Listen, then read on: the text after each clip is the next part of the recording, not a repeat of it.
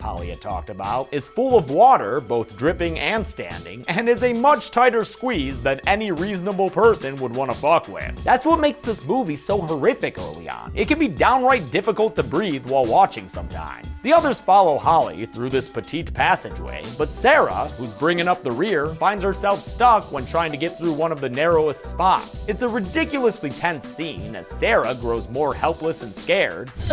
I can't fucking Fuck. But Beth is able to help her best friend out by calming her down with some words of tough wisdom. Things can always get worse. That the guidebook noted 3 separate entrances to this cave system. But yo, about that book, Juno didn't bring it because there wasn't any need for it. This isn't Borum Caverns, it's them to be the bottom in sight. What's worse, because of that lost equipment bag, Rebecca's about to have to Tomb Raider her way across and create a path that the others can follow. Although no one kisses her cheek for luck, she successfully traverses the chasm. At one point, using some old climbing equipment she finds already stuck in the ceiling. Spooky! They create a pulley system that allows everyone else to join her, although Juno travels the hard way in order to recycle their equipment. After all, they don't have any to spare. She has a minor accident that burns Rebecca's hands, but all in all, she's able to make it and assess the old climbing equipment they found. This equipment's at least 100 years old. So like, almost as old as your mom? They continue on and find another unexpected presence down here, some cave drawings on the wall. Beth deciphers them to mean that there are 2 entrances to this submountainous cave system, which is pretty promising for them all. But less promising is the fact that there's some thing music playing while the movie's messed up monsters are finally introduced.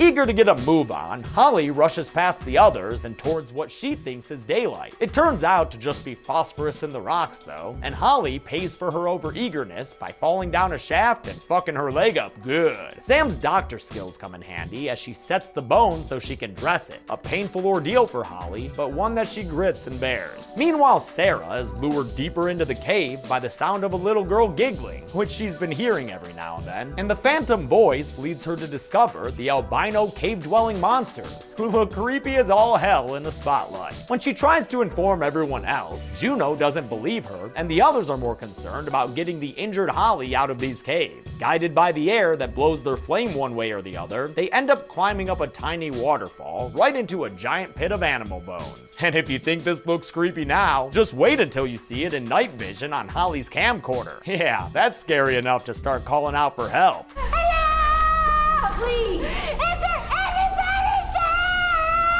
No, hello! Oh shit, it's on, motherfuckers! These creepy crawling cave dwellers have our intrepid spelunkers scared shitless. And no wonder when they're screaming in their faces like that. The cave monsters are called crawlers, and their slightly vampiric appearance took the effects crew, headed by makeup artist Paul Hyatt, 5 hours to apply at first, since it involved contacts, teeth, and full body paint that required a full body shave to apply. As with most makeup processes, they were eventually able to shorten the time requirement and got it down to 3.5 hours. But that's still a long time to sit in a chair. Thankfully, the performers in this makeup, such as actor Craig Conway, were pretty much always in good spirits, which resulted in an absurd amount of really fun behind the scenes footage where these made up monsters are all goofing around together. Papa's got a head like a ping pong ball. Papa's got a head like a ping pong ball. Papa's got a head like a ping pong ball. Ping pong, ping pong ball. One of the crawlers leaps in front of Holly and makes damn quick work of her by biting into her shoulder. Yeah, no use checking on her, Juno. She did. As Juno tugs a war with the creature over Holly's dead body, the others all separate, which leads to splashy and crashy mishaps. Holly's corpse is dragged away as a second crawler tackles and wrestles with Juno, but she wins this fight by stabbing the creature a few times with some climbing gear. The crawlers may not exactly be human, but you sure can kill them like one. A pretty lucky break for the lady, since humans are easily killable. Which is why you have to be so careful around them. Holy shit, Juno, you just stabbed a school teacher in the neck. Ms. Beth, will we still be having that quiz? The caves and eerily like creatures they don't see, Sarah has a recurring nightmare about her dead daughter. Only this dream's got a twist. She comes to and uses the camcorder to see just how scully her surroundings have become, then hides from a bunch of crawlers as they come to the dining cave and feast down on Holly. Damn, Sarah, who you taping that for? Alfonso's not gonna be interested. The crawlers get close to Sarah, but since they're blind, they don't manage to find her before being distracted away by the sound of Juno calling out Sarah's name. Rebecca and Sam are also followed by a crawler who gets close, and despite its attempts to find them by sound, using echolocation and scary screams, the sisters stay strong and silent, and successfully evade it until it too hears Juno and heads towards her shouting. The noise she's making, she'll bring every one of those things down on her head. As long as it's not on mine. Juno's yelling to her friends because she's found some arrows on the wall that are possibly pointing to a way out of this cave. Even the sight of another crawler ain't enough to harsh her high, so she follows it until she finds it jumping out like a scare maze actor. Before the crawler can kill Rebecca, Juno stops it with a climbing pick in the back. Hey, wait, Juno, I don't think it's dead yet. Oh yeah, now it's dead. Good work. After Rebecca gives her a real quick thank you hug, Juno tells her and Sam that the monsters killed Holly and Beth, which, you know, is a bit more than a white lie. Elsewhere, Sarah apologetically loots Holly's corpse enough to build herself a survival torch, then ends up discovering exactly what became of Beth. Sarah? She finds Beth still alive, though, you know, probably not for long, and through gurgly, beleaguered words, Beth tells Sarah that she shouldn't trust Juno, since she's the one who did this to her. Oh, and also because of another thing, too. This is Juno. Yeah, sorry, Sarah. Juno had been sleeping with Paul, thus the weird look between them by the river, and Paul's awkward silence before he was permanently silenced. With her tea spilling complete, Beth asks Sarah to put her out of her misery. And although Sarah's reluctant to do it at first, she eventually agrees to her best friend's dying wishes, and mercy kills Beth by crushing her head with a rock. It's shot real tastefully, but still, damn man, giving me some missed flashbacks here. A crawler attacks Sarah, but dude, she's had enough of this shit by now. So she knocks it down and kicks at it until it's making some squishy sounds that can only mean death. A lady crawler then chases Sarah until she trips into a red pit of liquid that I can only assume is blood, seeing as how Sarah looks like Carrie when she comes up for air. I mean, it's either blood or crawler tries to do to Sarah, but Sarah relents and oh man, you creatures are so fucked. Sarah's last name might as well be Connor up in this bitch. She is now a total badass, just beating crawlers to death with bones here. And although Rebecca and Sam want to cut their losses and follow the arrows out, Juno is reluctant to leave her friend/ex-lover's widow behind. Maybe a pack of crawlers will change your mind though, Juno. Out. Sam manages to stab the crawler and drop it down the chasm, but to her sister's horror, there's no coming back from a neck wound like that. Rebecca is attacked and dragged away from Juno, then killed when the crawler eviscerates her stomach with its teeth. Sorry, Juno. In front of her. Thing to do. Juno surfaces and climbs up the cavern wall until she's finally reunited with Sarah, who at this point looks just as scary as the crawlers. She asks after Rebecca, and then, more pointedly, about Beth. And when Juno lies about having seen Beth die, Sarah gets into a mood that evokes the Thing music again. Come on.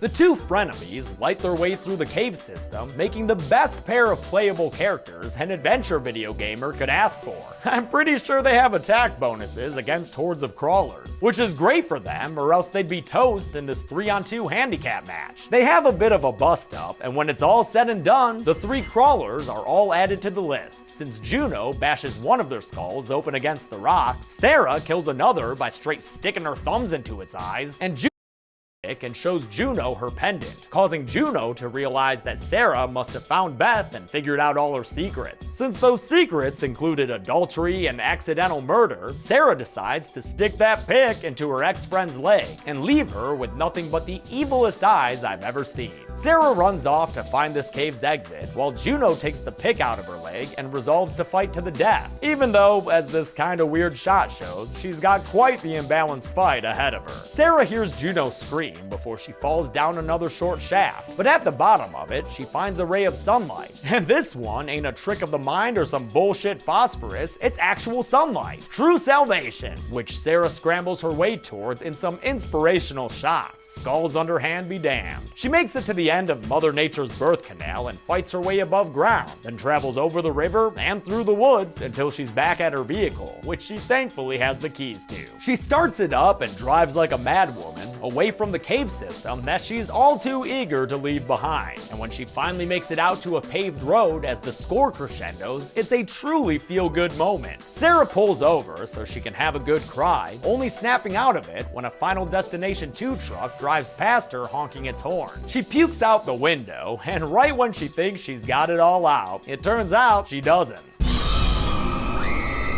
And that's where the movie would end, if you saw it in theaters in the United States. The UK and home video releases had an additional scene that was deemed too depressing for American audiences, wherein Sarah finds herself back in the cave sharing a hallucinatory moment with her dead daughter and a birthday cake. The birthday cake ends up being her torch, and a long shot with crawlers squealing in the background suggests that Sarah's pretty screwed. In both versions though, after the movie ends, we get one last somber look at the photograph these women took together before most of them got killed. Speaking of kills, how many were there in The Descent? Let's find out and get to the numbers.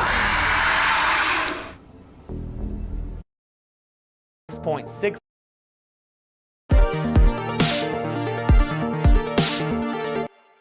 Welcome to the Kill Count, where we tally up the victims in all our favorite horror movies. I'm James A. Janice, and today we're looking at The Descent Part 2, released in 2009. This is a pretty standard horror movie sequel in a whole bunch of ways, starting with the fact that it's not really necessary. The first Descent film, like I've said, is one of my all-time favorite horror movies, and I don't think it really called for a continuation of the story. But when has that ever stopped a sequel from getting made? The Descent Part 2 picks up immediately after the first film's conclusion, somewhat negating the original downer UK ending.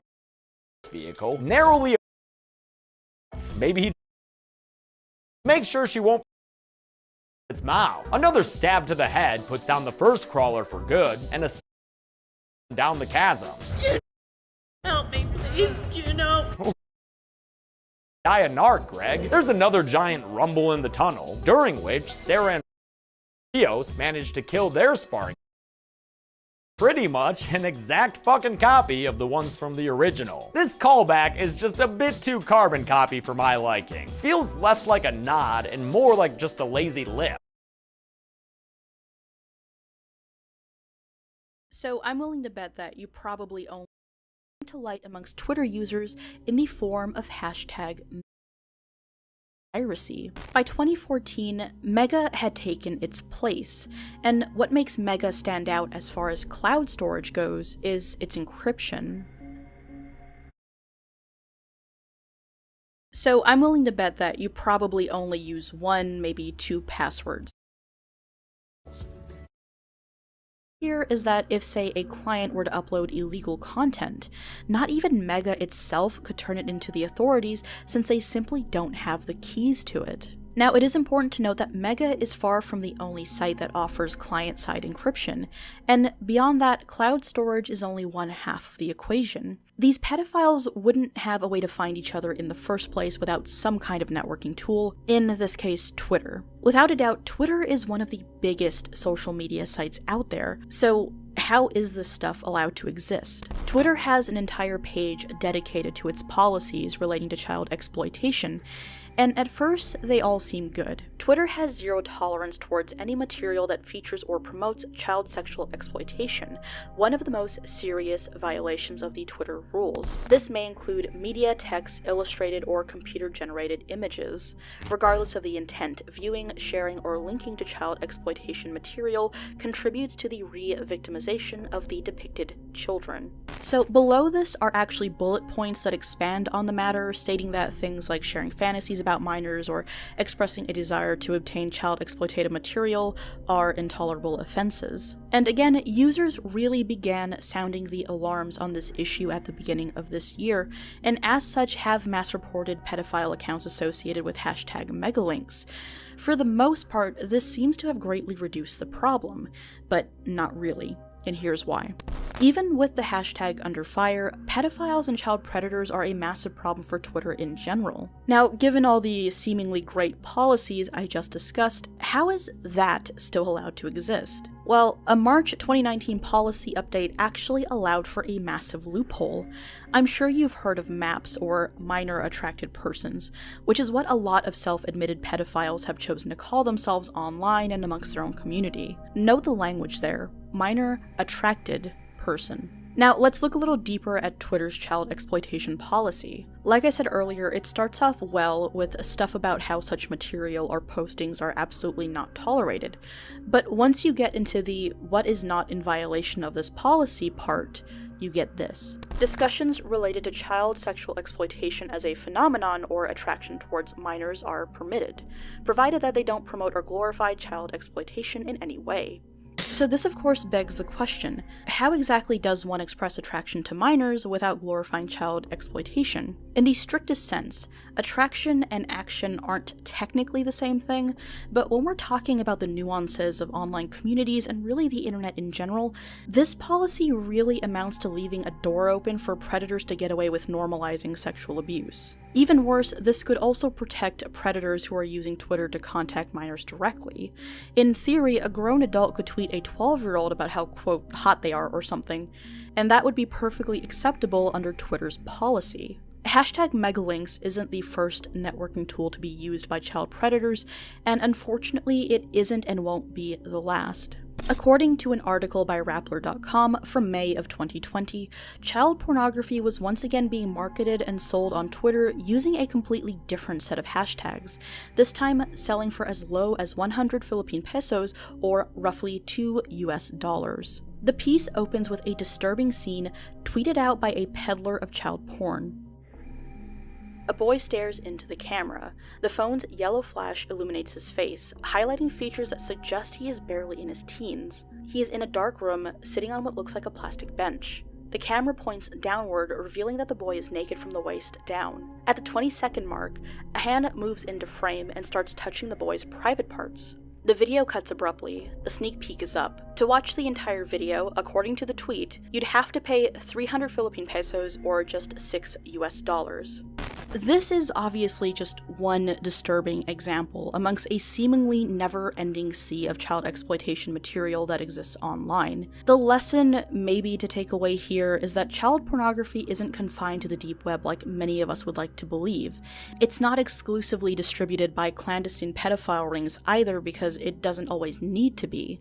With sites like Twitter, Instagram, Facebook, Snapchat, Google Drive, Dropbox, etc., I could keep going on, it's easier than ever for pedophiles to have decentralized communities where they pop up and disappear before anyone can even blink. Of course, most people who come across these things online report it and try their best to get the operation shut down, but even then, the efforts seem to be futile. Get an account reported and banned, and another will simply spring up in its place. It's hard to say what the best solution here is, but one thing that's for sure is that tech companies really haven't done enough to try to mitigate the issue. The question that many people have now is how much more it'll really.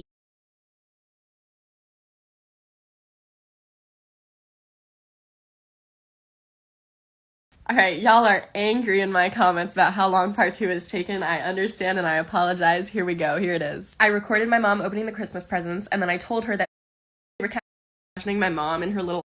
Then she saw this little hairdryer extension, and I was like, girl, you hairdryer. So it didn't really. Opening it, she goes, I need a new frying pan, and then it was a sweater. She and my grandma had a good laugh for Christmas.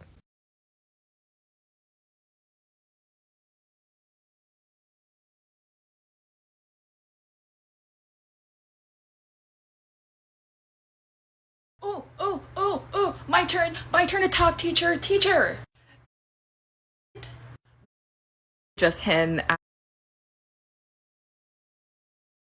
asking for legal advice on how to force her to become involved in the child's life. But basically the gist of it is, he got her pregnant, she wanted an abortion, he successfully talked her out of it, and she basically said from the beginning, I will not know this child, I will not be in this child's life, I want nothing to do with this child once it's born.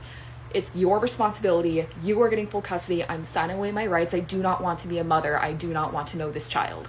And he agreed to that deal, but not because he actually wanted to be a father or wanted to be solely responsible for this child, but because he actually thought, oh, she'll change her mind. Oh, those magical mommy hormones will just kick in and she'll bond with the baby during the pregnancy and when she gives birth, and then she'll change her mind. She wants to be a mom. She just doesn't know it yet. Yeah, that didn't happen. No. Those magical mommy hormones did not, in fact, kick in.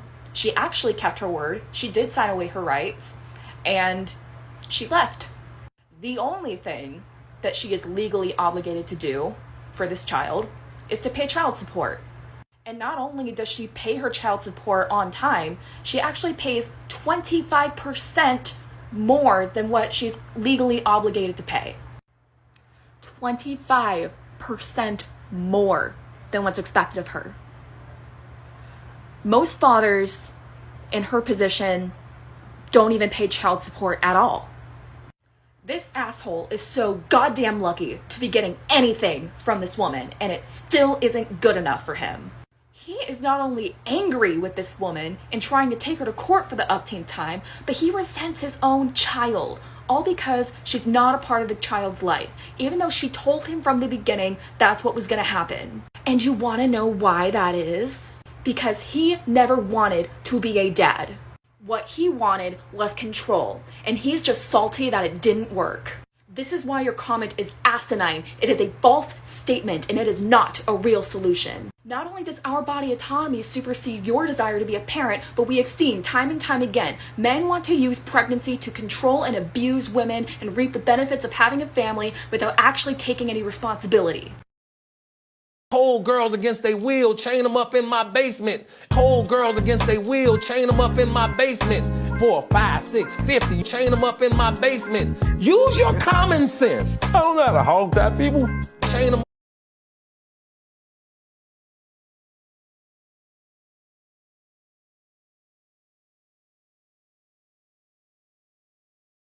Crash on their motorbikes while looking at you.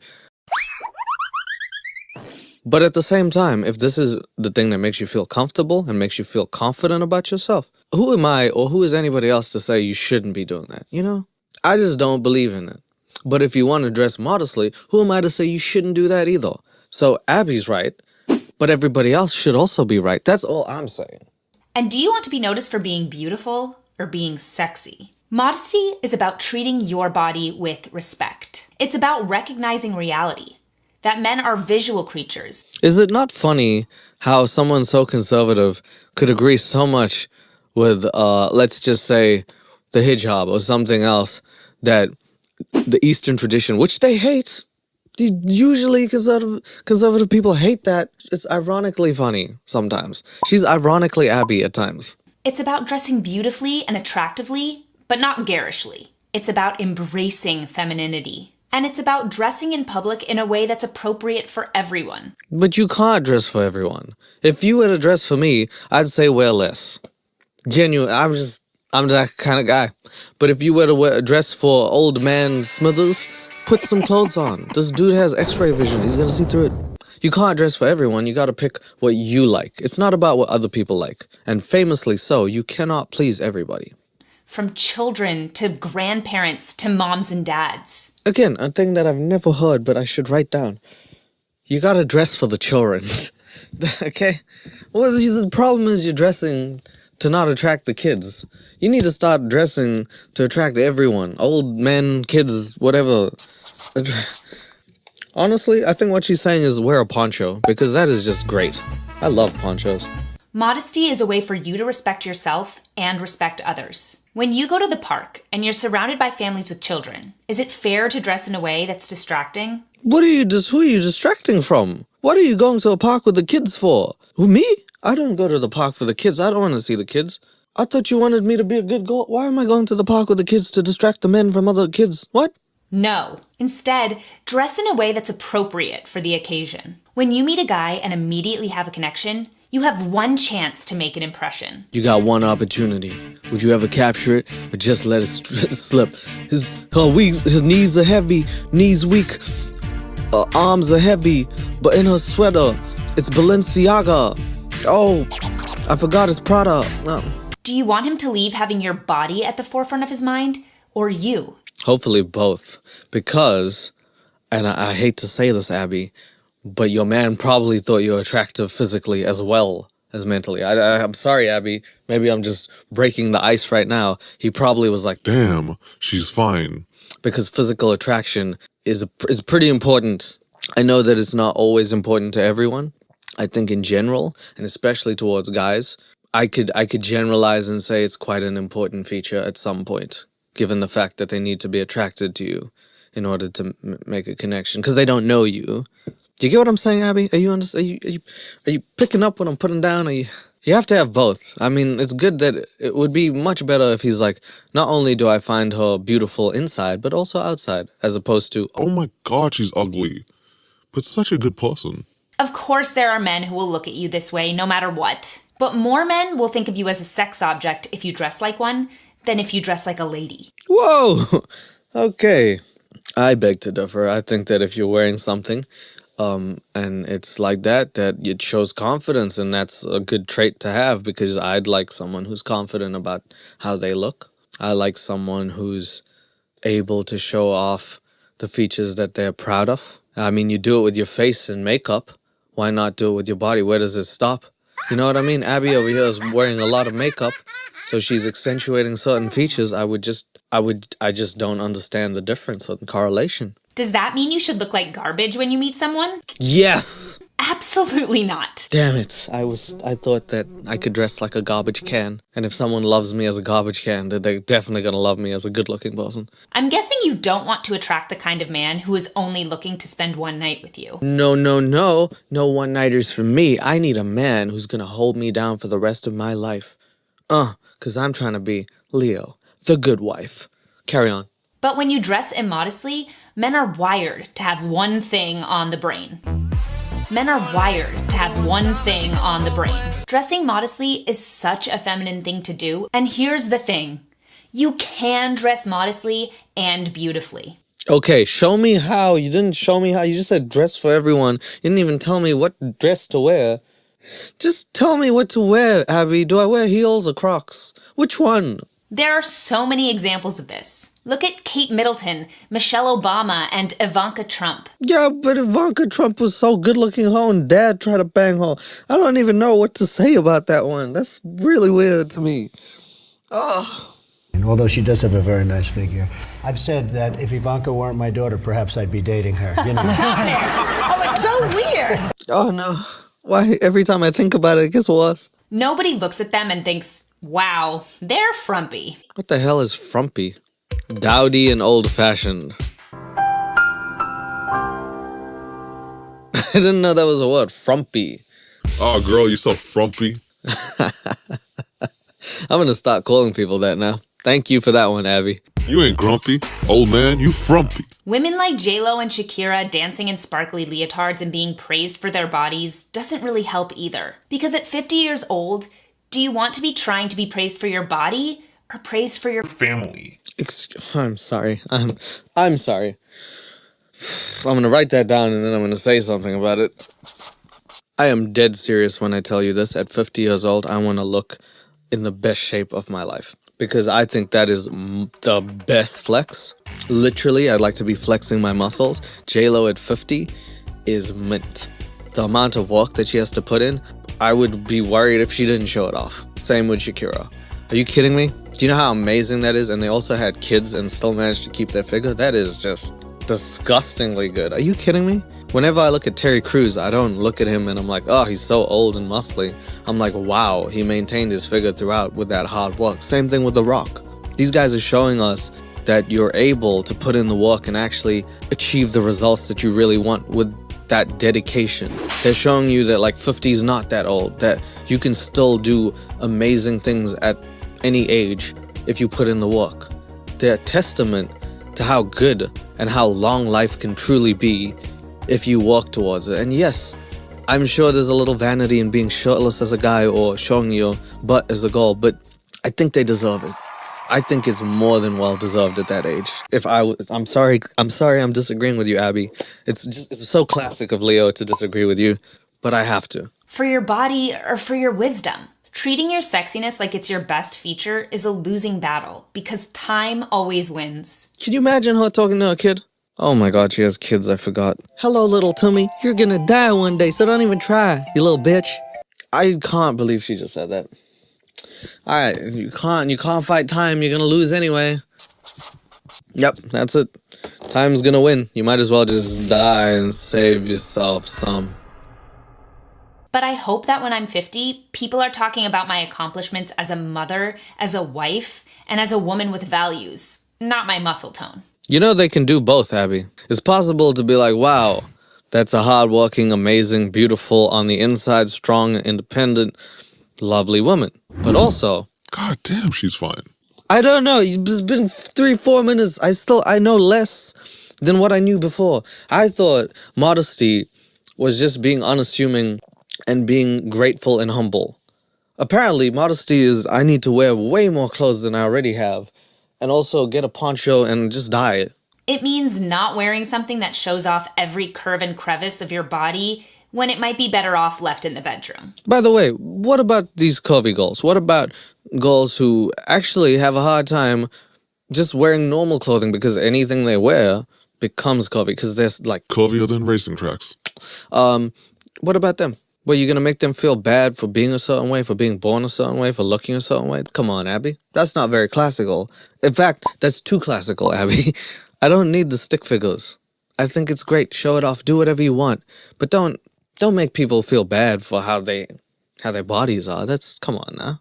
And I'm not criticizing anyone for it. I'm just offering you an alternative. So ladies, let's be classic. Let me know what you guys think in the comments. I'd love to hear your thoughts. And so they did. They really let her know in the comments. 26,000 likes to 160,000 dislikes. Lovely. Do you want to be known for being beautiful or being sexy? Why not both? Great question. Confidence doesn't equal consent. Don't get it twisted, Bridget. True. I'd love to hear your thoughts. Oh, honey, you'll hear them. There's no freaking way someone could dress like a sex object. Let them dress how they want. They're a person, not an object. This is just astounding. Who do you want to be desirable to? Myself. I think people in the comments are pretty much getting it. It's about being comfortable in your own skin and doing something that you want to and putting yourself out there in the world without worrying about what other people think. Because their opinions, 1, could change, 2, might not always be right, and 3, don't really matter towards your life. In most cases. So, I really don't think there's any reason to care more than you should. But Abby thinks so. So now that I know how to dress, I need to know how to stop hooking up with people. I keep hooking up with so many people, and I need to learn that maybe I shouldn't hook up with as many people as I thought. So Abby's going to teach me now why I need to stop. Ladies, stop hooking up. Hello, beautiful ladies. Hi. Every time she says it, it gets better. And welcome to today's video, where we're going to be talking about why you should stop hooking up. Oh, she's doing the eye thing again. It's every time she does the eye thing. If you're a woman in 2020, I'm only a woman when I want to be. Sleeping with him is the easiest way for him to take you and your feelings for granted. Holding out will tell you whether he's willing to wait and will tell him that you're worth waiting for. Damn, so hold out for a man. That is horrible advice, I gotta say. Hold out for a man. That's an interesting topic because some people do believe in waiting for marriage, and I think that's perfectly fine. I think that's cute. Some people don't. I think that's also fine because you need to find the right person somehow. I agree with either method. What I don't agree with is holding out for someone, making them bloody wait, and probably agonizing and torturing the damn fellow because he just wants to have a nice time and is not going to do anything else. I mean, sure, don't give it up on the first day if you don't want to, but god damn, I feel like Abby's still waiting and she has a kid. Hooking up with him could mask all of the problems in your relationship that would lead to your eventual breakup and just prolong the inevitable. Sex will only muddy the waters and prevent you from making a clear-headed decision. Or that could help you make a good decision because if you like my opinion, which you probably don't, I think that's almost an integral part of a relationship. In order for longevity to happen, you have to have a good sex life. I'm sorry, but you do. I think if that degrades, then we don't have nothing. I don't know. What are you going to do? I'm not going to emotionally bang you every day. I'm sorry, Classical Abby, but the bedroom is an important part of every relationship, believe it or not. Having sex with the wrong person is the easiest way to prolong your loneliness, since you'll be too distracted to find Mr. Right. How else would you find Mr. Right if you're not finding Mr. Wrong first? How else can you really appreciate rich without being poor first? It's the classic Abby saying. You don't know what you have until you try it, Abby. How could you possibly know this person's right if you only had one? If I only had one flavor of ice cream my whole life, how do I know whether that's the best one? Do you know what I'm saying? You gotta try a little bit, Abby. Just a little. Oh, you have to be open to the idea other people might want to. Maybe you want to have sex because, hey, it's fun. It is. You know what's not fun? STDs. STD. Signified transition detectors. I don't know why she keeps bringing that shit up. Come on, Abby. Come on. They got things now, Abby. You don't have to do it like it's 1893. You don't have to put a little loaf of bread between your ding-dong and hope. There's ways. Contraception exists. Waking up next to someone you have no emotional connection with and wasting your time. I'm not saying sex is bad. In fact, sex is wonderful. But sex with the wrong person is not. What if you like having sex? What if that's just a part of your life and you're a sex-positive person? What, am I supposed to shame you for doing something you like that's legal and consensual between two human beings? Are you kidding me? What, I'm supposed to judge someone because they like a physical act and another person does it with them? Are you kidding me? How can you judge someone on that, Abby? How can you judge someone for doing something they like? Imagine if singing was taboo and you did it and you suck at it. What, I'm supposed to judge you now because you like doing it but it's legal? No. Sing all you want. Do your opera. I hope there's no glasses in your house. They're gonna break. But I'm not judging you. Don't judge the people who like doing that. Sex by itself is nothing. It's regret when the act is done and sadness knowing nothing else will come of it. There's something that's coming, but okay. Okay, sex is bad and it makes you feel... Okay. Sex sucks. Stop having it. You know how you crave ice cream, but if you ate ice cream all the time, your healthy lifestyle would go out the window? It's the same with sex. That healthy lifestyle you want disappears when you have sex with anyone and everyone. What? I didn't say that now. I didn't say that this was like this walking prostitute who just opens up like a door. Like she's like... like it's an alien spaceship and people just come in. Pun not intended. Sorry. I'm sure people have enough self-awareness or self-respect not to literally walk out on the street and be like... Anyone can hit it. I give people the benefit of the doubt. I think you should too. There's a reason that women who wait until marriage to have sex are happier on average. And you know what? Abby's right. She's right, Crash. She's right. She got me. She brought up an article. And once you bring up an article, you're right. This is how you win battles. You hold up articles. She's classic Abby. She holds up the newspaper from 1913 and she's like, look, Titanic. That didn't happen for another 2 years, but look. Fewer sex partners means a happier marriage. It's from the Atlantic, so you know it's right. People who have had sex with fewer people seem to be more satisfied after they tie the knot. Is there hope for promiscuous romantics? Is there?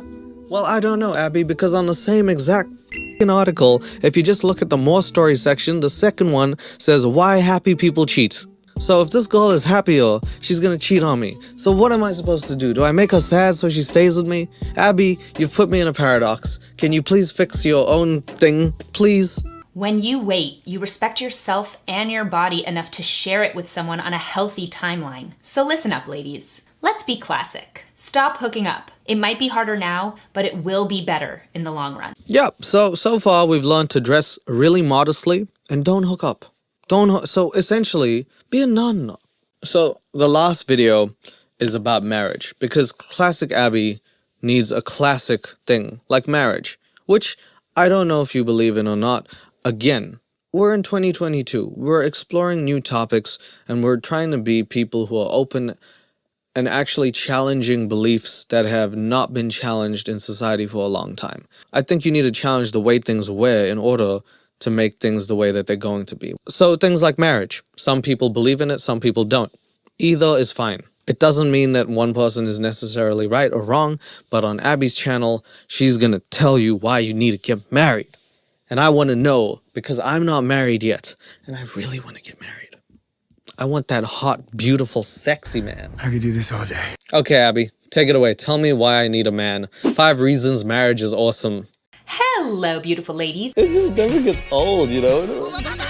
And welcome to today's video, where we're going to be talking about 5 reasons marriage is awesome. Woo!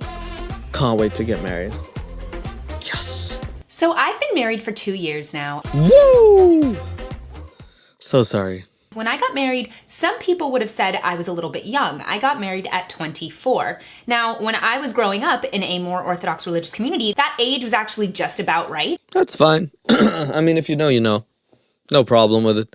I personally want to get married a bit later on in life, but to each their own. No problem with it. No judgment. Hey, Abby, check that out. Not judging each other. How about that? And a lot of the people around me thought that 24 was super young to get married. And a lot of them also thought that marriage was kind of silly. I knew a lot of my friends who said that they never even wanted to get married, that they thought that the whole premise was silly. It is.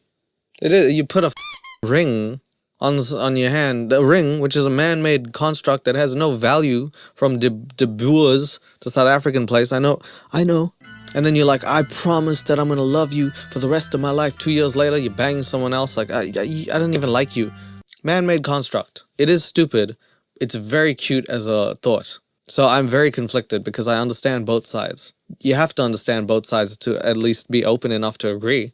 I wanted to talk about today why marriage is amazing and why I'm so glad that I did get married at 24, that I am married now, and how much I love being married. But do you love your husband? You haven't mentioned him yet. Isn't reason number 1 I got married because I love the person I'm married to? Or do you just like the idea of marriage? Look at the things that I'm talking about in this video as something to look forward to. One day there's gonna be a ring. Oh, it's the left hand. Oh, see, I'm so bad at it. I don't know. I've said this before, by the way, and I'm 100% serious because of conventional stereotypes and breaking them. I want a ring that's like reminiscent of a girl's ring, and I want a big rock on my hand as a straight guy. I'm just like, that's what I want. That's what's gonna happen. She was gonna have a big ring. I'm gonna have a big ring. I don't care. There's not gonna be a male band. First thing that I love about being married is that there's always someone to hang out with. That's what a friend is for. What the hell is wrong with... What? Is that the number 1 reason for marriage? That you have a friend? Why is this so sad now? You want to go out? There's someone there who will go out with you. Whenever you want to go see a movie, your partner will go with you. That's not true. What if your partner doesn't want to go with you? What is this, a marriage or like a kidnapping? Did you kidnap a guy and say, thank God? Oh my goodness, she's not talking about marriage, she's literally talking about having friends. I am not liking where this is going. If you ever want to go to dinner together, your partner will go with you. It's just so great to always have that built-in friend who's always ready to hang out with you. Built-in friend? What is this, an app? Oh my God, I feel so bad for this dude. He's probably sleeping from a hard day of work. She's like, let's go watch Sex in the City 2. I'm sorry, modestly sensual activities in the city too. My God. She has a built-in friend. And by the way, I do believe in it. I think it's the cutest thing when the person that you marry or like love is your best friend. That's how I feel. And I think it's the best feeling. But at the same time, goddamn, at least give this man a chance to say no. And then in the evenings when you're chilling out, you have someone to chill out with. Oh, he's always there. Always. Do you want to watch a movie? Yes, honey. Do you want to go to dinner? Yep. After dinner, do you want to come back home? Yep. Yeah, I guess. Okay, and then we'll go to bed. Okay. And then when we wake up, we'll have breakfast? All right, okay. I really can't wait for the time that somebody is waiting for me to get home. Get a dog! You know how happy dogs are when you come home? They wag their tail so hard, you'd think their ass would fly off. They are so happy. It's like, they don't even know where you had left, and when you come back, they're like, oh, she's back! It's so happy. Get a dog. Do you know how happy you'll be when you get a dog? You're gonna have different interests, you're gonna have different things you wanna do, but most of the time, you'll just have someone there to be with. I remember when I was single in New York, I actually enjoyed being single, but a lot of the time I would just kind of do date days by myself. I remember when I was single, I actually had fun. As if people who are single are like always miserable. Are you kidding? Do you know how amazing it is to be single? What is wrong with you? It's really hard to be lonely, and when you're married, you don't have that same fear of loneliness. That's not at all true. You could be in a marriage and still feel as lonely as ever. Mental health is a big thing. You could still feel lonely and anxious and by yourself, even with someone. Definitely, that's a thing. That's not that marriage is ever going to solve those issues. That comes within yourself. You're expecting marriage to literally take all your problems and erase them like Genie from Aladdin. That's not going to happen. You need to fix the problems before you even get married, or at least fix them enough so that you can not be a burden on your partner. I'm sorry, Abby, that's not true. The second thing is you have a 24/7 support system. Oh my god, I was joking about it. This dude cannot sleep because Abby's like, what? I had a dream. I was rapping. I'm sorry, I'm gonna go back to bed. Oh my god. Unbelievable. 24/7 customer support marriage. It's an amazing feeling to know that there's always going to be someone on the other end of the phone who you can reach out to if you need to. You know that if you're ever in trouble, there's somebody there. Can I offer a maybe unpopular opinion? Maybe this is just me coming from a third world country. I think it's important to not have someone at some point in your life. Because there'll be a point in your life, in your long and illustrious life, that you will not have someone when you need someone. And you need to get through that point in time to realize that you're strong enough to do it anyway. And if you can do it anyway, then you can have the support and it becomes that much easier. But when you know that you can get through it alone, then you are the strongest version of yourself. You need to go through that pain in order to grow. I think it's necessary. That's just my personal opinion. I might be wrong, but I don't think that you always need someone. So your partner is always going to want you to succeed, and it's an incredible feeling to know that you have somebody cheerleading for you on the sidelines. And sometimes they're not even on the sidelines. Maybe they're actually your teammate. Yeah, it's a good point. It's nice to have someone cheering for you. Yeah, her man is her cheerleader. I would like a cheerleader of my own. I get it. I'm with you, Abby. I get some of the things that you're saying. The other stuff, I completely don't agree with. Where you've really had a hard time and you haven't had someone there to help. It's kind of scary. It's really hard. Again, I lived in New York for 3 years by myself. Oh my god. Oh. You lived in New York for 3 years. Oh. How'd you make it out alive? You should come to a third world country and live there by yourself. Ooh. You don't even need to live by yourself. It's even worse with people. Good for you, Abby. I know it's scary, but not everybody has the luxury of finding someone at the opportune time. Sorry about that. Also, New York, please. Like I said, come to a third world country. You'll see what real scariness is. And there were times where I was ill and there was nobody there to help me. And it's really scary and hard. And now I have somebody there who's always going to help, who always wants to help, and who's going to go out of his way to help. So you want a doctor at this point is what you want a dog, a doctor, and a friend. Number 3 is that you can actually start planning your future. She didn't plan a goddamn future until she got married. She was like, I don't know what I'm doing. Oh my god.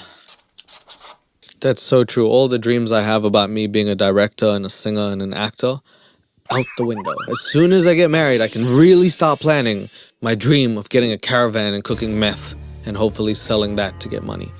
Thank you, Abby. I understand that. You don't have that person who is going to change those things, who is going to help you decide when you're going to have kids, and who's going to help you know if you're going to work full time and all of those things. But when you get married, you can really start to make those plans. I guess I'm gonna start planning really when I get married. This was all just some fake. Damn it. What is all my vision boards for? I might as well have given them to Stevie Wonder. Nobody's gonna see that. Getting married changes everything. All of a sudden you have a timeline for when you want to start a family, when you guys want to move, where you guys want to live. All of those things change. True, but still, I think you should still keep your individuality enough so that you achieve your dreams, because if you don't, you're going to start holding that against your partner in the future and be like, oh, 20 years ago, I always wanted to be this. And I know that because of my family. Let me not go more into detail with that, but I know that people hold resentment for the things that they don't do. So please, if you're going to get married, still keep your dreams. Account for other people's, account for your partner's, but don't let go of what you had. Whatever she's saying,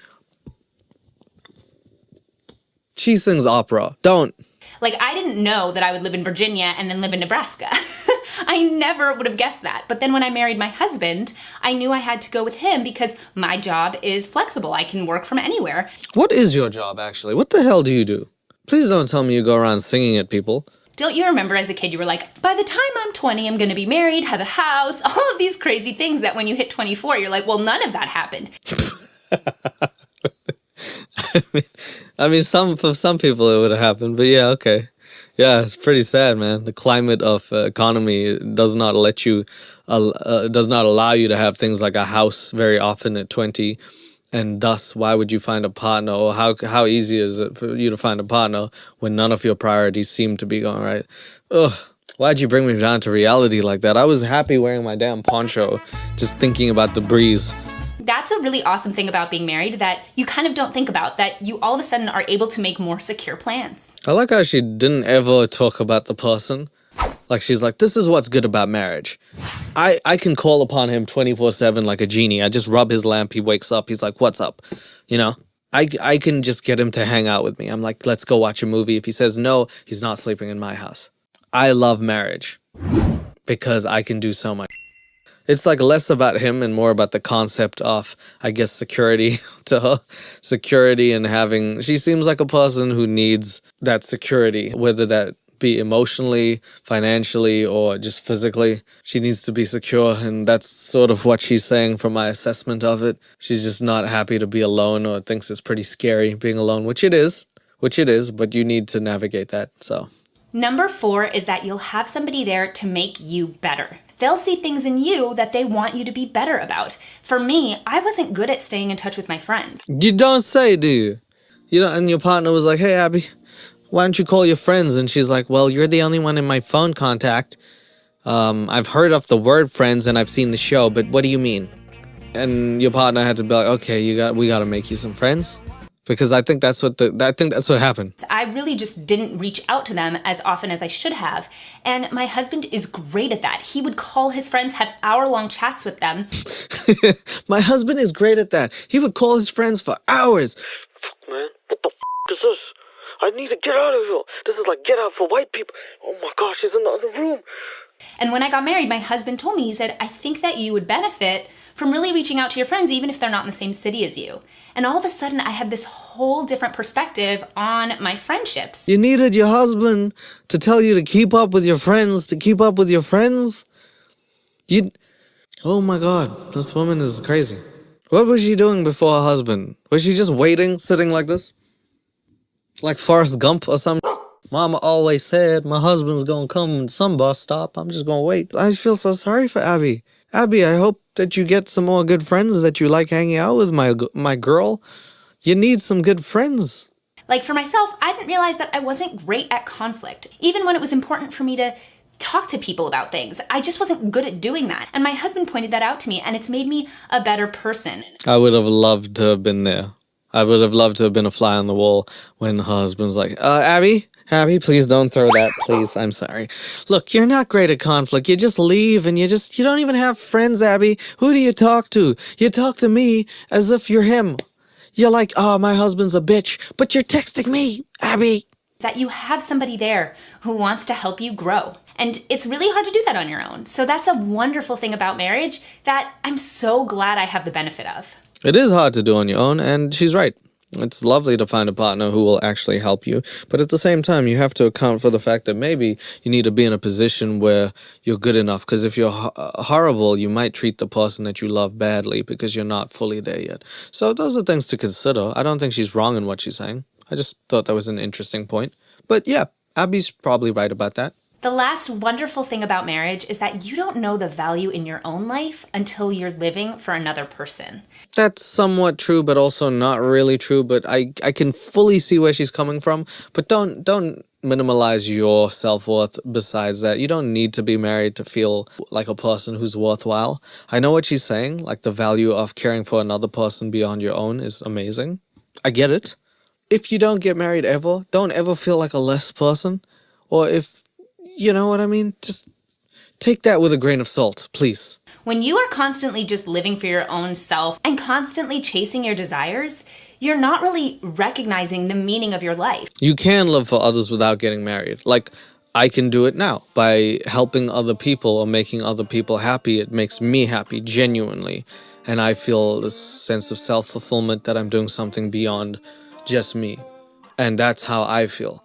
I'm sure if and when I get married, I'll feel the same way about the other person. But even today, even if you want to feel good about yourself, I think doing something good for another person is just as worthwhile and fulfilling for yourself without being self-fulfilling, if that makes sense. I think it's important to know that you don't have to literally put a ring on it in order to feel complete as a human being. It might help, but I don't think it's the end-all be-all. She's talking about marriage like it's the final boss or something. And it's so great because it really prepares you to have a child. You're caring. What if you don't want a baby? What happens, Abby? You don't have to want a kid all the time. You can not want a baby and still have a happy marriage, I'm pretty sure. You have to take care of your partner even though they've chosen to be with you and they can take care of themselves. And then when you have a child, when that child comes into the world and it really does need you and it can't survive without you, you already have those things in place. I don't think taking care of your husband is the same as taking care of your child. Both of them might suck a titty, sure, but like, besides that, I don't think, you don't have to change your husband's diapers, or maybe you do, but that's some crazy shit. You know what I mean? I don't know if necessarily preparing for a husband is like getting a baby. That's the same thing as saying getting a dog is like getting a child. I think there's big differences. But, go Abby. I am so glad that I got married 2 years ago to my wonderful husband. And this list is just a tiny portion of reasons why marriage is amazing. And that is classical Abby. That's your goal right there. That is traditional values. In fact, I just looked at her posts on Instagram and it says digital creator, wife and mama, 105,000 on YouTube. By the way, I love when people flex how many subscribers they have in their bio on YouTube. Mine should say 500,000. Woo! Classic living, traditional values. Let's be classic. Her email literally says classicalabby382@gmail.com, which infers that 381 other people were called Classical Abby before she figured out that name, which is just hilarious. And she's followed, unbelievably, of all people, by Drake. Drake would follow, huh? That's just absolutely fantastic. She's also got a website and a podcast, and I am listening to none of that because I am done for the day. I think I figured out how to become a good girl. And let's just recap this before we leave and put on our modesty suits and go out in public. First of all, you need a dress for everyone. You can't dress for your man or yourself. That's stupid. Wear a poncho. Secondly, don't have a nice body. If you're gonna be 50 years old, have an ugly body. Time wins, so just die. And also, you hold out for your man.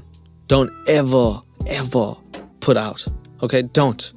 If he wants the sex, you give him less. Sex just sucks anyway, so you didn't want to have it. And, the only reason that you get married is that you can make your partner do things. And not just do things, but they do it 24/7, support. And then the last thing and least is once you finally get married, you can start planning a future. So, that would be good. So now that you can plan your future, all you need to know is that getting married is amazing. But as we all know, 50% of marriages end in divorce. And let's just, for the record, heads, I stay married. Tails, I get divorced. I'm not even married, but... Oh, it looks like I'm staying married. Awesome. Okay, cool. Whew. Now that that's over, I think that I'm finally ready to be a good wife to my husband. And I am dressed really modestly, mind you. I'm in the baggy clothes and I am going to go out and find my man. Hopefully you girls are as well. And if you're a guy watching this, find a man as well. Classical Abby told us to. We're just going to have to. Take care of yourselves. Thank you so much for watching. I appreciate you. I cannot wait to see you on the next video. And once again, thanks for everything. Bye-bye.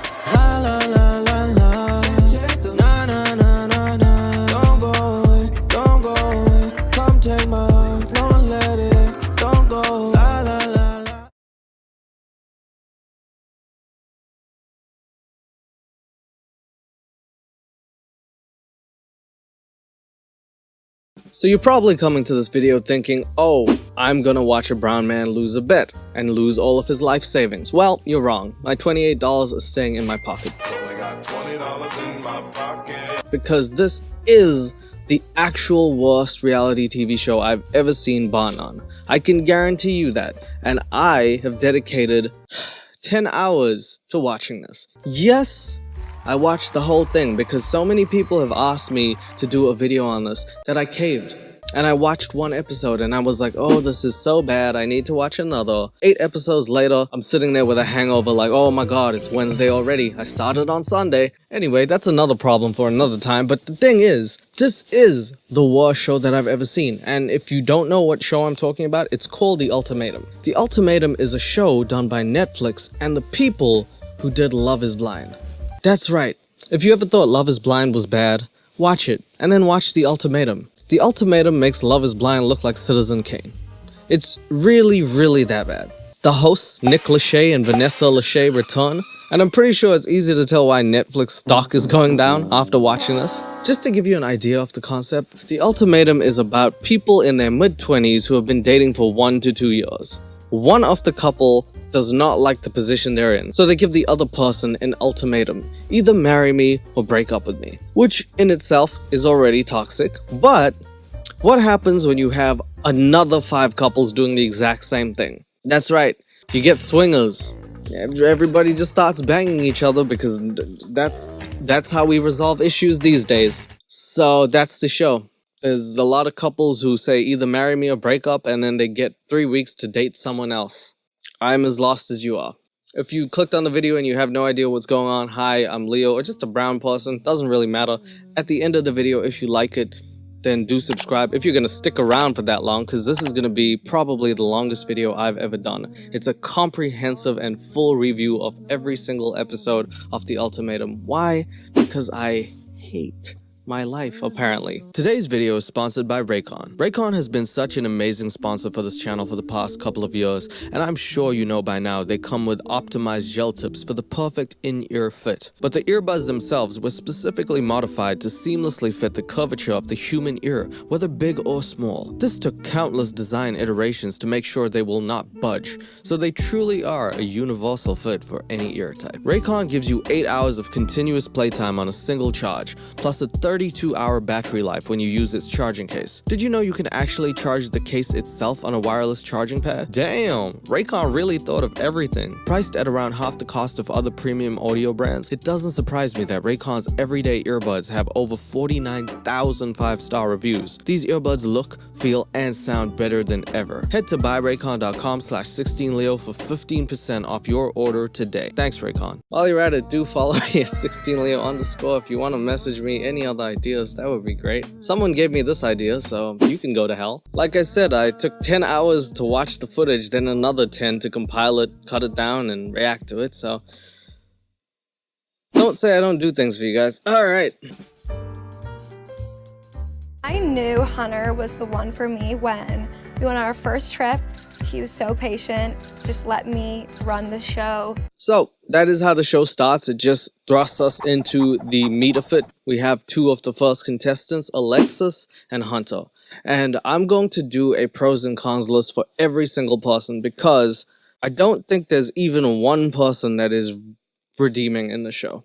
There might be one. Everyone else is just the worst piece of garbage ever. And let's start with the queen of trash, Alexis. Con. I think you can already see that she's controlling. And I'll back it up later, but I'm gonna put down controlling as a con, so. Eyes on the prize, right? I basically told Hunter we either get engaged or we break up. So this is the problem with the show, and it's right at the start. You have contestants who are so volatile and in their 20s, as I've said. When you're in your 20s, you're not fully developed, and maybe you are. In this show, people have been dating for approximately 1 to 2.5 years. I don't think it's long enough to start holding ultimatums personally. I know it's to each their own, but at the same time, you have 5 or 6 couples who are volatile enough to pose ultimatums to their partners, and then go on a show in which the hosts have no idea what they're doing. Do you not see the shit show that is about to unfold? I feel like this is a literal recipe for disaster. If you were to open up a book of cooking and you looked up disaster, you'd find the ultimatum as the recipe. We're at a stage in our relationship, and I'm at a stage in my life where I can answer that question for us. But you're not ready to answer the question, or else you would have already answered it. Okay, that's fair. So that's Hunter. He's a little bit of a, how do I say this nicely? A simp. He's a little bit of that, but he's also pretty nice, so I'm not gonna give him a positive or negative for either of them yet. The next couple we have is Madeline and Kobe. They've been dating 1.5 years. I have owned socks for longer than that. I'm just saying, if you're going on a show and it's been 1.5 years, is that enough to make an informed decision for the rest of your life? Some people may say yes. A lot of people would say no, especially if you don't have the other aspects of your life together. The only reason I'm even saying this, or the only reason people are like, are you ready, is because the commitment is for life. And if you're not willing or ready or understand the insane obstacles that will come your way, maybe don't go on a reality show to decide whether you want to be with someone for the rest of your life. I don't know if that really always works. Do you know what I mean? And you're gonna see, neither of these two people are good. We met in college. I was working at a bar. She comes walking through the doors. As soon as I saw her, I was like blown away. I just want to be known as her man. Okay. So, you know, initially when I was looking at Kobe, I'm like, wow, he's, you know, really, he's a handsome dude. And I'm sure people at first glance would be like, wow, Kobe's cool. Not really. Not really. So you might be thinking, oh, Madeline's cool. Not really. No. Do I think that there's a possibility that I could be happy with somebody else? Yes. It's an ultimatum. It's either, you know, she marries me or moving on.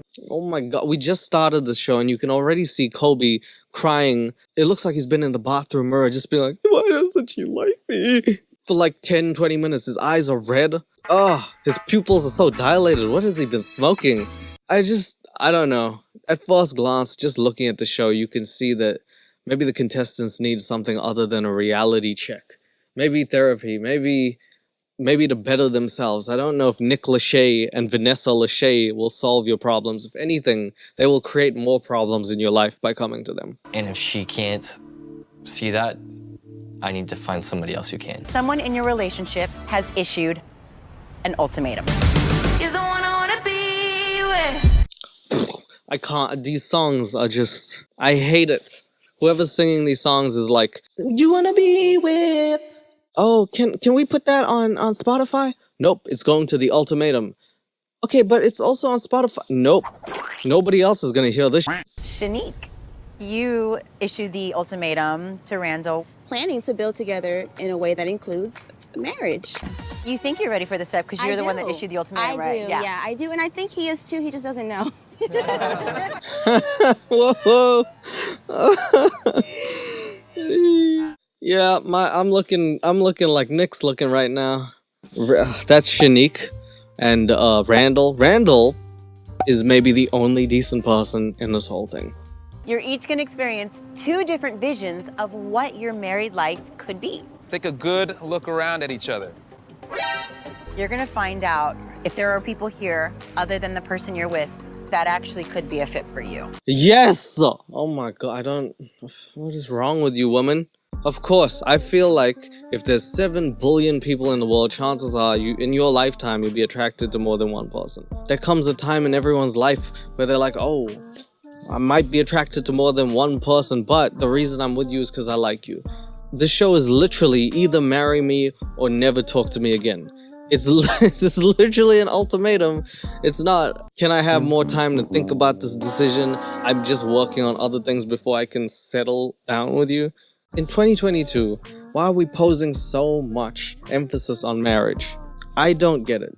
I really want to be married, by the way. This is someone who's fully for marriage, and I still don't get why they're doing it.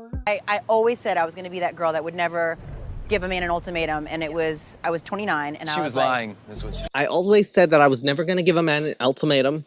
She was lying. Get me out of Shawshank. She was lying. 5 years later, things changed. But look what it got me. Hey. Look what it got me! Hey, man, I don't want any trouble. You gave me an ultimatum. I said yes. Can you just release my family? Tell my sister I love her. Please don't ever. Are you the real Batman? Just don't hurt me. This is every time I see Nick, he just looks like he's in pain. If I'm being completely candid and transparent, we took a break, but it took seeing somebody else and me realizing I don't mind the things that I thought bugged me or were holding me back. So tonight is your last night together as a couple. I get it. Vanessa's like, it worked for me, so it'll work for you.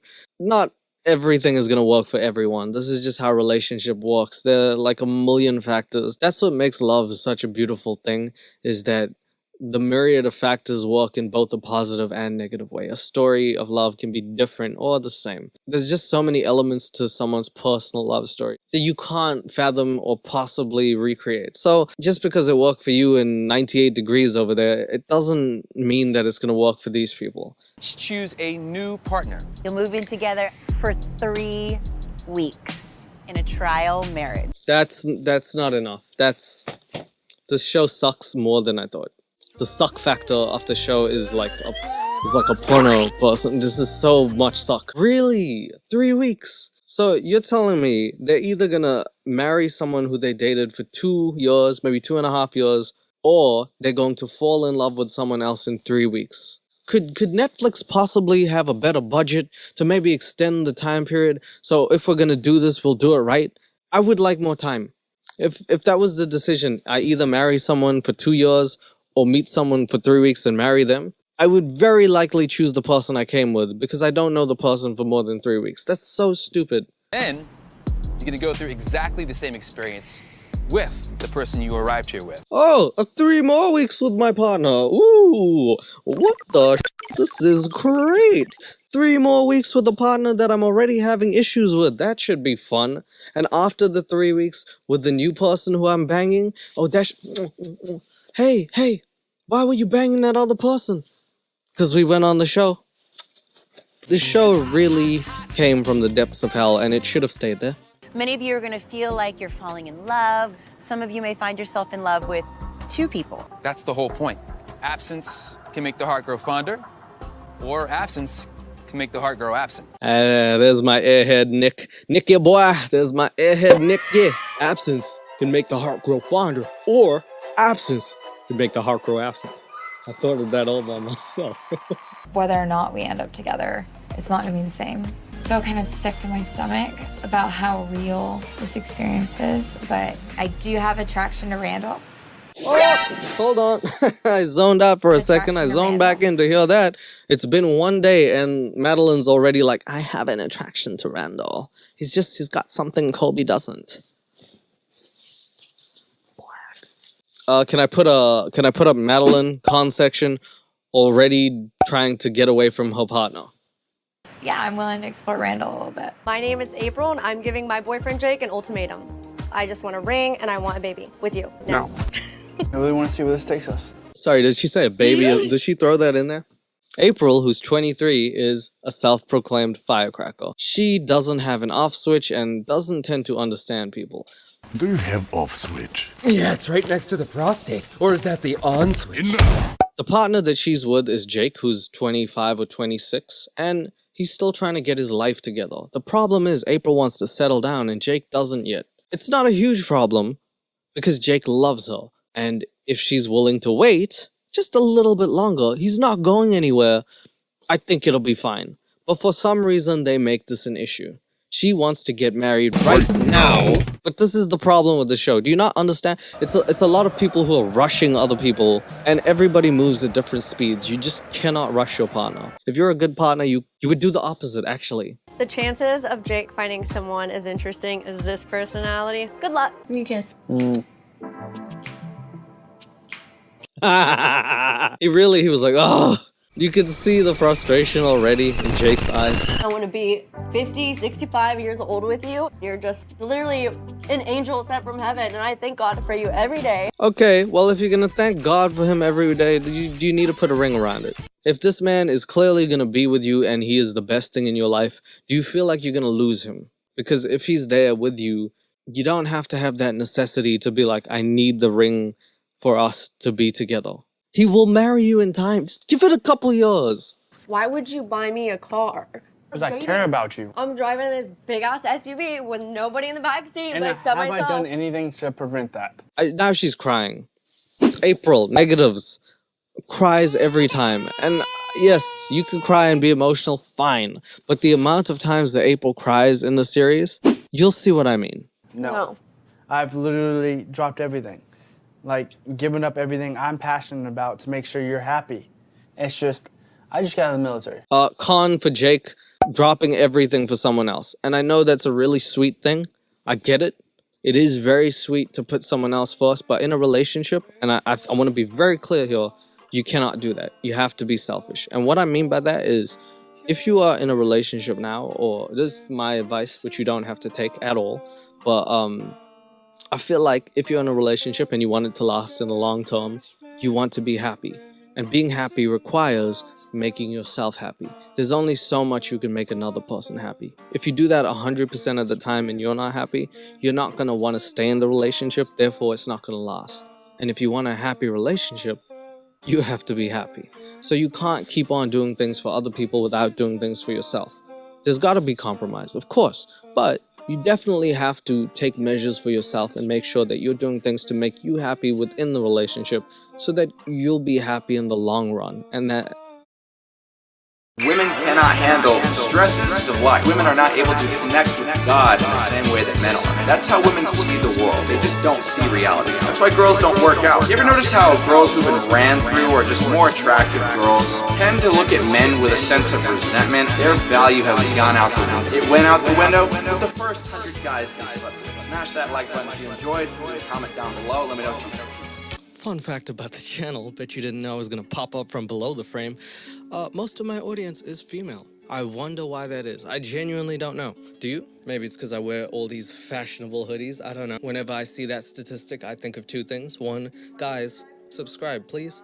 Two, I love my audience. I love my big babies. So when the internet draws me to a man who thinks women are not real, I had to take a look. I hadn't seen the video myself, and I was promised it's some crazy stuff. Now, this guy seems to be the graduate of the Red Bull University, and his major is in dumbassology.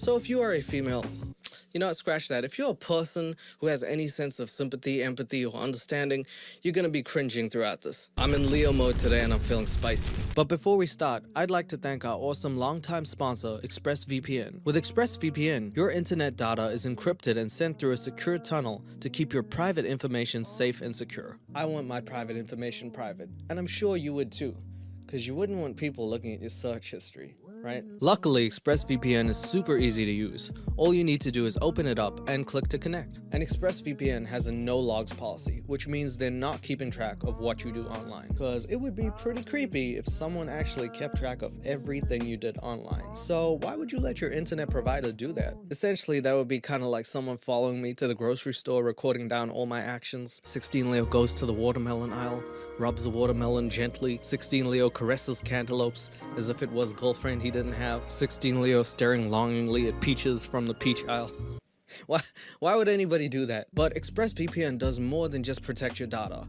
It allows you to unblock normally blocked content in your country. Did you know there are 9 countries with their own versions of The Office that you have never seen? You probably didn't know this because they're not available in your country, but with ExpressVPN, you can watch literally all of them. Find out how you can get 3 months of ExpressVPN for free by visiting expressvpn.com/16leo or by clicking the link in the description below. Thanks again to ExpressVPN for sponsoring today's video. Oh my god, this is hard to open. Also, I did get the whiteboard ready because I really want to write down what this man has to say about women. I'm not sure I'm going to comprehend the amount of stupidity that comes out of his mouth. One other thing, since finding this video, this man has actually privated his videos and removed his own profile picture so that it becomes harder to find him. Of course, this is the internet, and it was so easy to find the upload. His name was formerly Nuance, but now he has become a nuisance to the world.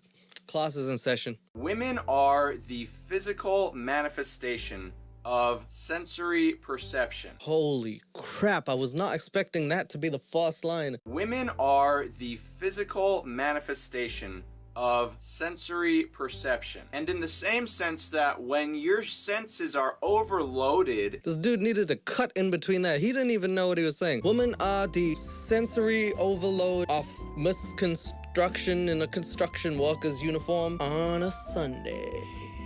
He had to break it up into pieces.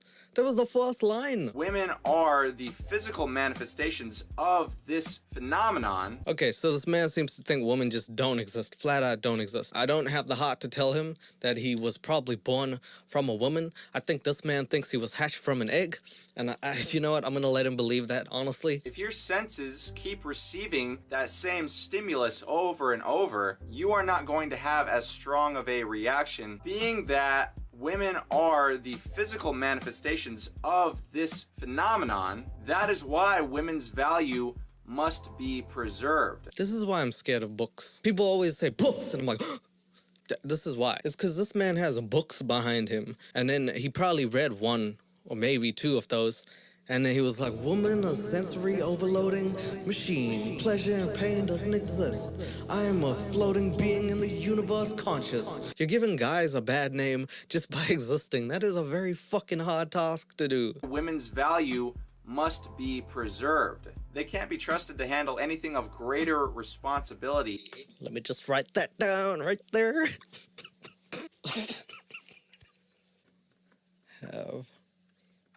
I just want to take this 5 minutes to shout out the fact that I'm in New Zealand, Aotearoa, a place that has been generally free for the better part of a year, and our Prime Minister is a woman, Jacinda Ardern, so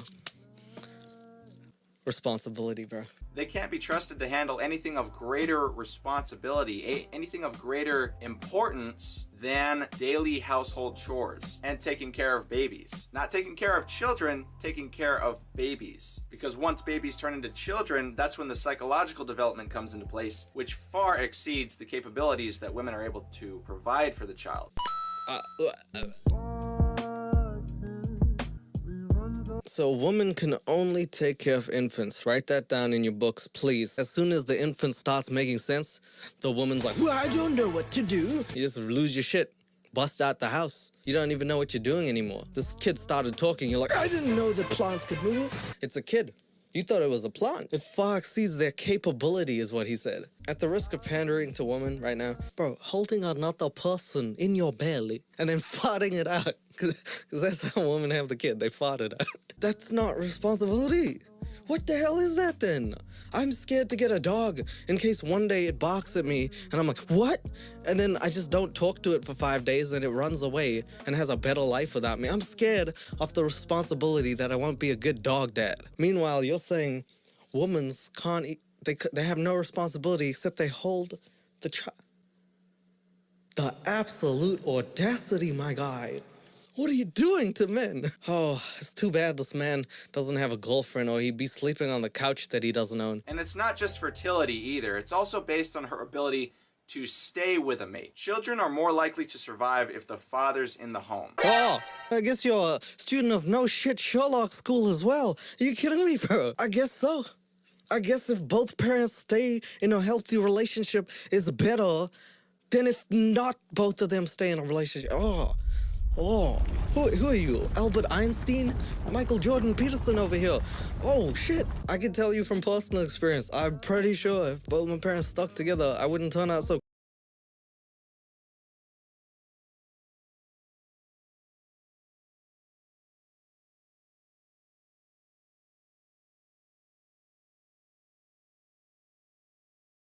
I think it's more seldom that the mom in the relationship leaves the child. It does happen, of course, but not as much. And I'm pretty sure that really does mess up a person as well. So I feel like your biased statements are just that, bias. Children grow up much healthier and much happier and are much more successful later in life when the father is present. I'm gonna prove you wrong. I'm gonna be so successful, money's gonna come out of my butt cheeks. That's why stepfathers don't really do the trick. You can't just inject a male person into a child's life and say, this is your new father now. And before any idiots go, well, I formed a bond with my stepfather. I'm aware that exceptions exist. I would still argue that you're not as close to your stepfather as you would have been to your biological father had you had the chance. Oh my God, this man has a master's degree in no shit Sherlockery. Yeah, how about that? Let me write that down. Saying that you're more likely to have a better relationship to your biological parent than your step-parent is pretty much like saying you're more likely to have a friendship with your friend than a hobo named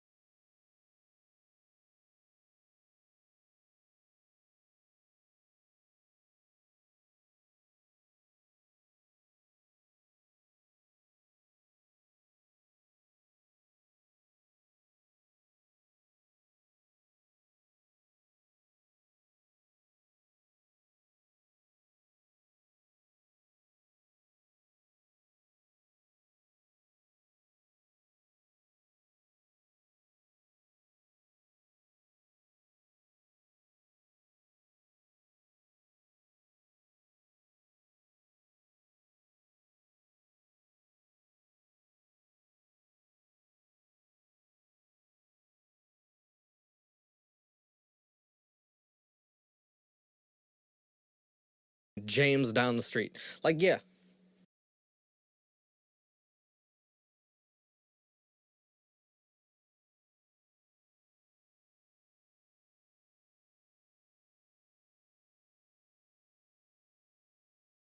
Yeah, okay, I'm sorry. You telling me that I'm gonna have a better relationship with the person I call mom as opposed to the person I call Martha, my dad's girlfriend who's like somehow 22 and younger than me? Really? By the way, I'm not saying that you can't have a great relationship with your step-parent. I'm sure you can. I'm sure there are people who do have it. I'm just saying this dude is making some very general statements that even my brain is not struggling to process. So I feel like there's a problem. But like I said, the more experiences, whether positive or negative, that a woman goes through decreases her value because women cannot handle the stresses or the pleasures of life. And I've mentioned this in a previous video, but it's because women are not able to connect with God in the same way that men are. I don't even know how to even interpret this, but I'm gonna write that one down. Shout out my Christian friends. Please check on your wives. Make sure that they're actually connecting with God and not just reading the PlayStation manual thinking it's the Bible. I don't think I've heard anybody ever say that men can connect with God more than women. I don't know how that's where's the barometer for that? I don't know. Some women are hot as hell. Maybe that's what he's talking about. I don't know. Women are not able to renew themselves mentally. They see everything on earth through the lens of sensory perception. If something doesn't excite them enough, then it's not a good thing. If something stresses them out too much, then it's also not a good thing. Everything has to be new, everything has to be fresh, everything has to be exciting all the time, 100% of the time, otherwise it's bad. That's how women see the world. I'm not entirely certain that this guy didn't get one Tinder date and it turned out to be a gold digger. And he like went and he took her to a restaurant and she's like, oh my God, oh my God, oh my God, the chicken is rotten. And he's like, that's an oyster. I like blood wine. Red wine? Yes.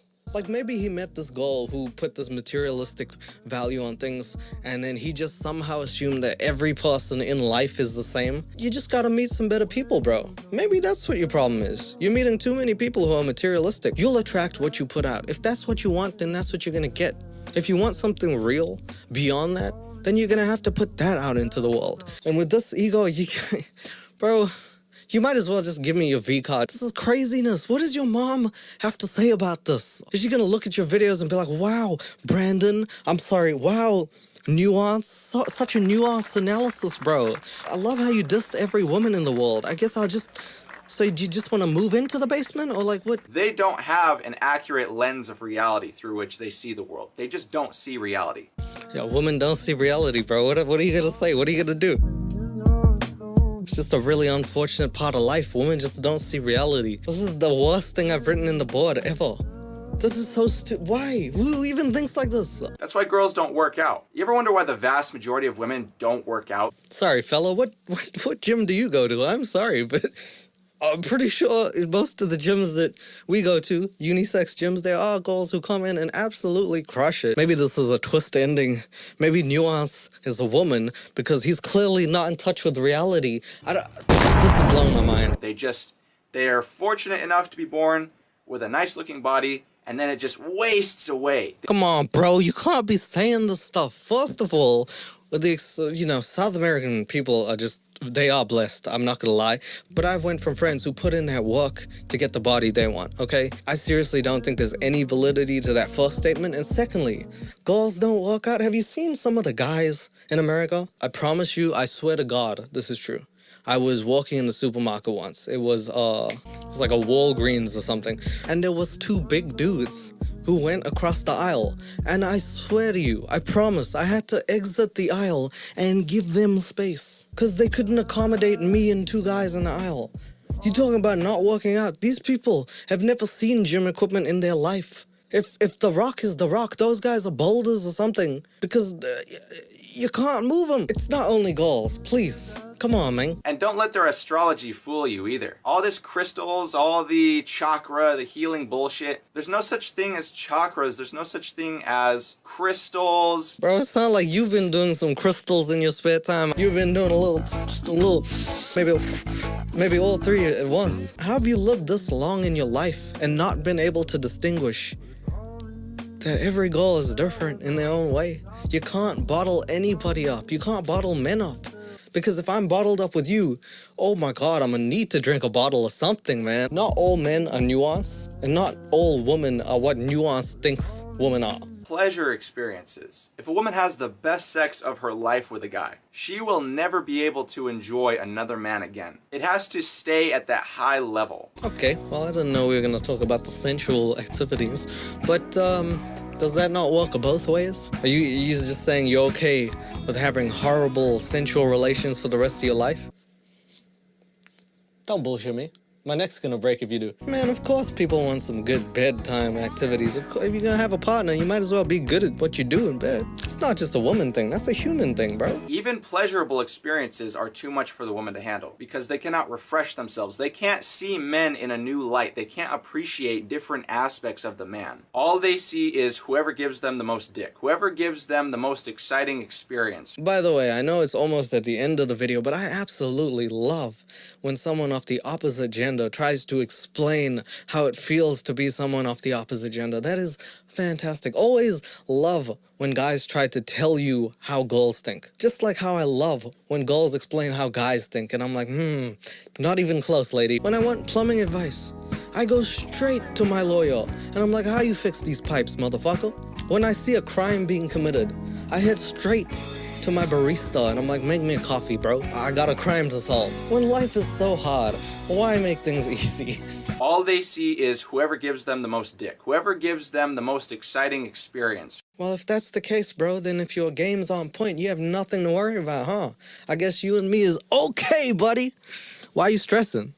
Why you look stressed out, bro? Why are you stressing? He's stressing. You ever notice how girls who've been ran through or just more attractive girls tend to look at men with a sense of resentment or a sense of pity? Or they look at nice guys definitely with a sense of pity as well. It's almost like, oh, it's so cute. Look at him trying so hard. He thinks this is actually impressing me. Why is he trying so hard to impress me? What have I done to deserve such effort? None of the other guys have ever put in this much effort. Even they understand that they are ruined. You know why she goes for them? I'm sorry. You know why she goes for them? Because they're not busy putting in effort trying to get her. They're busy achieving their own goals, and that's attractive to people. When I see someone doing their own thing, I'm like, damn, shorty. If I'm out here badgering you every day, like, hi, honey, what are you thinking about now? Oh, the sky? What do you think about the sky? Or clouds? What do you think about clouds? Or precipitation, is it? What do you think about that? Just like 24 hours a day, 7 days a week? That's a job at that point. When you're like in your 20s and you're working towards your goals in life, you need someone who can accommodate those goals and be like, how can I assist you to get to that point that you want to get to? You're just a lame person, aren't you? Huh? Yeah, bet you didn't know I come this close to the computer sometimes. Sorry. Even they understand that their value has gone out the window. It went out the window with the first 100 guys they slept with. And I do mean 100. You guys don't realize how utterly abundant women's sex options are. That's why they don't like guys treating them with appreciation. That's why they don't like guys treasuring them. Because they know they're not treasures. This video is not about nice guys, but this guy seems to be defending nice guys. So I just want to say something about nice guys. Fuck them. No. Just a quick breakdown. How many nice guys have you ever seen who have achieved all the goals they set out to do? When a guy starts placing infinite value on you and is like, you're the make or break, you're either gonna make me happy or sad, I'm pretty sure that puts a lot of social pressure on the goal. Difference between nice guys and a nice guy is that a nice guy might have a nice house and a nice car and is a nice person. So if you come into his life, he'll be fine. If you leave, that's okay too. Nice guys? They're gonna be like stealing your panties and stuff, sniffing your bra, being like, 33DD. They don't deny themselves anything. They'll take anything they can get. Women say men will fuck anything, and then be the anything that gets fucked. It's so funny because for all the resentment towards men that ran through women have, they sure do seem to have sex with them all the time. They'll still take anything they can get. This is getting oddly personal. I gotta be honest, I was sitting here, I zoned out. I just zoned back in. This dude has been going on about how girls have sex with anything that walks. It's making me a little uncomfortable. It always ends up here. It starts off as, I have an actual point to prove, and then 5 minutes into the video, why does nobody have sex with me? It's because they're all hookers. They're all crazy. They just like men with big cars. Every time. Every time.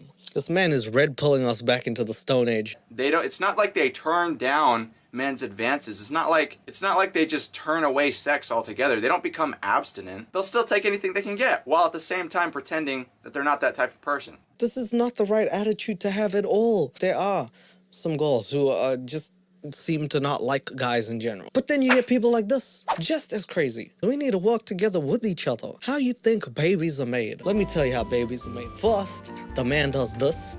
Then the woman's like, let me see it. Then he takes it out, and then he proceeds to do breakdancing techniques on her. 6 days later, she lays an egg, and then she farts out a baby. I managed to say almost all of that with a straight face. But seriously, this is so stupid. Because how you not work together with the other person? You have to, life is hard enough. Hating any gender, even in non-binary, stuff like that, hating people in general seems like a big waste of time. But I don't want to ramble on for too long. I think I've spoken on this long enough. Smash that like button if you enjoyed. Leave a comment down below. Let me know what you think. Make sure to subscribe if you're not already. Click the bell so that you don't miss new uploads. And I will see y'all in the next one. Take care. Well, he didn't see us in the next one. We didn't like, subscribe, or click that bell, and the only comments we left have gotten the videos privated. So I guess everybody did their job there. Let me recap on the theories that this man has. Women don't exist. Duh. Every time I look at the ladies' bathroom, I'm like, that's just wasted space. Women can't have responsibility. Stop giving women responsibility. It's not... That's what Nuance thinks. Women can only take care of infants. Apparently he thinks women can't take care of children that are bigger than 0 years old, apparently. Women can't connect with God. I don't know, maybe their Wi-Fi is off. I don't know, I'm not sure what the hell that means still. Also, women don't see reality. That's probably because they don't exist. You can't see reality if you don't exist. That's just logical, baby.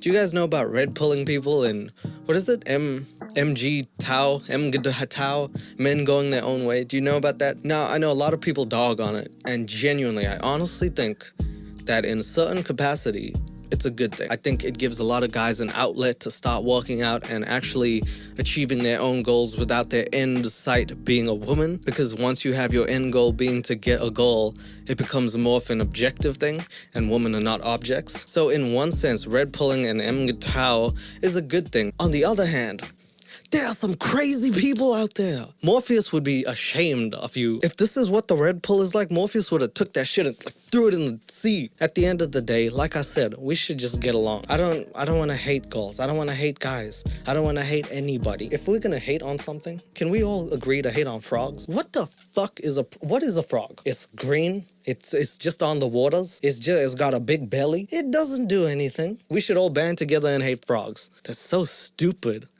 I'm not jealous of frogs. I wouldn't want that. Anyway, I hope you enjoyed the video. Thank you so much for watching. If you have any other ideas, then do hit me up at 16leo_, and hit that subscribe button if you haven't already. Take care of yourselves, and fluffs, please, take it away, baby. Man, and if you're gonna do it, no. Let me scratch this out again. Ugly ass. Baby, when I pull up on you, have you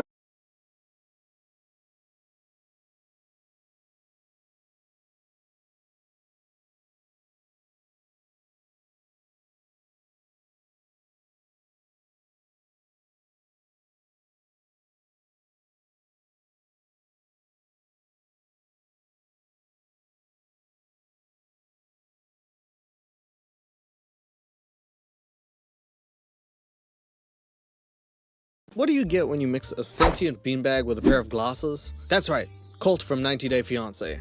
And as I've done so many times on this channel, it's been over 90 days, I think it's time to finally revisit this man.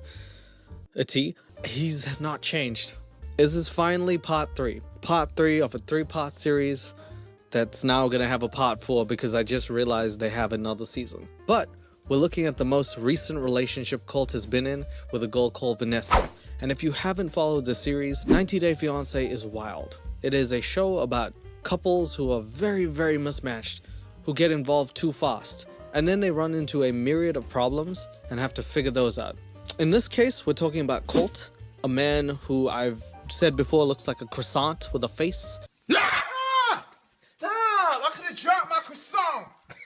who somehow manages to get goals way above his batting average, and I still cannot figure it out. My one thought is that he has a magic dong, and that is it. It's curing something. Polio. I don't know. Anyway, he seems to be getting goals by the dove. I don't know how. And he's cheating on them. Not only is he getting the goals, which, as it is like, I don't know, you must have a magic lamp. You must have Genie from Aladdin there granting you wishes. But even then, he's still cheating on them and managing to mess it up. And today we're going to look at his newest relationship with a girl called Vanessa, because if you've been following my series, which you should, the first person he dated was a woman called Larissa. The second person was a woman called Jess, both Brazilians, both firecrackers of women. They both let him have it because he was not really a good guy to them. And he also cheated on the most recent relationship he was in with Jess. The person he cheated with is actually the person he ended up with now, Vanessa. 90 Day Fiancé. What? That should be the tagline. By the way, he's also got a mom who's so protective and controlling and also weird towards him that I half the time thinks he wants to date her. Look man, it's a show of biblical proportions, but I am here for it. And I know, this is probably the only time you're ever going to see me in a bandana and a beanie. I don't think that's a combination that exists much in life. But if you like it, let me know by hitting me up at 16leo_ on my Instagram. And also, if you like the 90 Day Fiancé series and want to see more, please consider subscribing. We're on our way to 500,000 subscribers, and when we do, I will kick my friend's nuts. No, I will write a will for myself. I will slap somebody's ass. Okay, you know what? I will do something for 500k. Can you give me an idea? I don't really know.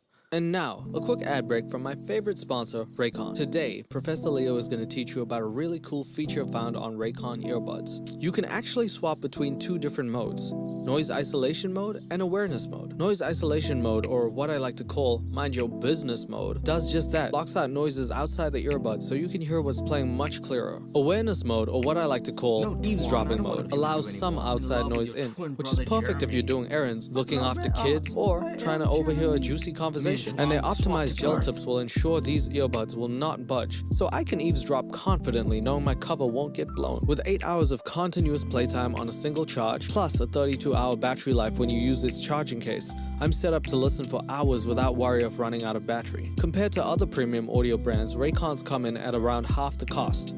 There are over 49,000 5-star reviews. Check them out for yourself. Visit buyraycon.com/16leo for 15% off your order today. Thanks, Raycon. So as I've said, Colt, 90 Day Fiancé, all you need to know about him if you don't know is big dude, big appetite, big sex drive, also tends to cheat on people. Is he a good guy? Not really. Is he entertaining? Hell yes. And I think I'm ready to see the journey of him going to the next person, because I just don't know how he gets them. All right, let's take a look. My name is Colt. I'm 35 years old, and I live in Las Vegas, Nevada. As we've all said, he has the best face-to-body ratio in the world. His face, if you didn't see his body, looks like normal man's face. Very beautiful man. His body looks like a pear. Shout out to all the pear. I don't know what kind of ratio this man does, but I would love the routine. Drop the face routine, man. I would love to see how you do it. He also looks like a flamboyant bandit from GTA 5. I don't know, this happened during a lockdown and, you know, he's wearing the bandanas everywhere. I just find it hilarious how he chooses the funniest colors I've ever seen. He just looks like he's gonna rob somebody but happy about it. Like, give me your money. Come on, do it. I lost my job, lost a bunch of weight, but I'm still single. We are so happy to have you here for our speed dating event. So, as we picked off in the last one, Jess and Colt, they had a fight to end their relationship. Jess said he was cheating, she did not like him, and as usual, Colt didn't really know what to do and said, maybe this isn't working. He also admitted to basically having an affair with another woman. So, what we have on our hands is a cheater, pumpkin eater. Cheater, ass eater would be the more equivalent. Lion, but anyway. My name is Cole. I'm Sarah, pleased to meet you. Do you have a type?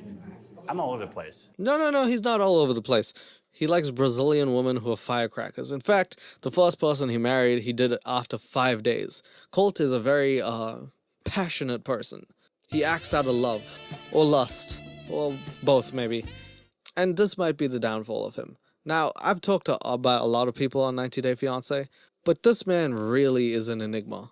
Like, he shouldn't have the confidence that he does, but at the same time, it's too much confidence. On one hand, I'm happy for him. Everybody should feel confident and happy about your own body. Great. There's no problem there. But then as soon as he gets a goal, he's like, I get bored of her, and he starts cheating. And my question is always, with who? Who is looking at this man like, damn, this is a sexy man. He looks like the person from Ghostbusters, the Michelin Man. I was married, divorced after 6 months. 3.5 years ago, I met a Brazilian named Larissa. Larissa was the first woman I was in love with. I really thought I found my soulmate. I mean, did you, Colt? This is the problem with lust and love, isn't it, guys? Everybody thinks that they found their soulmate because you're, like, attracted to them physically. It's like, you gotta be emotionally attracted as well. And I'm not saying that, you know, that's not enough time, but if you meet someone and after, like, 5 days, you're like, this is the person, I think you need to wait a little longer, because Colt waited 5 days and was like, I'm gonna propose. I have forgotten to text someone after 5 days and be like, oh, and then never texted them again, because after 5 days, you might as well just, that's over. That's gone. That's gone. You're never getting that person back. I spent 5 days with Larissa in person, and after that, I proposed to her. Larissa broke my heart. Well, you know, you shouldn't have proposed. I don't know who gets a ring after 5 days. I appreciate the enthusiasm. I'm sure it's a really romantic idea. As soon as I met her, I knew she was the one for me. Yeah, but you don't even know her last name, Cole. Larissa Bombissa? Larissa Brazil? No. That's not a last name, Colt. And also, I know that you only liked her because of her A and T's, okay? Ass and titties. Come on. You didn't have nothing in common with her. She didn't have anything in common with you. Why did she even like you? Did you ever think about that? You dress like you trade stocks for a living. I moved on to another woman named Jess, who happened to also be Brazilian.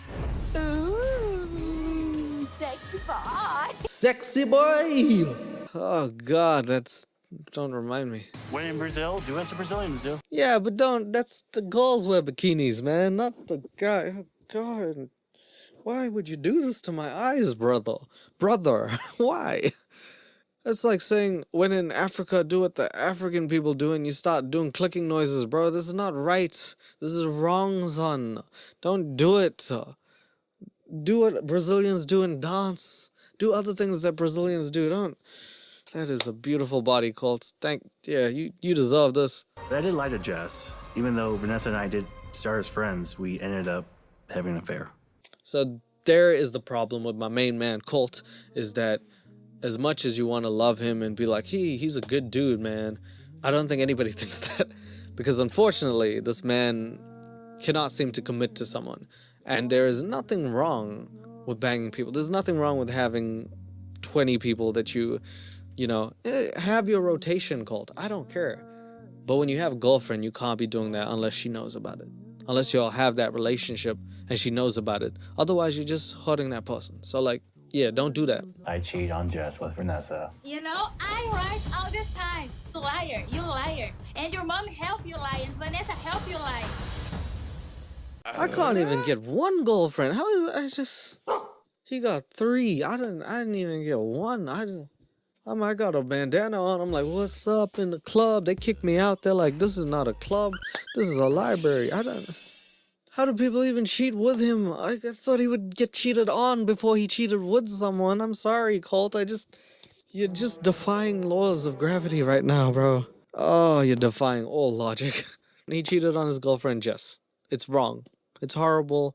I have nothing else to say about that. Don't cheat on people, please. I would definitely say Jess was a rebound. I rushed into that like I was rushing into a burning building to save a baby or something. Well, that's not exactly what it was. I rushed into that relationship like a heroic firefighter who saved 7 people that day and then laid them down and gave them CPR to the hot girls, but not the guys because I don't swing that way. Why you make it sound like a heroic thing? What actually happened was I shouldn't have done that. I needed a rebound. I used her as a rebound. Didn't tell her I used her. She caught feelings and I was cheating. Damn. That's really sucky, man. This girl, for what she was, Jess was really a loud person. She did some things that were wrong, but you should have let her know. Like, if you, I always say, like, you know, when I start a relationship or something, I say, like, if you ever feel like there's someone else better for you out there, or you feel those feelings, tell me beforehand. I'm not going to be mad, because you at least told me, you brought it up before you did it. I don't want to find out any other way, and I do the same thing. If that's the case, I'll tell you, I'll let you know. But communication is key, okay? And Colt seems to be the worst at communicating. I think it's time to start dating again. I am a So anyway, sorry, back to the actual main plot. Colt has been out of the relationship game for a while, and he is dating again. He is done with Jess, he's done with Larissa. He's now back on the grind, trying to get someone to grind on him. And he's doing speed dating. dog trainer and canine handler. Oh, wow. I'm 35 years old, divorced. I've never done speed dating, but I assume if I did, it would be something like, hey, I was 16 Leo, got a YouTube channel from Africa, so you know, down below the belt. Okay, no kids, would like some. With you, baby, perhaps. Condom size, don't even use it. Favorite condiment, mustard, you bustard. And do I have any dogs? Just one. That's it. Just don't. Here's the things that you shouldn't mention. Oh, have ex-wife, divorced that, cheated in relationship, blah, blah, blah, convicted felon. Not on the first speed date, maybe. Wait till the second one. First date things are supposed to be feeling the person out, not up. You know what I mean? Ah, you're an ass man.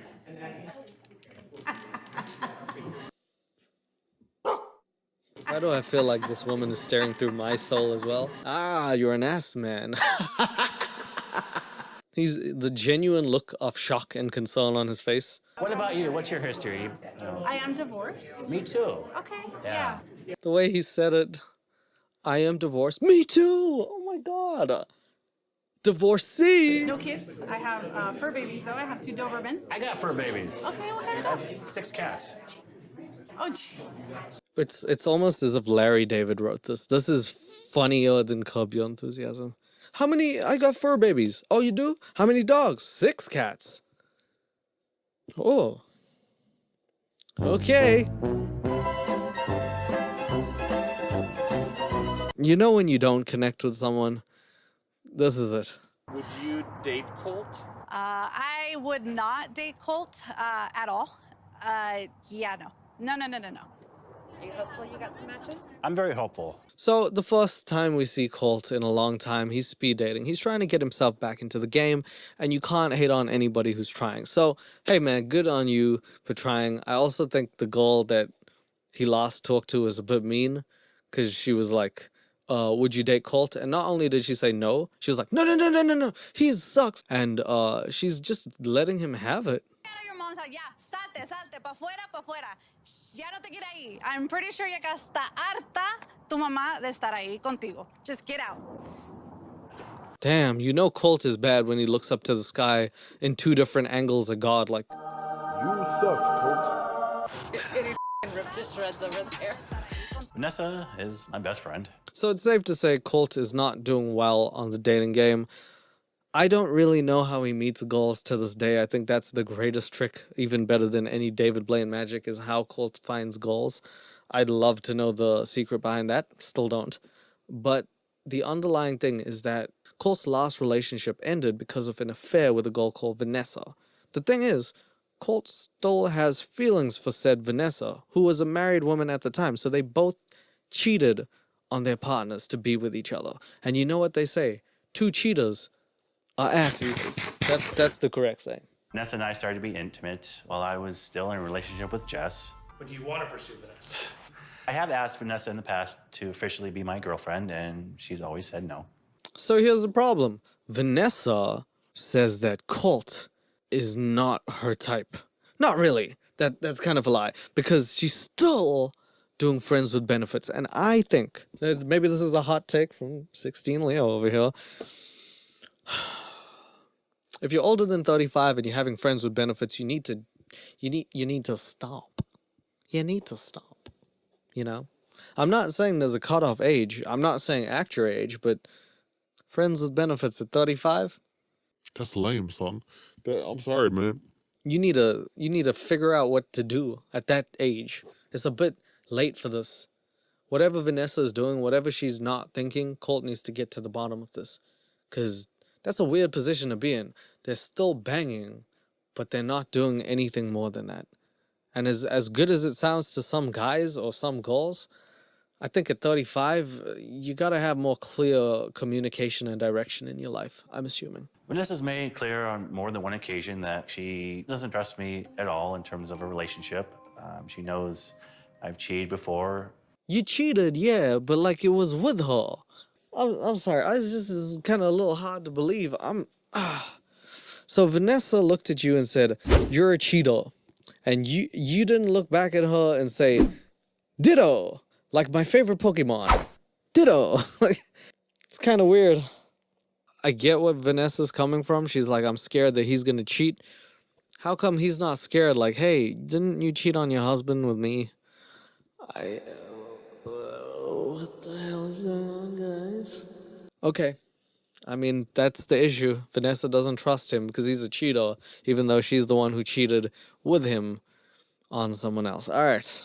I should be upfront with her, tell her, like, I can't be her friend anymore unless she wants to be my girlfriend, or at least... No way. So, Colt's main issue in this episode and in the series so far is that he wants to be more than friends with benefits with Vanessa, which in hindsight is quite a cute thing because he's getting everything he needs sensually and he's still like, I really want more.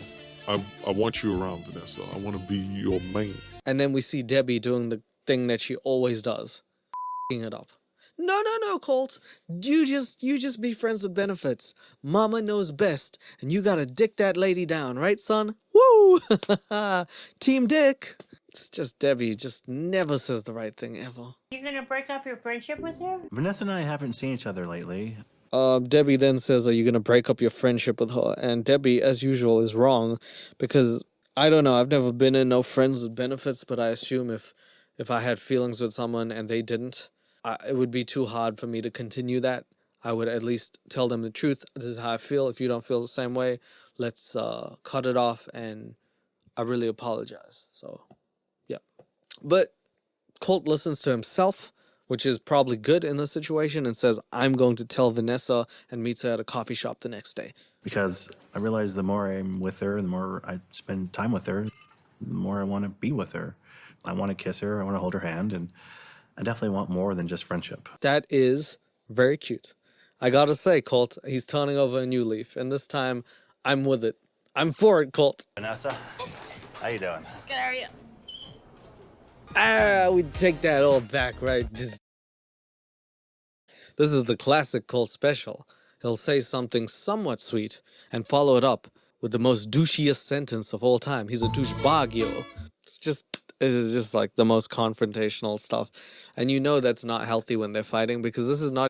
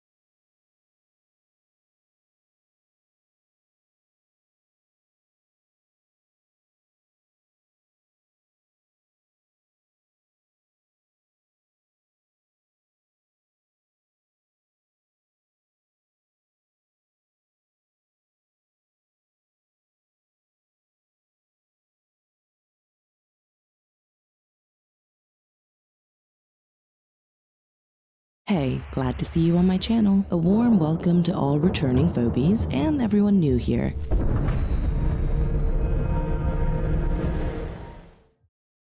Your definition of evil? What about vile or gruesome? What if I told you there are people out there that embody all of these words and then some? Some killers are nasty, but caught in circumstances that people can empathize with. Others do things so unspeakable that it's simply impossible to understand their perspective or even accept what they've done. This is the case of the Russian couple Dmitry and Natalia Bakshiv. Police have detained what is alleged to be a cannibal family. Police told RT that 2 Krasnodar citizens are suspected of killing and eating up to 30 people. Dmitry was an orphan who had returned to car theft. Natalia was an ex-nurse with a drinking problem. Together, they were a match made in hell. They found the thing that united them, their cannibalistic urges. For almost 2 decades, Dmitry and Natalia lured people into their home, took their lives, then pickled them and served them to their guests. It's the stuff of nightmares that even dark series like Hannibal make hard to watch. That's fiction, and this is reality. Trigger warning, we will be discussing the themes of cannibalism, violence, and death. This is your chance to turn away. If you're ready though, let's dive in. Humble beginnings. Life wasn't exactly fair to Dmitry Bakshiv. He was born on January 28, 1982 in Krasnodar Krai, a region in southern Russia. When he was just a few months old, his mother gave him away to an orphanage. Apparently, she was a single mother with simply no means to take care of a child, although it's unclear what the exact reason behind her decision was. Dmitry spent his first 3 years at the orphanage. Then he was adopted by a married couple named Svetlana and Vladimir. And for the next 12 years, as far as records show, Dmitry was a happy boy. People remember him as a shy boy who didn't talk much and never drew attention to himself. But when he was 15, the worst thing happened to him. His adoptive mother succumbed to cancer. Not only did this tragedy shock him to the core, but it also changed his adoptive father's behavior. He became aggressive and violent towards Dmitry. Soon enough, he kicked him out of the house. Needless to say, Dmitry was not ready for adult life. He hadn't finished school, he had no job, and no means to get around. He would sleep at neighbors' houses until they didn't want him there anymore, and within a year, he was homeless. Desperate and angry, Dmitry robbed a store, then stole a car to get away fast. But he didn't. As soon as the robbery was reported, the police chased after him, stopped his stolen car, and arrested him. Dmitry was sent to prison for about a year or 2, but during this time, no one visited him. He was all alone in prison, and he was all alone outside too. He had no family and no friends. Unfortunately, this continued after he was released too. Dmitry soon found a job in construction and a small place to rent, but his co-workers remember him as a loner, and they also remember him to be untitled and talking to strange people. Although Dmitry rarely drank, he liked to hang around people with serious substance abuse issues. He would thus spend most of his evenings at local bars, but as far as people around him remember, he never made any friends, and he never had a girlfriend either, at least until he met Natalia, a strange couple. Natalia was born on January 25th, 1975. She was 7 years Dmitry's senior. She'd been raised by her mother and grandmother, also in southern Russia, but just like Dmitry, she'd also lost her mother during childhood. When she turned 19, she started medical school and became a nurse. Within a few years, she was working as a senior nurse in the sanitation department of Krasnodar. This department assigned to her to a higher military aviation school for AK Surov pilots. That's where she met her first husband. He was a military officer, she was a nurse, and they both had big ambitions for their career. Soon they got married, and when Natalia was 23, she gave birth to their first son. But their baby boy wasn't even a toddler yet when Natalia's husband died. Her life was ridden with death and sadness. After losing her husband, Natalia reached a breaking point and started abusing alcohol. When she developed tolerance to it, she started mixing it with illegal substance use too. The situation got so bad that she couldn't hold a job for too long. Then she stopped caring about her home, leaving her possessions all over the place. Soon enough, she stopped caring about her life, and that was a big trigger for her. She checked herself into mental health institutions, telling the doctors that she thought she was suffering from a sort of manic syndrome, but the doctors conducted several tests on her and concluded there was nothing wrong with her on a psychiatric level, so they let her go. Now, Natalia was jobless and without professional support for her substance abuse issues, and perhaps unsurprisingly, she started spending her days in bars, drinking until late at night. That's when she ran into Dmitry. There was a good click between between the two. And after a few months of dating, Natalia asked Dmitry if he wanted to move in with her. Dmitry was working as an apartment repairman at the time and was struggling financially. Natalia wasn't rich either, but she had inherited her late husband's school dormitory where she lived with her son. This was a big moment for Dmitry, the once lonely man with no friends. 5 years into their relationship, Dmitry and Natalia got married. Natalia's son from the previous marriage had lived with them all this time, and things seemed fine between him and Dmitry. But once they got married, things took a turn for the worse. Natalia's drinking habits only increased, and her son, embarrassed by his mom and the untidy, chaotic state of the house, left. This was a punch in the stomach for Natalia, and for the couple, it was an incentive to move to a different town and start afresh. But Dmitry and Natalia's lives after this move will shock even the strongest of you out there. I didn't notice anything weird about them. They were polite.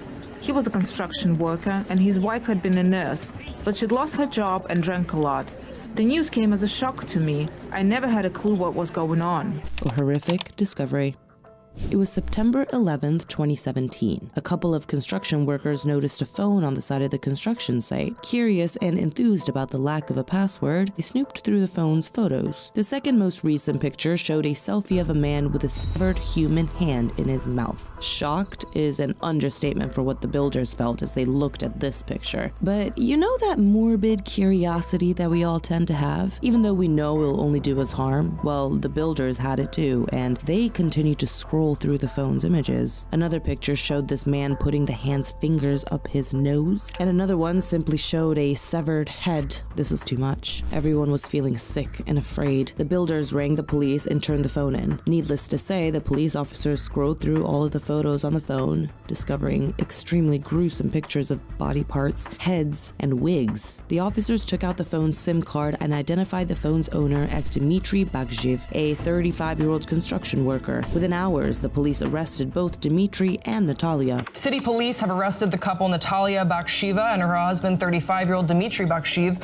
who authorities say may be responsible for the deaths or disappearances of as many as 30 people in the city of 750,000 in the southwestern tip of Russia, about 5 hours from Sochi. The police separated the couple into 2 interrogation rooms. They started with Natalia. When the officers showed Natalia the pictures they found on Dmitry's phone, her first reaction was to act shocked at the gruesome pictures, but it was so fake that the detectives saw right through it. Also, she lived with Dmitry, and there was a good chance she was all too aware of what was going on inside her own house. So the detective pushed Natalia to reveal what she knew, as it was certain she was hiding something. At last, she said, "Okay, I'll tell you the truth," but it was far from the truth. She claimed that she was walking home one day carrying Dmitry's phone with her when she saw a dead body. She was fascinated by the sight, so she decided to take multiple pictures of it. Sure, but what about the hand selfie? And why didn't she report the dead body to the police? The story had a lot of holes in it, and the detectives obtained a search warrant for Natalia and Dmitry's home. What they found inside was straight out of Hoarders. You could barely see the walls or floors. The Bakshiv home was nothing but clutter. Well, clutter and very disturbing clues to their horrific lives. Inside a kitchen drawer, the police found at least 10 cell phones. They took them one by one and analyzed the photos on them. Many photos showed Dmitry and Natalia hanging out with various people, acquaintances and party guests, the officers figured. But a further scroll showed the horrifying reality behind these photos. One photograph showed a man's severed head on a plate decorated with oranges for Christmas. There were olives instead of eyes and a lemon instead of the nose. The worst part, the photo was dated December 29th, 1999. How long has the couple been killing and eating people? How many people have fallen victim to these monsters? Disgusted and very much apprehensive, the officers continued to search through the house. In the place of residence of the suspects, so once they searched the home, the investigators discovered fragments of the human body in saline solution in the dormitory.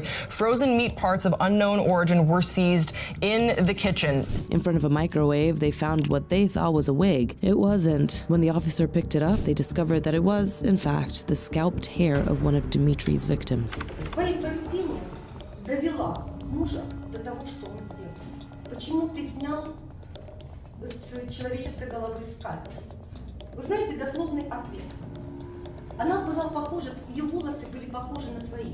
И чтобы с тобой такое не случилось, я решил это изменить. Whatever the dynamic between Dmitry and Natalia, this motive is beyond anyone's reasoning. Then the police opened the Bakshiv's fridge. Inside were several mason jars filled with human meat, fat, and skin. Apart from a frozen chicken, there was nothing inside their fridge that looked like actual food, so the police unplugged the fridge and took it as evidence. Within the days that followed, the police uncovered 19 different body parts from several victims. From Dmitry and Natalia's home, the police had retrieved a handwritten cookbook written by Natalia on how to cook different parts of human meat. There was also a video tutorial on how to dismember and take the meat off. It was titled Video Lessons for Cannibals. The proud duo. These people have been detained. The court ordered that they be remanded in custody. A number of forensic examinations have been requested. During the preliminary investigation, incoming information and versions of events pertaining to the suspect's possible participation in other crimes in the region will be verified. Now, the police had enough horrific evidence to arrest both Dmitry and Natalia Bakshiv, but when they were presented with all the photos the police had uncovered, they didn't shy away from it or find excuses. Natalia proudly identified around 30 victims in these photos, naming them and linking their pictures from when they were alive to the other more gruesome pictures. These names were confirmed as missing person cases in Russia from 1999 onwards. Natalia also shared that both she and Dmitry would dismember their victims, but when she was asked why, she refused to say a word. However, when the police turned to Dmitry, they received much more details. He confessed to their most recent murder on September 8th, 2017. Apparently, the couple had been using dating websites to lure victims. Once these people visited their home, they would spike their drinks with tranquilizer, kill them, then dismember and use remains for cooking. The last of their victims was a young waitress that agreed to meet the two of them for drinks. But later in the evening, Natalia grew jealous of her. Dmitry seemed to enjoy her company more than she wanted him to. When Natalia threw a fit and left the room, Dmitry decided to impale the woman. Natalia returned to the room upon hearing the noise and watched the scene for a while. Then she joined Dmitry in cutting her up. That's when the couple took the gruesome photos that the builders found on September 11th. When the police asked Dmitry why he also scalped the woman, he simply replied, "I just did something stupid." Well, okay. There were several such wigs inside his home, and it seemed like there was a bigger story behind this, in my opinion. Remember what Natalia said? She ended up giving further reasons behind Dmitry's obsession. So while Natalia seemed like the jealous one in September 2017, she had been the unfaithful one for quite some time. Both Dmitry and Natalia were sent to prison, but this was not the end of this horrific couple. As soon as she was incarcerated, Natalia requested that she spoke to a psychiatrist. She told him that she is mentally ill, and that this explained and even justified her behavior. She then told the psychiatrist that he's free to look into her records. After all, she had signed into a psychiatric hospital back in the mid-1990s. This begs the question, did she do that on purpose? Has she already developed her horrific urges and wanted a record of her mental illness as a last resort in case she got arrested? Or is this simply an interesting coincidence? Natalia thought the record of her checking into a mental health institution would save her from prison and earn her a spot in another psychiatric unit. But this wasn't the case. Remember, back when she was in the clinic, she was found to be mentally stable and dismissed. This, of course, was shown on the record. Furthermore, psychiatric doctors were brought to Natalia in 2018 to conduct all the tests that were required, and once again, it was concluded that she didn't have any sort of mental illnesses. It was the same case for Dmitry. Both were fully aware of what they were doing and could not be deemed criminally insane. This meant they were fully responsible for their most vile actions. In 2019, Natalia was found guilty of incitement to murder and sentenced to 10 years and work at a penal colony. That's a remote place secluded from civilization where prisoners often spend their days in horrific conditions, working for free for the state or various shady companies. But Natalia only served a year and a half inside the prison. Sadly, she was never found guilty of first-degree murder, only incitement to murder. Dmitry, on the other hand, was sentenced to 12 years in maximum security prison. Throughout the years, he also received psychiatric treatment with the hope of rehabilitation. However, he was never treated for his type 1 diabetes. So on February 16th, 2020, Dmitry died from diabetes-related complications. The only thing he left inside his cell was a drawing of actress Audrey Hepburn. The same year, Natalia was sent to prison for another 11 years. Finally, the prosecution could convict her for her horrible crimes, or at least for her part in butchering the last victim. Meanwhile, someone leaked the evidence photos from Dimitri's phones to the media. Of course, this triggered a lot of waves throughout the world. People were now creating theories, such as Natalia selling canned meat to the school where she worked. Wait, Natalia worked around children? That certainly is blood-chilling. Another rumor stated that Dimitri distributed such meat to catering establishments in Krasnodar, but both of these rumors were quickly dismissed after police carried out a thorough fact-checking process. But there was one theory that made the headlines on social media in several countries. People said there was no way this couple was alone in killing 30 people and not getting caught for almost 2 decades. The theory went further and said Dimitri and Natalia were part of a cannibalistic organization in southern Russia, and that the police had a much bigger situation to deal with. Other people asked, okay, then why didn't Natalia and Dimitri confess to a bigger group of criminals? Surely they would have gotten a reduced sentence for that. Well, like in many cases, if you rat, you can get into serious trouble with a gang. So it was perhaps fear that kept Dimitri and Natalia from talking. Or perhaps the truth was much simpler. They were the only ones committing these horrible acts. After all, the police never confirmed the exact number of victims. Natalia estimated it to be around 30, but the detectives only identified a few victims from their remains retrieved from the Bakshiv residence. Whatever the number, Dimitri and Natalia Bakshiv's actions are worse than any horror movie out there. It's impossible to even try and imagine the real horror of everything that happened inside their home, let alone the pain and PTSD that the victims' families had to endure after learning about this. Hopefully they can all work together to slowly try to forget and move on. Thanks for watching, you guys. And hey, don't be shy. Give this video a thumbs up and subscribe to our channel for more true crime videos. Remember to stay safe and hope to see you around here soon.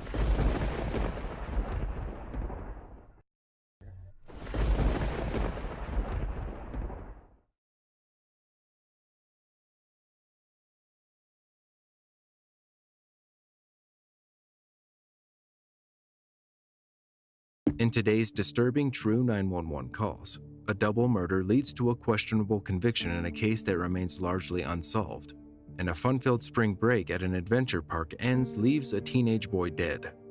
Ready to get into it? At 8 p.m. on January 30th, 2011, Métis Vasquez Clark called her son, 21-year-old Johnny Clark, who was spending time at his girlfriend's house while her parents were out of town. When she checked in on him, he jokingly told his mother, "Yes, Mom, I'm still alive," but that would change hours later. Johnny called his friend, Tiffany Williams, around 10:40 p.m., and at that time, she heard him speaking to someone else. Concerned by the conversation and the lack of communication, Williams convinced a friend to go to the house he was at with his girlfriend, 20-year-old Lisa Straub. At the same time, Métis was trying to contact her son. After 22 calls went unanswered from 10:41 p.m. onwards, she knew something was wrong. The 21-year-old's mother then got a call from his best friend's girlfriend, who was worried about him. Once the parents reached the house, Métis made the first 911 call at 1:21 a.m. for a welfare check. Hello? Toledo 911. Ma'am, my heart is beating out of my chest. I just got a call from one of my son's friends. Okay. Her phone number, I have it right here. She just picked my husband up too. My son and his girlfriend live out at Lawn Acre Lane. I believe that's Holland. This girl says she was on the phone with my son and his girlfriend, and he was supposed to go pick her up. He was telling her he was going out the door, and all she heard was the phone drop and heard my son saying in the background, "Who are you? What do you want? What are you doing here?" And she said she just drove by the house, and the house looks ransacked. All the lights are on. My son's not answering, and neither is the girlfriend. Okay, you said it was... Yes, Lane. Okay. Oh, my God. I got heart problems, and my heart's beating out of my chest right now. All right, I understand. Do you know if that's all one word, or is it two separate? No, it's separate words. Lawn Acre. Yes, Long, Long Acre, A-C-R-E, Lane. Oh, my God. Is she still there? No, she just came by here to pick up my husband, my son's dad, and I'm here with the other two younger kids. All right, what is your name? My name is Métis Vasquez Clark.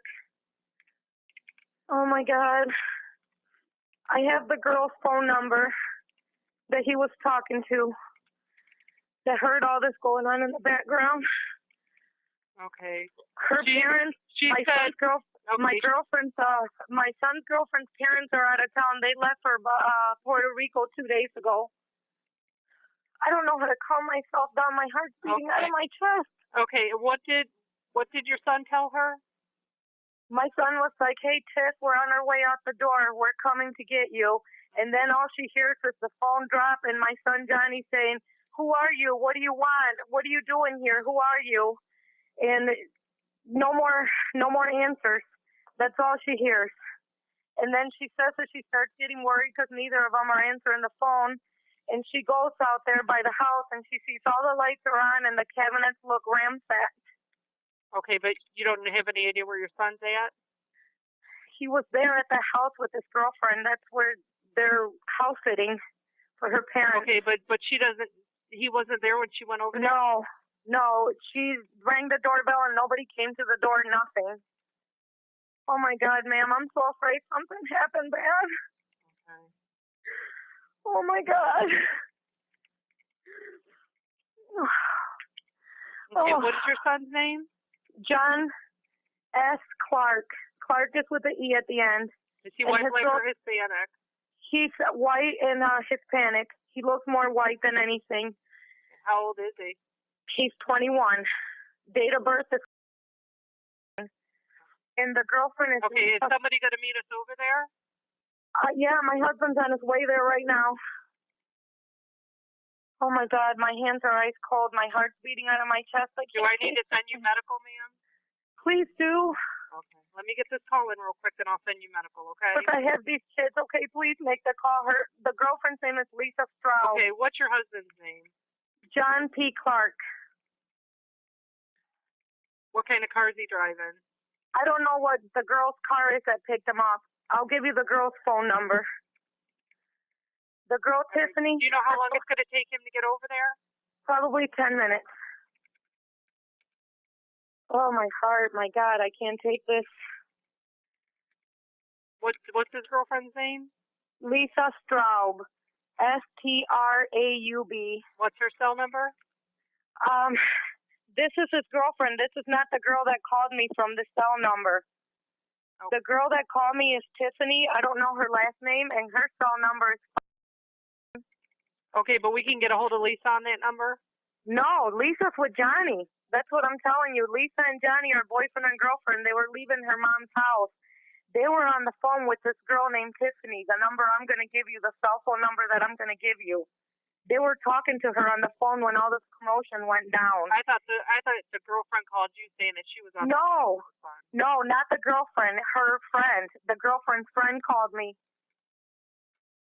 And she's the one that just came here now to pick my husband up. Oh my God, please. I'm praying that my son is okay. Oh Lord. All right, stay on the line and talk to medical while they're on their way there, okay? Okay. Hang on. Deputies searched the outside of the home and saw no tracks in the snow. Although the TV was on, they decided to leave since there was no obvious forced entry or other alarming signals. In the meantime, Tiffany Williams called Johnny's father, John, and offered to take him to the house. By 2:27 a.m., Mady's worry increased. So she drove to the house to join them and made the second 911 call. Listen, ma'am, I am a concerned mother. My son was in Long Acre Lane with his girlfriend house sitting. Lisa Straub lives there because her parents went to Puerto Rico 2 days ago. I get a phone call about a half an hour ago from his friend Sharita that some girl named Tiffany called her saying that Johnny and Lisa were supposed to pick her up at 11 o'clock. And she was on the phone with Johnny, my son, when he was walking out of his house, his girlfriend's house with his girlfriend to come get her. And supposedly she heard a guy in the background screaming at my son and my son saying, "What do you want? Who are you? Get away from us," and what have you. Okay, 4 cop cars were already out at this residence. They're not there, and her car is in the driveway. I want to know where my son's at. Okay. I want to know where my son and his girlfriend are at. I want to know if they got abducted by whoever tried to assault them and rob them. And it's pretty funny that this girl named Tiffany, which is there right now by the residence, waits 2 hours to call somebody and report this. Okay. Well, like I said, we were out there. There was nothing going on there. Okay, where is my son and his girlfriend, and her car's in the driveway? How would I know that, ma'am? I need to report my son missing. Okay. Where are you at? I'm coming up to the residence right now. Well, which residence? Lisa's house. Okay. I need an address. Long Acre Lane. Did I go too far? And what's your name? My name is Maite Vasquez Clark. This is the street, I think, Mama. Long Acre, this is it. This is it. Okay, I'm with my cousin right now that's in the military. Okay. What's your phone number? My phone number is... I want this girl's plate number before we go anywhere so I can give it to the sheriff on the phone. And they're back pulling in the driveway? I want this plate number. Ma'am, I'm going to give you this plate number, okay? Mm-hmm. That this girl's car is driving. I'm going to stay calm. I am. Will you stay on the phone with me, ma'am, while I talk to this girl? Don't touch anything. Okay, who are you going to talk to? Okay, listen, here's the plate number. That is the girl's, the plate number of the car that this girl is driving that my son was supposedly pick up. Now, these two people right here, that's Johnny's phone? Oh, I don't know. It's my parents probably. Call them back. Okay, what kind of vehicle is it? What kind of vehicle is that you're driving? What is it? A Corolla? I have a feeling you set up my son. My son is missing. He's nowhere to be found. Do you want to tell the police what you just got done telling me on the phone? Okay, come here. Ma'am, I'm going to let you talk to her because I have her blocked in Lisa's house driveway.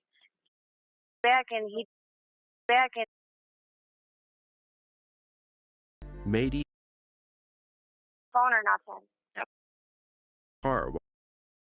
Although they had no probable cause to force entry, one officer allegedly told John, "As an officer, I can't tell you to go into the home, but as a parent, I would wait for us to leave, then go in." After heading to a nearby gas station, the parents and the other family members returned, taking the officer's advice. Maite waited in the car while the other two went to the back of the house and looked in. Peering through the blinds, John could see both Johnny and a phone lying on the ground. The father ran back to the front of the house and kicked the door in.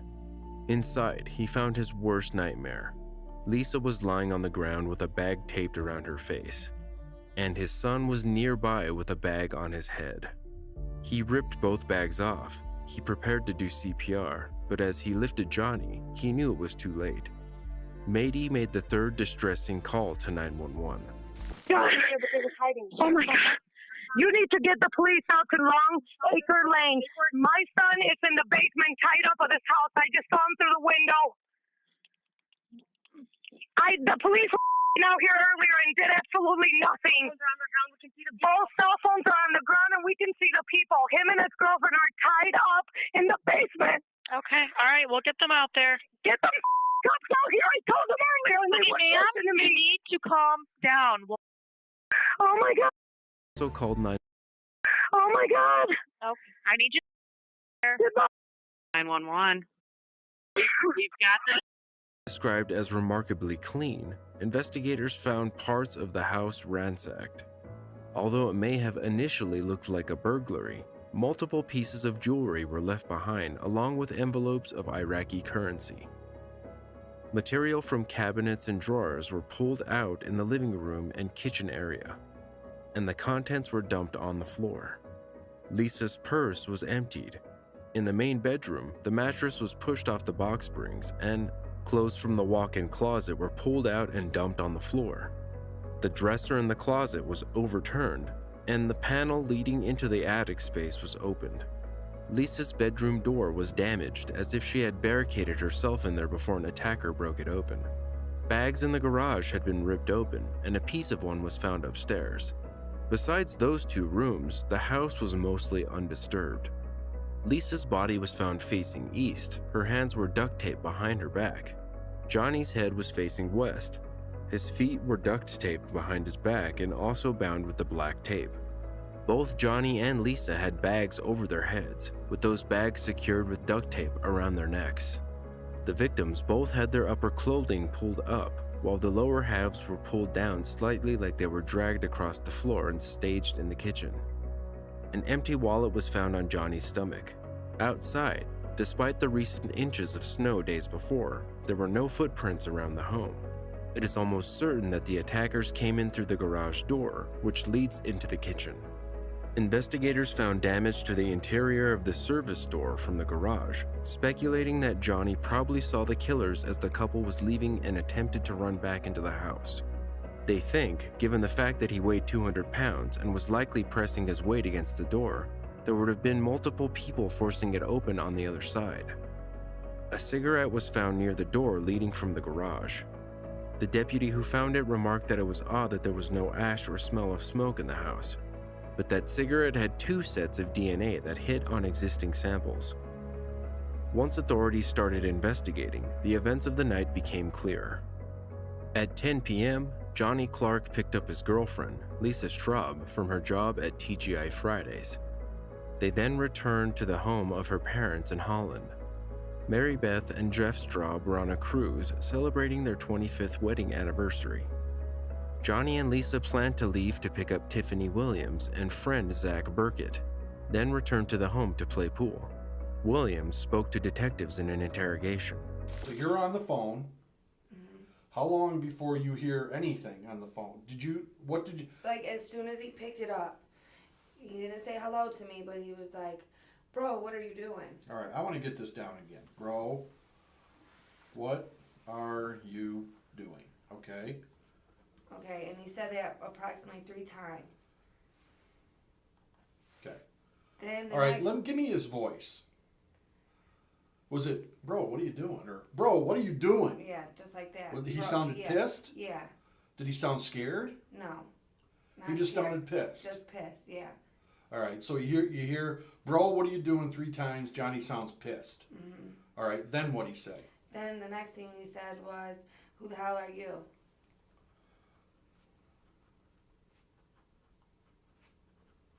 How many times? Once. And then that's when I heard the other person in the background, but I couldn't hear what he was saying. So you overheard a voice in the background? A guy voice. You're sure it was a guy? I'm positive it was a guy. Have you ever heard it before? No. Well, I really couldn't tell, you know what I mean, right. But... Okay. All right, so then what? Then he asked again, bro, what are you doing? After he said, who are After the 3 times he said it here, he said it again. Yeah, and that's when this guy was talking, so that's why I couldn't hear him, is because Johnny was saying, bro, what are you doing once again? All right. Did you hear anything in the background, like a door close, footsteps? It sounded like Johnny was... Did he sound pissed here again? Mm-hmm. Did he sound pissed here? Yeah. Did he sound like he was out of breath? No. Did he sound like he was scared or nervous? No. Did he sound like he knew them people? Mm-hmm. That's why I said I think that whoever did it, he knew, because, you know, if you knew Johnny... How did he end the conversation with you? Tiff, I'm going to call you back, and hung up. Okay, now... Williams said she didn't want to call the police because she knew Johnny would have drugs on him. Williams had confirmed that Johnny had angrily responded to someone he saw. She said it sounded as though Johnny knew the person and that she had heard another man's voice in the background. Johnny then told Tiffany that he would call her back. A phone log shows that Johnny called a friend at 10:41. That friend, who is not being named to protect his identity, later told Johnny's family that Johnny was waiting for Anthony Watson. Along with the cigarette, later crime scene analysis revealed several clues. Several sets of unknown DNA were found on the duct tape around the neck, Johnny's ankles, and in a pocket of Johnny's sweats.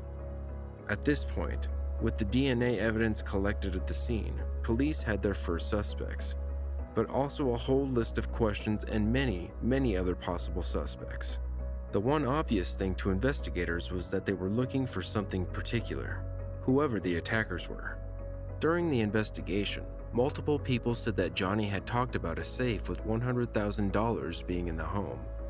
However, the Straubs said that there was no money in their house other than the $40 they left behind for their couple to order pizza.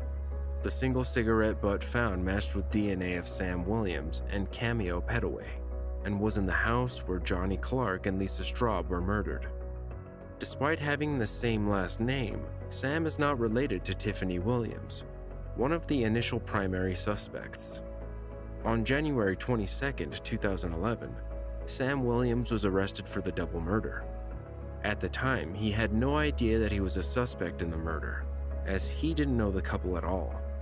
Williams's arrest began a whole new twist in the case, one that remains unresolved to this day. The self-described man of the streets was involved in some shady business and had a warrant out for a domestic violence case, which was what he initially thought the arrest was for. While recalling the events of his arrest, Williams said as he crossed the street to buy cigarettes, his world exploded. He said, "All these marked cars came rolling up. The U.S. Marshals and the detectives had pulled their guns on me and laid me down to arrest me. I had a warrant for one of my domestic violence cases that I was on probation for. I'm like, I've got 30 days in jail. I don't want to do the probation." As the U.S. Marshal was putting handcuffs on me, I said, "You really come and get people for misdemeanor domestic violence cases?" Ironically, the accused was studying criminal justice. He was also involved in promoting prostitution with his girlfriend, which was his second guess as to why he had been detained. Throughout his interrogation, Williams told detectives he wanted to speak to his attorney. When his case eventually went to trial in July of the following year, the statements to detectives were suppressed because of a violation of Williams's Miranda rights. The most damning information was his denial that he had ever been in the home. It was a question that his defense attorney struggled with at his trial. That's as good as we got. Yeah, that's good. That house looked familiar to you at all? No. You ever been to that house? It's in Springfield Township. No. Okay. You sure? I'm positive. All right. 100% positive. All right. Some more names? Yeah. You know what? I'm gonna throw some names at you. You know, you tell me. You know, Tone Watson. You know Tone. Anthony Tone. Always hangs out with a. I know a couple of Tonys, but not. You don't go by Tone. Well, Anthony, Tony.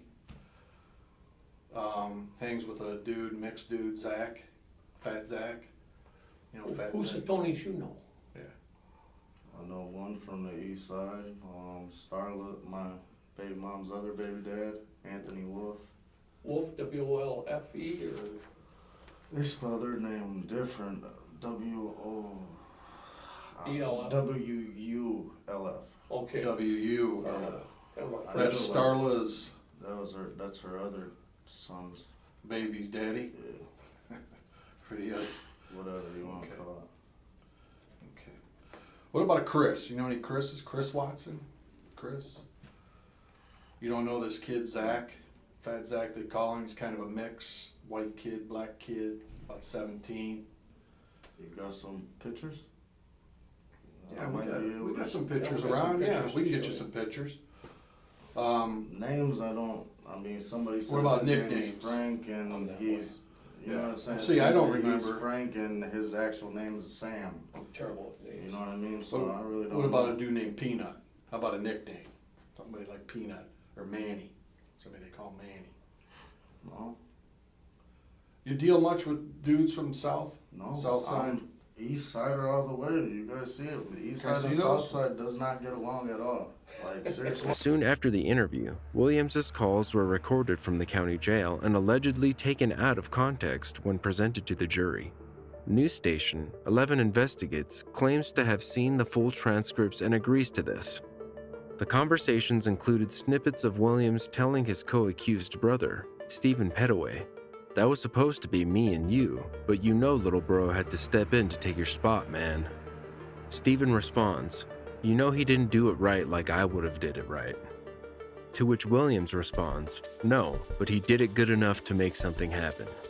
Again, the prosecutors pounced on the call, telling the jury that they were talking about the night of the murder and how Cameo had to go because his brother was in jail, adding that Cameo didn't do it right, possibly by leaving behind the cigarette. However, Williams maintained Stephen was instrumental in setting up the prostitution business, and that he was talking about a prostitution trip he took Cameo on to Pittsburgh because Stephen was in jail. Cameo Petaway was tried in a separate courtroom from Williams. However, his case was dismissed by Judge James Bates, saying the prosecutors only presented the cigarette as evidence against Petaway. He stated that anyone could have dropped the cigarette. The state did not have incriminating jailhouse calls or testimony from a snitch. In Williams's case, testimony from the jailhouse snitch, Eric Yingling, likely was the deciding factor. Yingling was in the county jail in December 2011 for failing to pay child support. He told the jury that he befriended Williams and that during a late-night conversation, Williams said he was tormented by the sound of the crinkling bag as Lisa Straub tried to breathe. He named Williams, Petaway, and another Eastside man, Eric Taylor, as the killers. Although there were several problems with Yingling's testimony, including the inclusion of Taylor, who was never considered a strong suspect by police and was not charged, his words were instrumental in the conviction. In addition, all the details that Yingling shared were publicly known when he talked to the police. He freely admitted that he was looking for a deal and that his wife looked up many of the details. Yingling was paid thousands of dollars. In May 2021, WTOL 11 lead investigator Brian Duggar interviewed Sam Williams. I was in the county jail. Didn't know who he was. I was very skeptical about him, first and foremost. I have overheard another guy that was incarcerated that was a little bit older, pretty much kind of knew that he was somebody that had told previous in the past, and kind of said, you know, hey, that guy snitches. So instantly my red flags had came up and I just stayed away. He did try to engage in conversation with me. So for me to say that he didn't would be me lying. He did.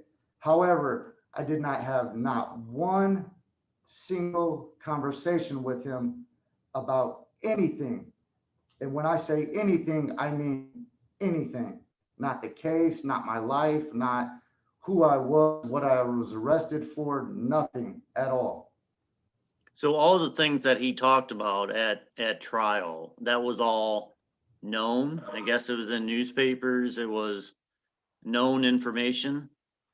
Yes, to my knowledge, everything that he had brought up at trial had been either published in the newspaper or it was placed on search warrants and people could obtain that from public information.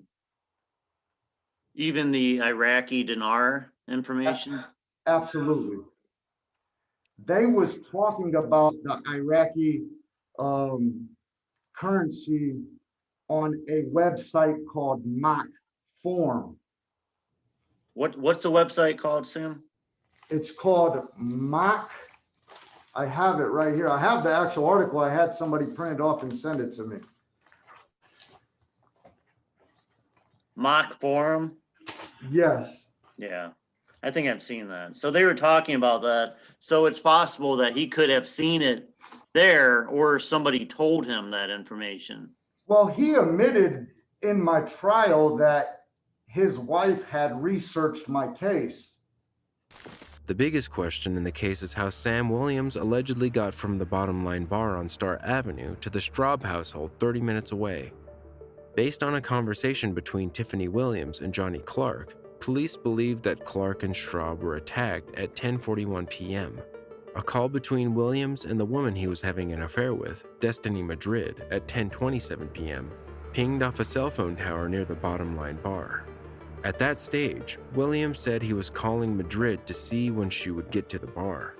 In an October 11, 2011 interview with detectives, Madrid repeatedly tells police that she was with Sam that night and they later went to the Bedford Inn. During the interview, retired Toledo detective Tom Ross, who was working for the prosecutor's office, shushes her. I tell you that you're not on the video with the Bottom Line on that night. What do you mean? The Bottom Line has video. Right. You or Sam are not on that video that night Detectives did not. Williams says that texts and Facebook posts would prove his story. News station 11 Investigates had reportedly tried multiple times to have Facebook provide the post but has not been successful. The police have not returned 2 phones of Williams's, though his family has made multiple attempts to get them back. Police did receive a court order to obtain his text messages, but there has been no explanation why they were not used in the trial. Ultimately, he was convicted of aggravated murder, burglary, and kidnapping. His lawyers were able to convince the jury not to sentence him to death successfully, but he was sentenced to life in prison with no chance of parole. We, the jury, having found Samuel Todd Williams guilty beyond a reasonable doubt. However, the case remains open because of several sets of DNA found on the duct tape, inside Johnny's sweatpants, and on the cell phone pad and battery. There are at least 4 sets of unknown female DNA and at least 1 set of an unidentified male. There could be other explanations for that DNA being on the tape, including it being left during the manufacturing process. The DNA was compared against samples from dozens of people interviewed in the case, but the other DNA is harder to explain. If Williams was set up, he was a ripe target. He has been charged 3 times for domestic violence. In 2006, he was found guilty of threatening to kill his victim. In 2007, he was involved in a fight and charged with felonious assault after punching a man. In 2010, he was found guilty of pushing his ex-wife to the ground and biting her wrist. And in 2011, before his arrest for murder, Williams was found guilty of going to his ex-wife's house, kicking in the door, and threatening to send the woman in his car to beat her up. Another person of interest was Alex Cusino, who had fought with Clark about money in the past.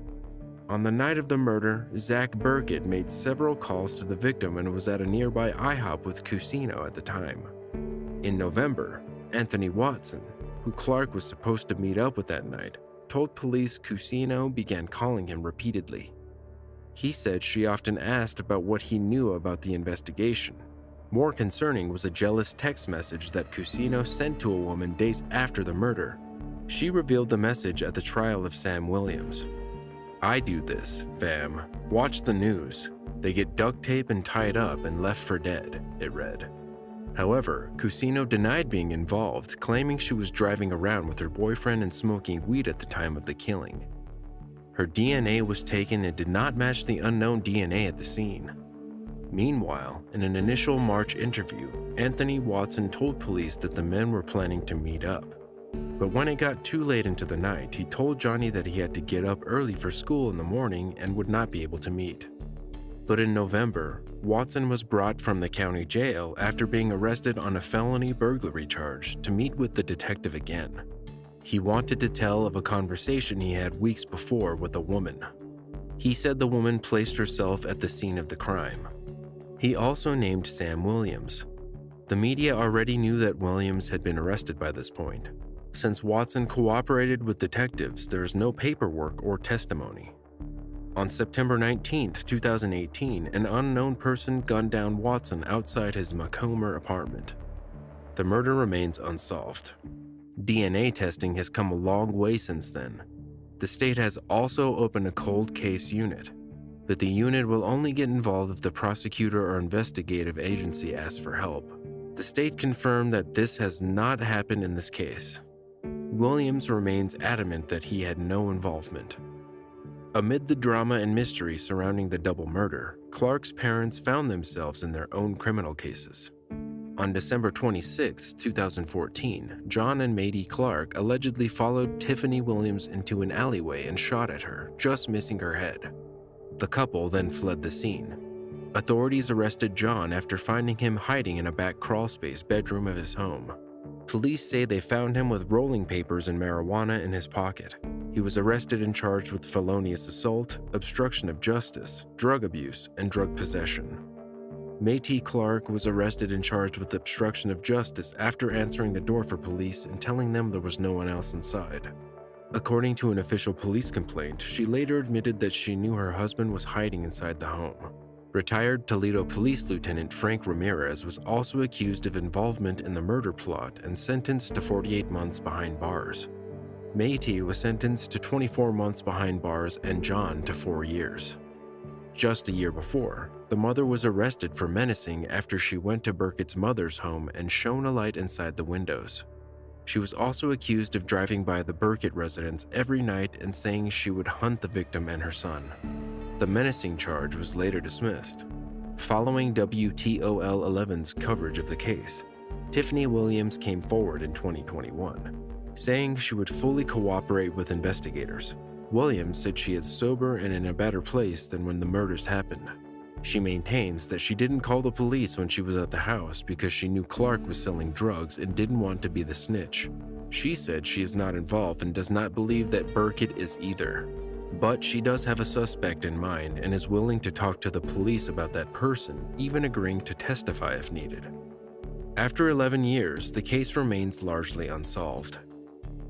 Large parts of the background from this call were collected from WTOL's investigation, which was very helpful when making this video. And if you're a true 911 fan, don't forget to hit the like button.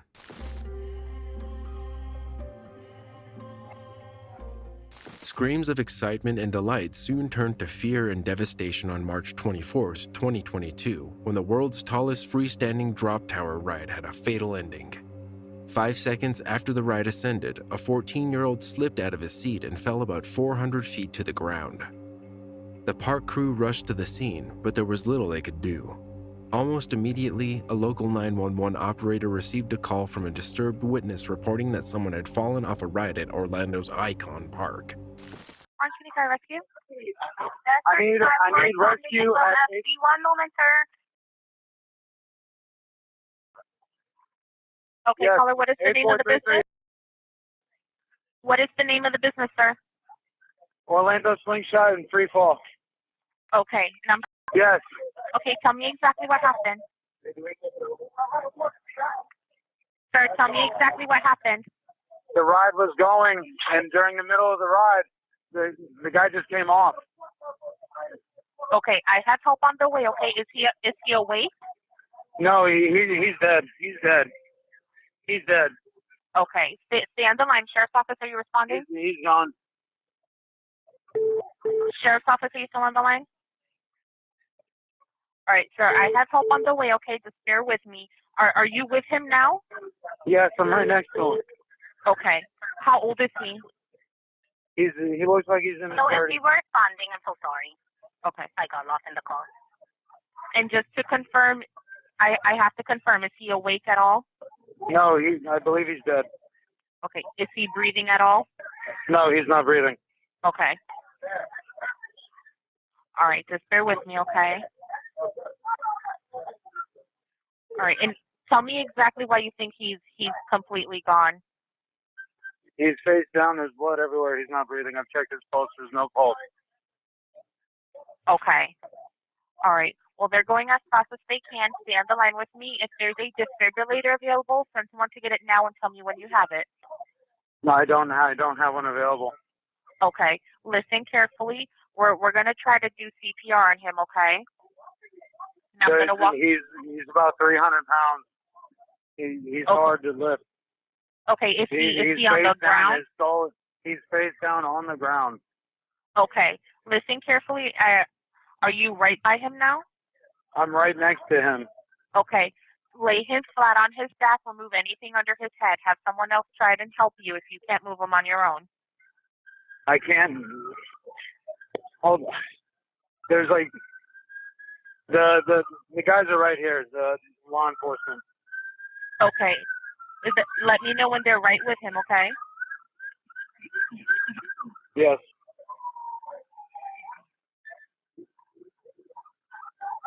What area of the park is he in? He's in the free fall, like in the circle. Okay. Law enforcement just arrived. Okay, sir. You can hang up. They'll help him, okay? Thank you. Thank you. Bye-bye. It didn't take long for paramedics to arrive and transport the boy to the hospital, but it was too late. Tyree Sampson died from his injuries. The ride had only been in operation for 3 months.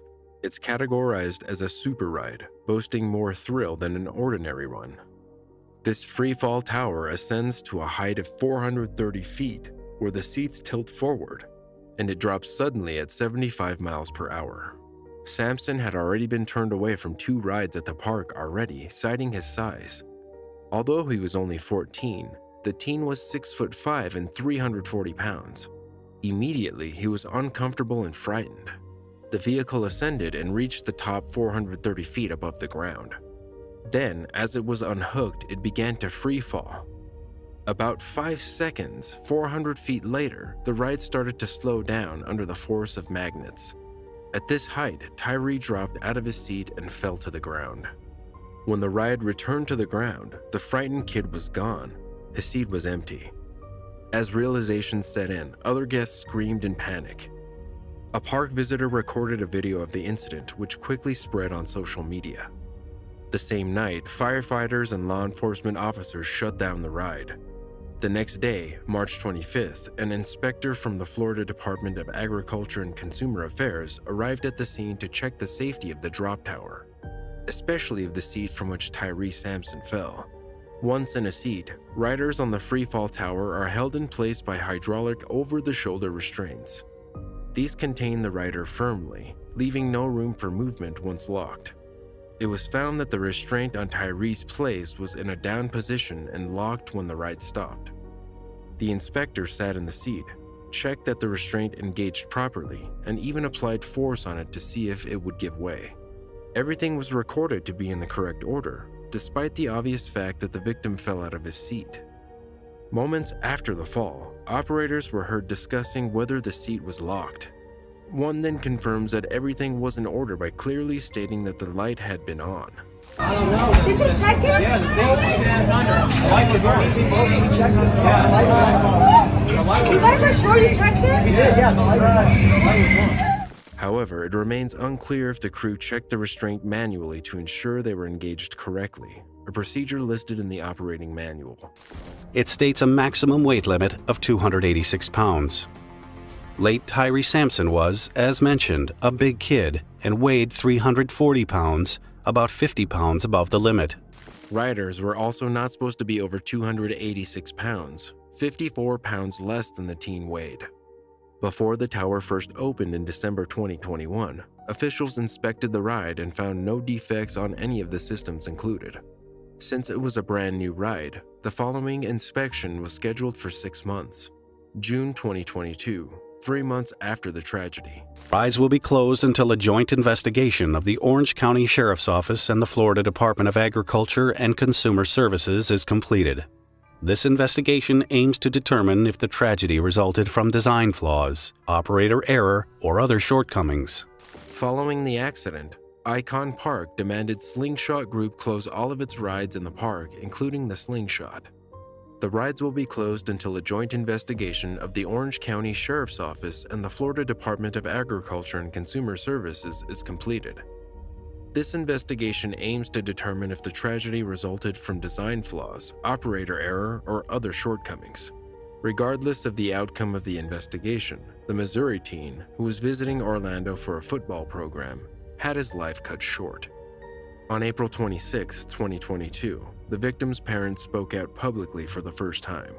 His mother, Nakia Dodd, told reporters about the night that she got the call.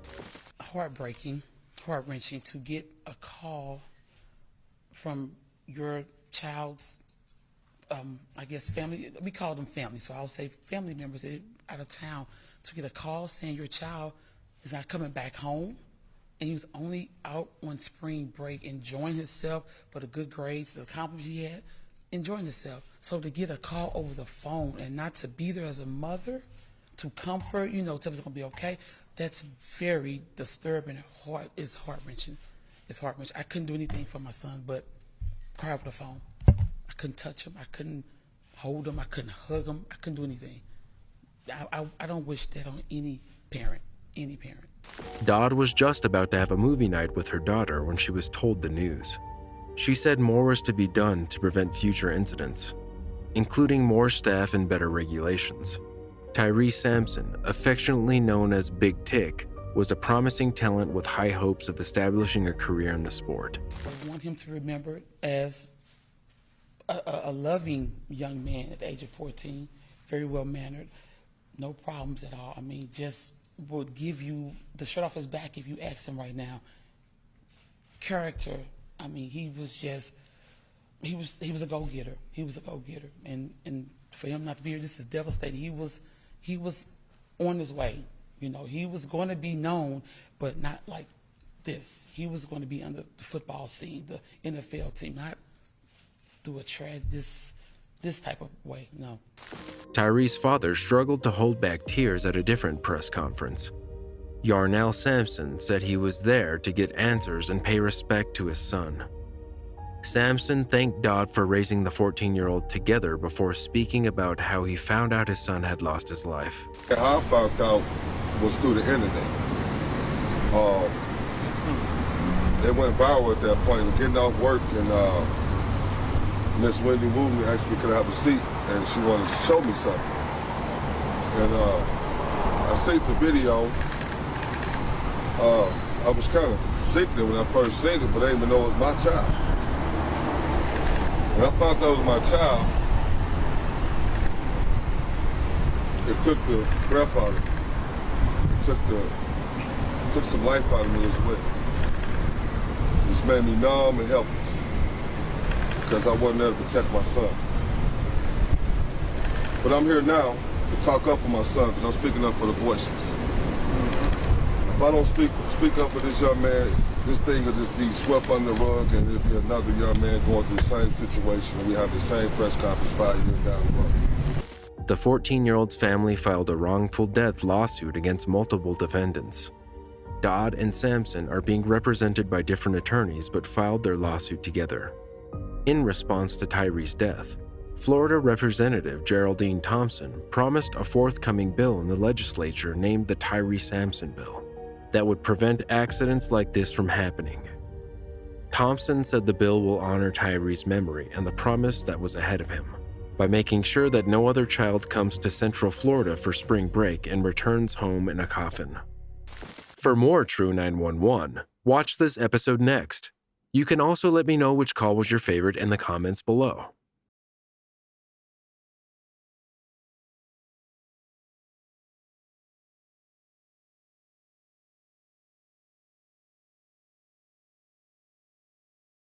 Today, we are diving into a disturbing compilation of True 911, Women Who Kill.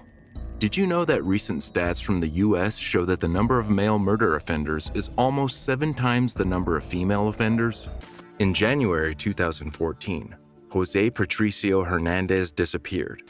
His ex-girlfriend had called to report him missing from his apartment after friends, family, and colleagues couldn't find the 38-year-old. Ottawa 911. Yes, ma'am. I need an officer to come to the apartment of Holland, Michigan, 49424. Yes, ma'am. What's the problem there?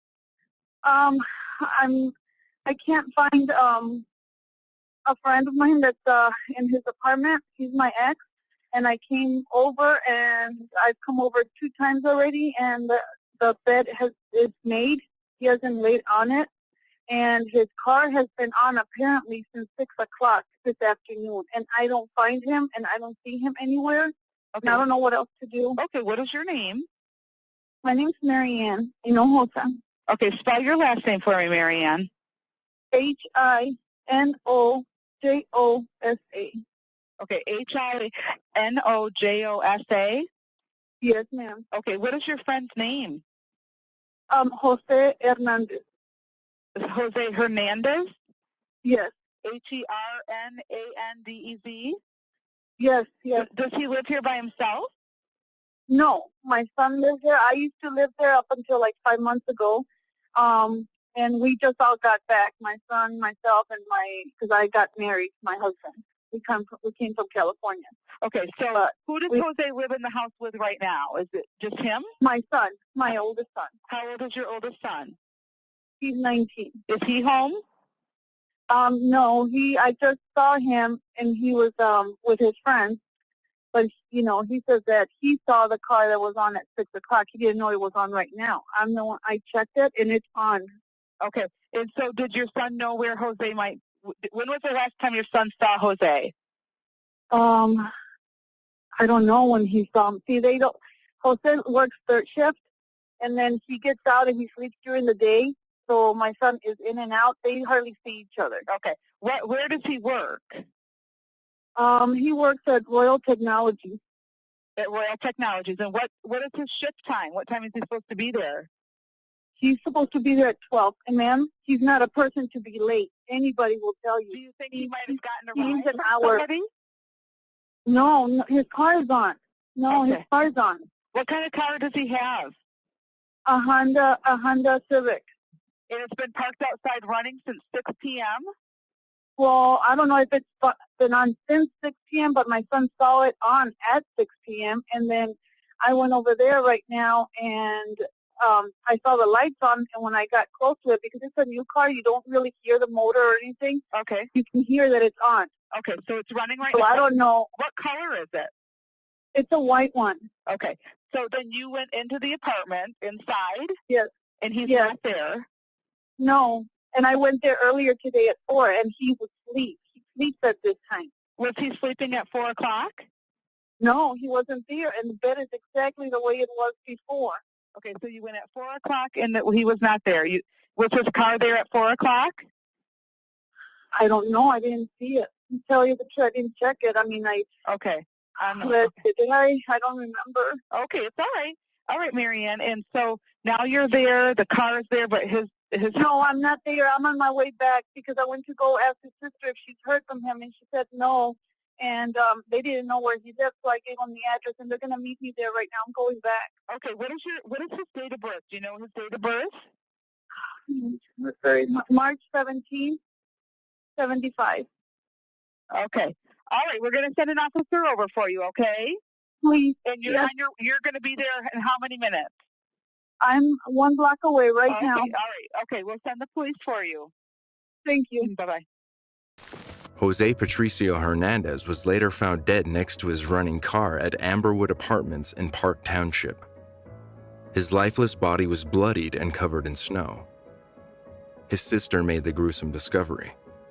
An autopsy report showed that Hernandez was ambushed and sustained blows to the head. He died of blunt force trauma to the head. His death was ruled a homicide. Hernandez's niece said her uncle was always joking and making people laugh.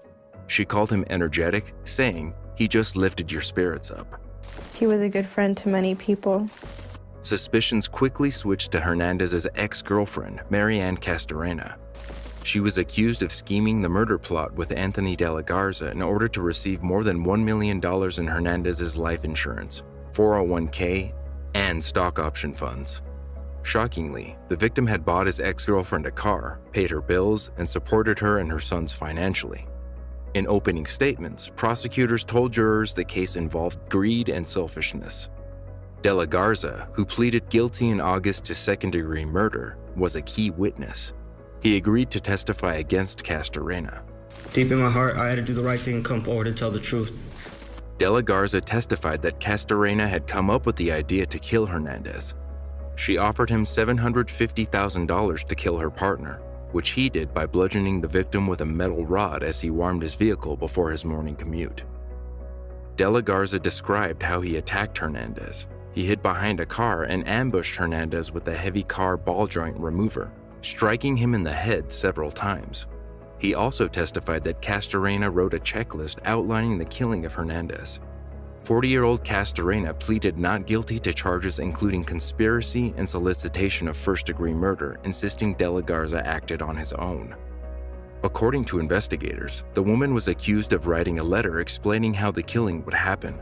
Castorena maintained her innocence and claimed the document was part of a book or movie script she planned to write. The letter was allegedly written for De La Garza. They have the truth. It's in those papers, it's in interviews. But they can turn around because they have the law. How do we defend ourselves against people like that? She was found guilty of first-degree murder, solicitation of murder, conspiracy to commit murder, and providing false information to a peace officer. No reasonable person could look at the facts of this case and determine that you were innocent of this crime. You are clearly guilty beyond a reasonable doubt. Her co-conspirator, Anthony Alfredo De La Garza, was found guilty of second-degree murder and conspiracy to commit second-degree murder. He was sentenced to up to 20 to 40 years in prison. Today is one of the hardest days of my life. Though it is nothing compared to what Rita and her family has gone through. Castorena then appealed the ruling. However, her murder conviction was upheld. The Court of Appeals judges agreed the evidence was properly used to show proof of the defendant's motive, which in the murder case was life insurance money. The judges wrote, evidence that defendant was involved in another conspiracy with De La Garza to commit a crime in order to obtain insurance proceeds was logically relevant. In interviews years later, the Hernandez family said although Anthony De La Garza had apologized to them, Marianne Castorena still maintained she was not involved. Really quick, I'd like to take a moment to thank our sponsor, NordVPN. Browsing the internet has changed, and in 2022, there have never been more rules and regulations surrounding how you browse the internet. As a fan of True 911 calls, you deserve to have the true power of browsing at your fingertips. Entertainment is segmented by country, with each geographical location containing different sets of content you can watch. NordVPN bundles this service together, providing a secure and completely private browsing experience. Nobody needs to know just how much 911 stories you are addicted to. Your secrets are safe with Nord. On top of surfing privacy, Nord allows you to access even more true crime content, not always available in your current location. Assume the identity of somebody from Nepal or watch our videos from a beach in Mexico. Using NordVPN allows you to simulate your location to be anywhere in the world. Go to nordvpn.com/truecalls or click the link in the description to get an exclusive discount on the 2-year plan plus free anti-malware. And you too can pretend you're watching from anywhere in the world. It's risk-free with NordVPN's 30-day money-back guarantee.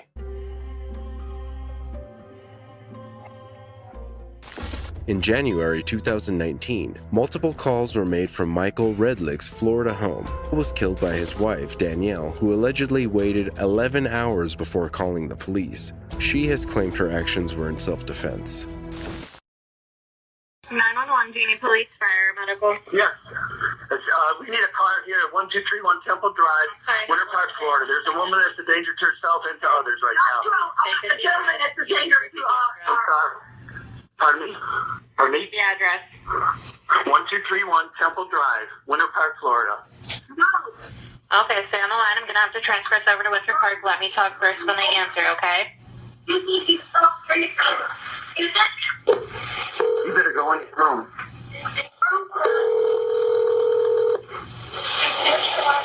Please, Dan. 911, do you need police, fire, or medical? This is Seminole to transfer for police at 1231 Temple Drive. Yeah, please. Go in your room. Will you stop? Oh, all right. I will call you back. I will call you back in 5 minutes. I'll call you back in 5 minutes. What is going on there?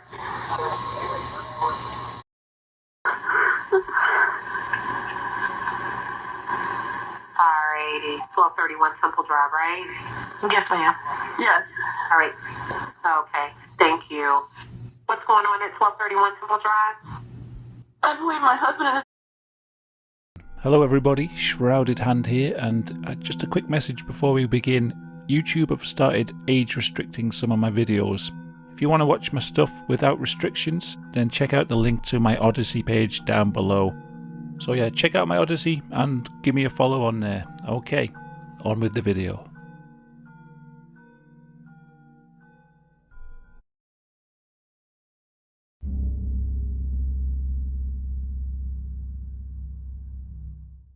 When I arrive in a new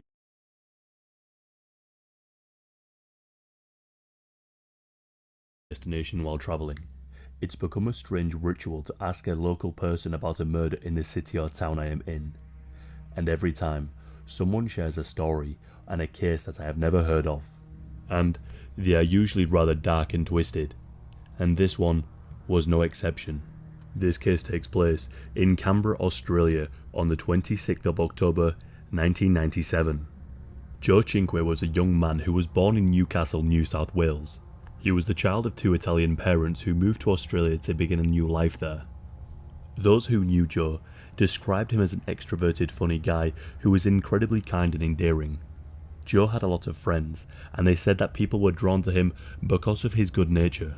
He was a very intelligent person and had ambitions to become an engineer. He attended university and graduated with a degree in civil engineering. Because of his accomplishments, his parents treated him to a plane ticket to go overseas. So, he set off and travelled around Europe. He went to Italy, England, and Greece, and then went to America to see a friend. He told his parents that the trip was the best year of his life. And when he returned, he managed to get himself a pretty good job as a civil engineer in his hometown at a well-respected firm. Things were looking good for Joe, but he would soon meet someone his mother would later describe as the devil. At a party in 1995, Joe met a woman named Anu Singh. Anu was the daughter of 2 doctors, and she was born in India, but her parents moved to Australia when she was just 2 years old. Anu was an incredibly intelligent woman and was studying for a double degree in economics and law at the Australian National University in Canberra. She had been struggling with her mental health around this time, so she came to Newcastle to visit some friends and family. The couple hit it off pretty well, but she was in a relationship with a man named Simon Walsh. Joe and Anu ended up having an affair, but Simon soon discovered what was going on, and he broke off the relationship. It was around this time that she began to use recreational drugs on a regular basis. Anu was devastated when Simon broke it off with her, and this new bad habit began to cause her some problems. She began having trouble sleeping and developed insomnia. Because of this, she moved back to live with her parents temporarily and began a relationship with Joe. Before too long, she went back to Canberra to continue with her studies. Joe and Anu were now in a long-distance relationship. Joe was keen for the relationship to work, so he would travel from Newcastle to see her. The distance was around 400 kilometers, and it wasn't easy on the relationship. Joe's close friends and family became a little concerned about him, and they were worried that he would be manipulated into moving to Canberra. Joe still lived at home, and he would always sit with his family at around 6 PM to eat. This was a kind of tradition for the family, and it gave them all a chance to catch up and talk about their day. Anu knew this, and she would call Joe at around 6:05 so she could be the one to have his attention. Joe would leave the table and answer the call and speak to her for hours. Anu began to beg him to move to Canberra, and eventually he did. In 1996, he moved, leaving behind his family, friends, and his job. His mother tried to convince him to stay, but Joe was hoping that the move would fix their strained relationship. And it did, for a couple of weeks. But soon enough, Anu's mental health began to deteriorate even further. After her and Joe found a place to live, her university attendance dropped, and her friends said that when she did attend class, she appeared to be untidy and poorly dressed. This was unusual, as Anu was somebody who was obsessed with her appearance. She was known to try fad diets regularly, and would spend hours working out at the gym, and she told her friends that she would rather be dead than fat. She also began to believe that her body was deteriorating on the inside out, and that she had contracted AIDS. Anu also began to cause unnecessary drama, and often said things to try and get a response from people. At one point during a dinner party, one of Joe's friends recalls her reminiscing about her ex-partner Simon in front of Joe. She was incredibly insecure and needed constant assurance from Joe to tell her she was beautiful. During a university break in 1996, Joe and Anu went back to Newcastle to see friends and family. It was around this time that Anu's father took her to various psychologists in hopes they could help their daughter. Whilst back in Newcastle, the couple stayed with Joe's family. Both of Joe's parents noticed that Anu gave off strange vibes. Joe's father said that whenever he would be speaking to Joe, she would come up behind him and kiss him, and that it seemed like she didn't want anyone to have his attention other than herself. Joe's mother Maria also said that her son just didn't seem like his usual positive, happy self, and that she was concerned that he started smoking, something that was very out of character for him to do. Maria was not fond of Anu at all, and for good reason. It was in May of 1997 that Anu confided in a friend named Madhavi Rao, and made a truly chilling admission. She told her friend that she wanted to kill several people. These people included Simon Walsh, her ex-boyfriend, her doctors, and Joe. She even told her friend she thought it would be easy, as she could just simply claim insanity because of her mental health issues. Anu began to research suicide techniques and went to the libraries to read books upon this topic, and she even took classes in how to administer drugs correctly. Anu concocted a plan to end Joe's life and to kill herself. She wanted to host a send-off dinner party with friends and acquaintances, so it was Madavi who organised them to come.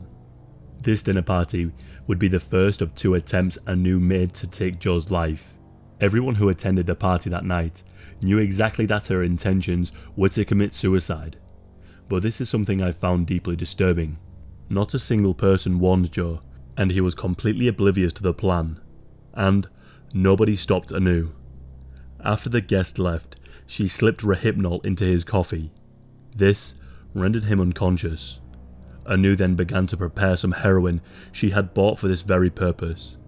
She planned to make Joe overdose on the drug. She plunged the needle filled with heroin into his arm. But she had not prepared it correctly, and she was unable to deliver enough to kill him.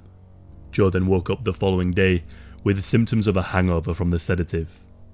But unfortunately, Anu was determined to end Joe's life. Anu and Madavi planned another dinner party.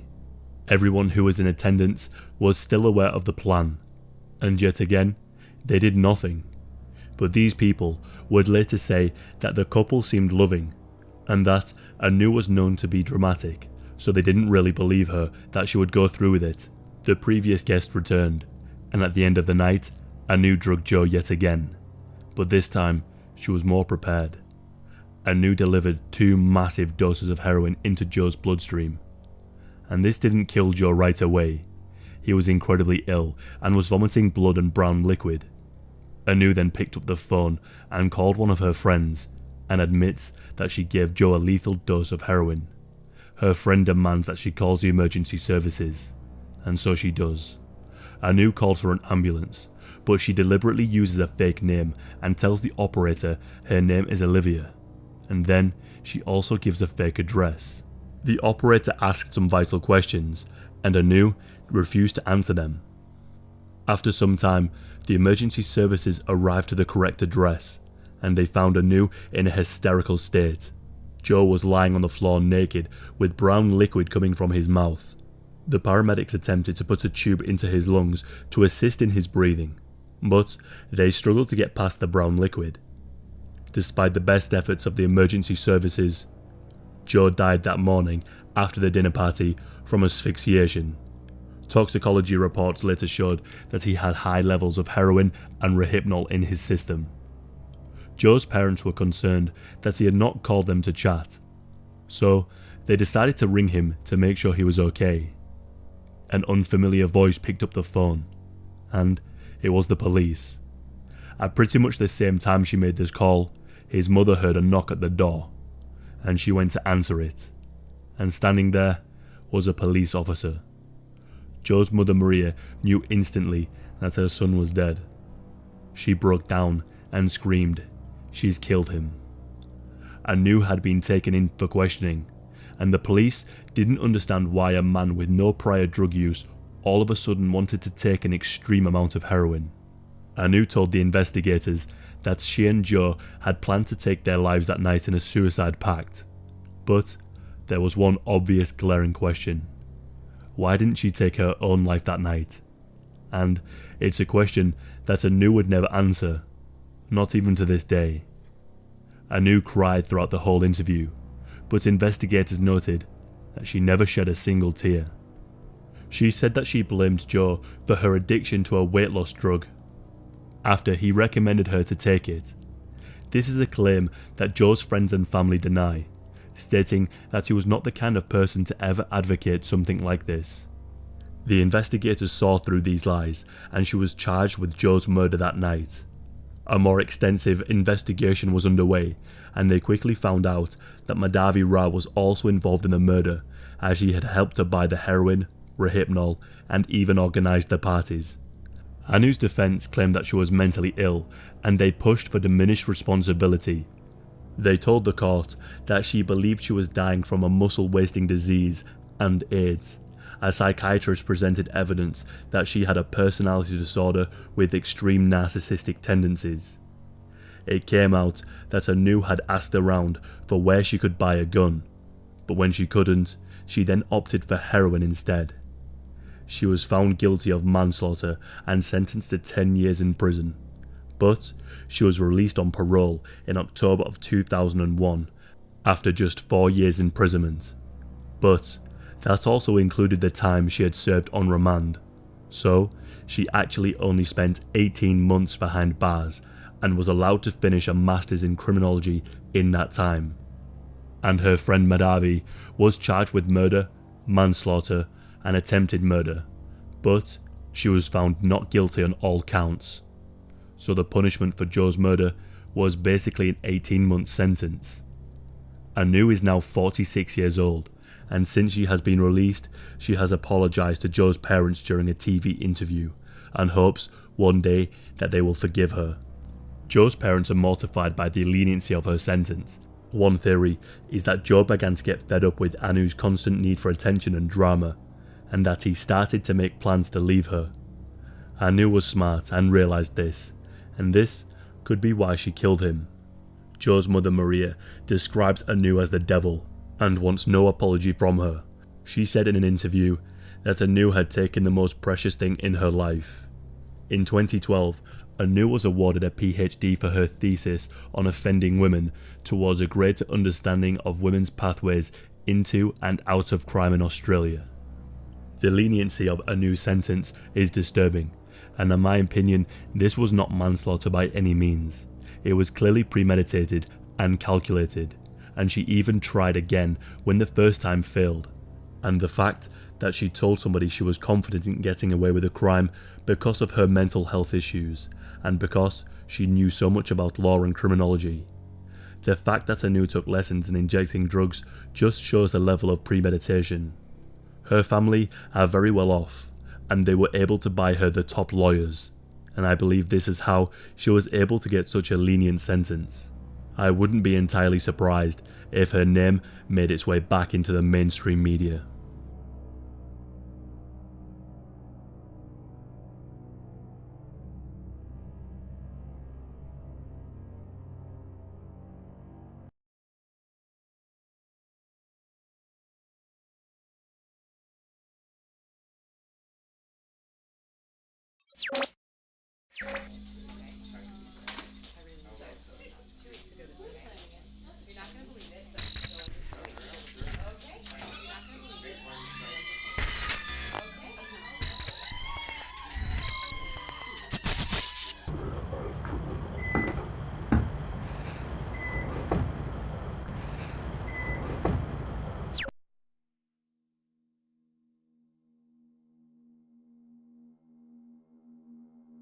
During this past summer, when I made a video covering the meaning and secrets of unedited footage of a bear, an Adult Swim horror short film, I said that I had major hope that the team behind it, Wham City Comedy, would get to create more beautifully terrifying things for the channel.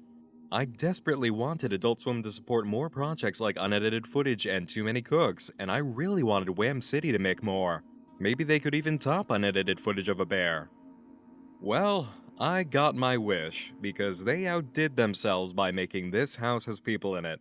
If unedited footage of a bear was just a 500-piece jigsaw puzzle, This House Has People in It is a 1,500-piece monster. As far as investigations go, this is one of the most complex puzzles I've looked at so far, and even though I've spent 5 days with a headache trying to decipher its message, I absolutely love this abstract surveillance camera horror show. The story of this latest visual art performance and 4 AM heart attack began last week, early Tuesday morning. Those who know Alan Resnick's work were alerted to the coming short film's arrival and stayed up on Monday night to catch it on the premiere date. This House Has People in It was scheduled to run from the 14th to the 17th of March at 4 AM, but don't worry if you missed it. Adult Swim put it up for view on their own channel so everyone can take a look, and just like with unedited footage, I implore you to go watch the short film on the official channel before we dig into this. If you enjoy it, go ahead and hit the like button as well to show your support for more projects like this from Adult Swim. The more love we show for these events, the more likely we'll be to see more and ensure the creators of these projects keep getting work. Really, take a moment to click on the title card here or on my link to the film in the video description. If neither of those work, just search for "This House Has People in It" here on YouTube and click on the result that has Adult Swim as the uploader. Once you see it, come back here and we'll explore just how big this house really is. Don't watch my video without seeing the real deal first. I'll give you a few seconds.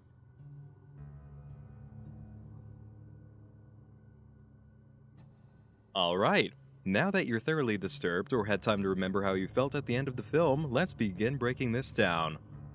At the beginning of the film, we have login information activating a database system that runs down a very long list of entries and activity descriptions, all having to do with a group of numbered subjects.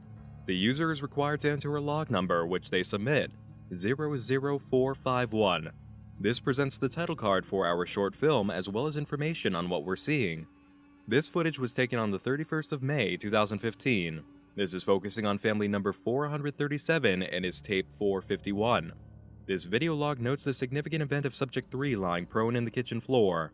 Notice the wording there, "in kitchen floor." The watermark logo in the bottom left is a symbol we spot again during the end credits, AB for AB Surveillance Solutions.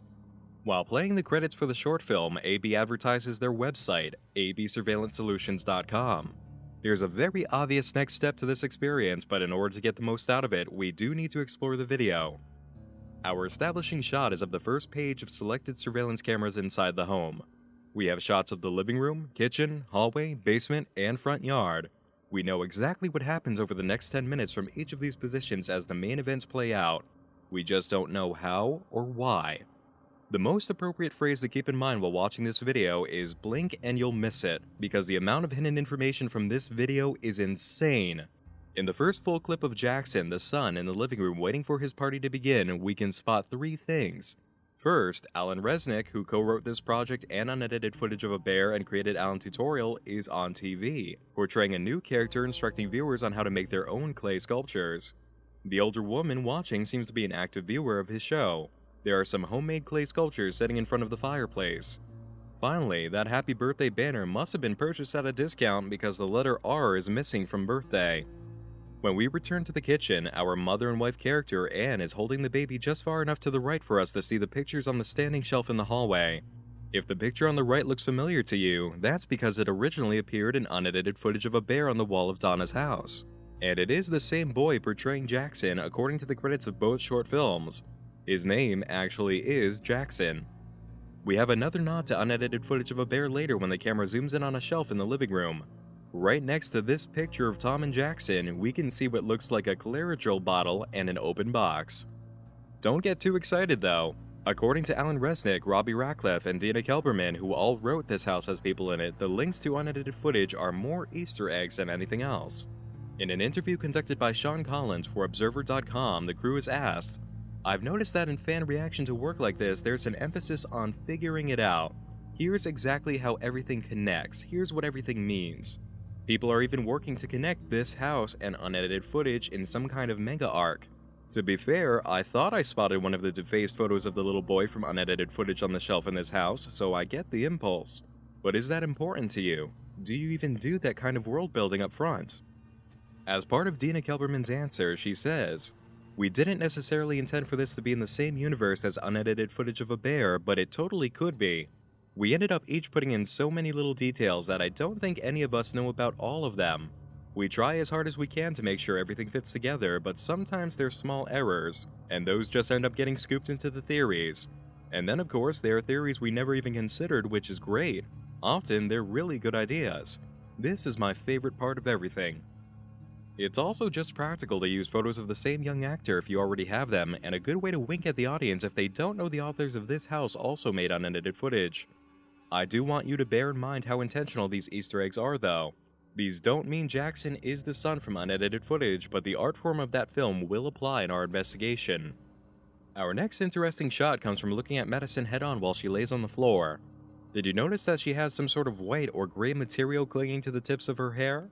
It seems like this isn't the only case of someone having it on their body, as we later spot the baby playing with an upside-down bowl in her high chair. The same material seems to be on her hands, and even though it's normal for children to have dirty hands in a high chair, she doesn't seem to have any actual food within reach to spread around. The bowl appears to be empty, nothing spread around it or underneath it as the baby moves it around. This also transitions directly into a clip of Alan's character on TV molding a clay pile that looks like an upside-down bowl.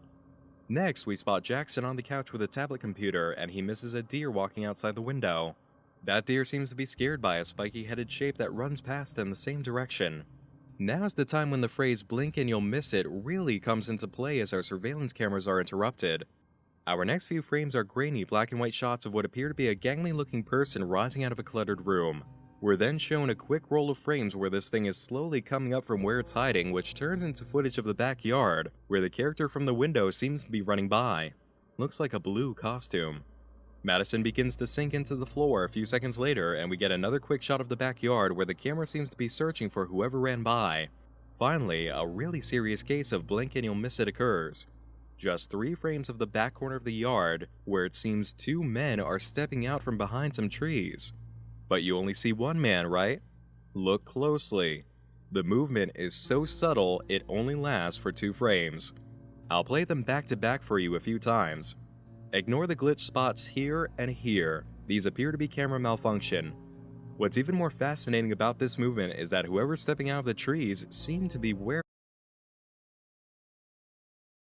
In our number 10 spot today, have the Dybbuk box. The box, which was originally just a plain old wine box, is said to have been possessed by a Dybbuk, which, in Jewish mythology, is a malicious demon that takes over the bodies of living people and uses them for evil. The box began to gain attention in 2001 when it was being auctioned off on eBay. The seller explained that he had bought it at an estate sale of a woman who had survived the Holocaust. When he first opened the box, he found 2 1920s pennies, a lock of blonde hair bound with a cord, a lock of black hair bound with a cord, a small statue engraved with the Hebrew word shalom, a small golden wine goblet, 1 dried rosebud, and a single candle holder with 4 octopus-shaped legs. Since he bought the box, he reported that strange things began happening, such as really horrific nightmares for him and anyone who had stayed around or touched the box, and when he gave the box to his mother as a birthday gift, she suffered a stroke the same day. The box ended up in the hands of Zach Bagan, who is a paranormal investigator, and it now resides in his haunted museum. The box also gained even more attention in 2018 when Post Malone touched it, and has apparently been dealing with the repercussions of that ever since. In our number 9 spot today, we have the Iceman. Okay, this one is not an object because it is rather a mummy who was once a real living person, but I still had to include him on this list today because this story is wild. The mummy of Otzi, who is also referred to as the Iceman, was found in 1991 in the Otsal Alps in Italy. It is believed that Otzi lived around 3000 BCE, and his body became mummified and preserved because of the glacier that surrounded him post-mortem. While this is an incredibly interesting discovery, the finding of Otzi may have come in a package with an old curse just waiting to be released.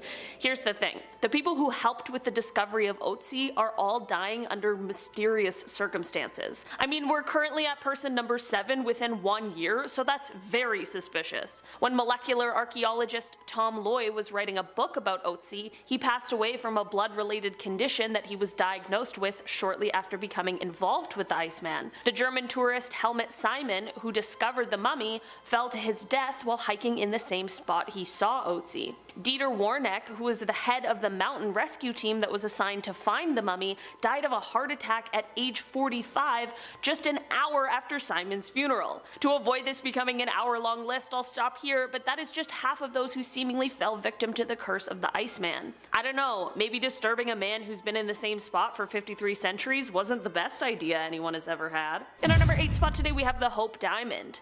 This gorgeous, unusually large diamond is a blue color and worth an insane $250 million. In the off chance you have that kind of money laying around, I still wouldn't recommend purchasing it because it is said to be cursed. The curse dates back to the 17th century, and it is said that whoever wears the diamond will have great misfortune and misery. Legend goes that the diamond was stolen from the eye of a sculpted statue of the Hindu goddess Sita, and since then it has been cursing whoever owns or possesses the 115-carat diamond. Stories of the horrible fates of those who have since owned the diamond include people taking their own lives, people being killed intentionally by others, and some accounts even claim that the owner was, quote, torn to pieces, which sounds like one of the worst fates out there. There have since been replicas made of the stone, and I think just to be as safe as possible, I'll probably stay away from those. just in case. In our number 7 spot today we have Robert the doll. Annabelle gets a lot of attention for being a haunted doll, but Robert is just as terrifying. Robert the doll was a childhood birthday gift from a grandfather to his grandson, who was also named Robert, but more often went by Gene. The story claims that while growing up with Robert, Gene would often be heard by his parents in his bedrooms having conversations with himself in 2 entirely different voices. His parents would sometimes be woken up in the middle of the night to the sound of Gene screaming, only to find him completely frightened in bed with overturned furniture around him. Gene would then blame Robert for all of the strange happenings, and at the time, no one really believed him. Gene kept Robert into adulthood, and it became what people would describe as an unhealthy relationship. Apparently, Gene took Robert everywhere with him and spoke as if he was a living entity rather than a doll. Okay, this story is already not great, but it gets worse. Gene lived in a house as an adult that was called the artist's house. Robert would be left in the upstairs window where children in the area reported seeing the doll disappear and reappear, and they all chose to just stay clear of the house. After Gene passed away in 1974, a woman named Myrtle purchased the house, and apparently Robert as well. Visitors of the house could swear that they could hear footsteps and giggling coming from the attic where Robert was, and some even claimed to see the doll's expression changed if someone spoke poorly of Gene. Myrtle reported Robert moving around the house on his own, and after 20 years she decided she had had enough and donated him to a museum. Robert still lives in the museum where he is safely locked up, but it is said that he still likes to place a little curse on those who take his photo without permission. The walls of the museum near Robert's glass case are riddled with notes from previous visitors and naysayers who are begging Robert for his forgiveness and asking him to remove any curse he has placed on them. In our number 6 spot today we have the Atlantis ring. The Atlantis ring was originally made of clay, and it was found in 1860 in the Valley of the Kings in a tomb of an Egyptian high priest. It was then passed on to Howard Carter, who kept it until he passed away in 1939. The ring was believed to be at least 5,000 years old, and it had geometric symbols carved into it that were unlike anything known in Egypt. Here's where the story gets a little weird though. Howard is one of the people who discovered King Tut's tomb, and he would later tell people he was wearing a talisman when the tomb was opened, also known as the Atlantis ring. He claimed that the ring gave him protection, and that just might be true because he is the only member of the team who didn't die a mysterious death after the opening of the tomb. Even those who visited shortly after the opening of the tomb were subject to this curse, with a total of 18 victims in the end. Howard said that the ring is what protected him against whatever evil forces were at play. So I guess maybe the Atlantis ring is more like an anti-cursed object? I don't know, but what I do know is that it is all quite curious. There are now replicas that are sold, but I'm not sure if any hold the power of the real deal. In our number 5 spot today we have Thomas Busby's chair. Thomas was a man who lived in Thirsk, North Yorkshire, and wasn't known as a very nice man, but he really loved his chair. I guess we all gotta have something.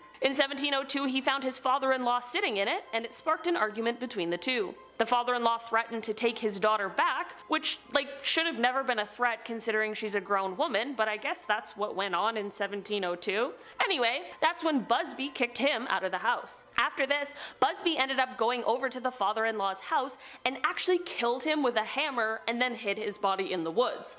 Of course, the body ended up being found, and this led to Busby getting convicted and sentenced to death. It is said that on his ride to the execution, he asked to stop by his favorite pub for a beer, and this request was fulfilled. Apparently, as he finished his drink, he said, "May sudden death come to anyone who dares sit in my chair." I really don't know what it is with this guy in his chair, but while it currently resides in the Thirsk Museum, it has been recorded that many terrible fates have been met by the people who have sat in the chair. In 1972, it was decided to hang the chair from the ceiling so that no one could ever sit in it again, which is probably for the best. So now, knowing this story, I want you to let me know in the comments, if you had the chance, would you sit in the chair? I wouldn't.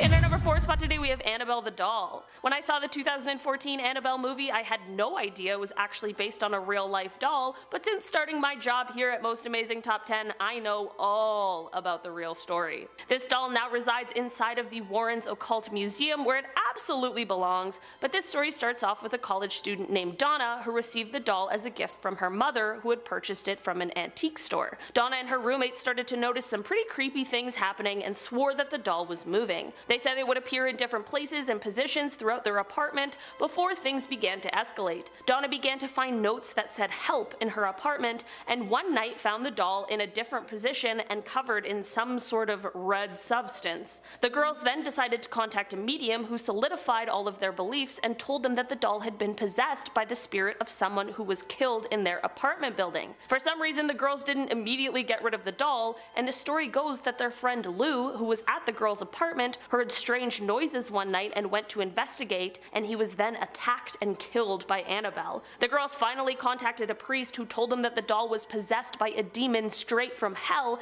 and then put them in contact with Ed and Lorraine Warren. They tried to do an exorcism on the doll, but it apparently failed, and now it is kept in a glass box in the museum, where it hopefully cannot and will never do any more damage. In our number 3 spot today, we have the Uluru Rock. The Uluru Rock is a large sandstone formation that is located in the southern part of the Northern Territory in Australia. It is sometimes known as Ayers Rock, but regardless of what it is called, this area is sacred for the people indigenous to this place. This is part of the reason that those who visit the rock are asked not to take anything from the site. Despite this, people of course still choose to smuggle pieces of the rock out of the area and home with them. Well, other than the bad karma and just in general feeling like a bad person for doing the one thing you're asked not to do, as it turns out, this rock may hold a more sinister secret. Those who have stolen rocks from the Uluru have experienced things like extremely bad luck, severe illness, and even sometimes the death of those they love. The curse these rocks hold is seemingly so bad that it is very common for the company that runs the tours of the formation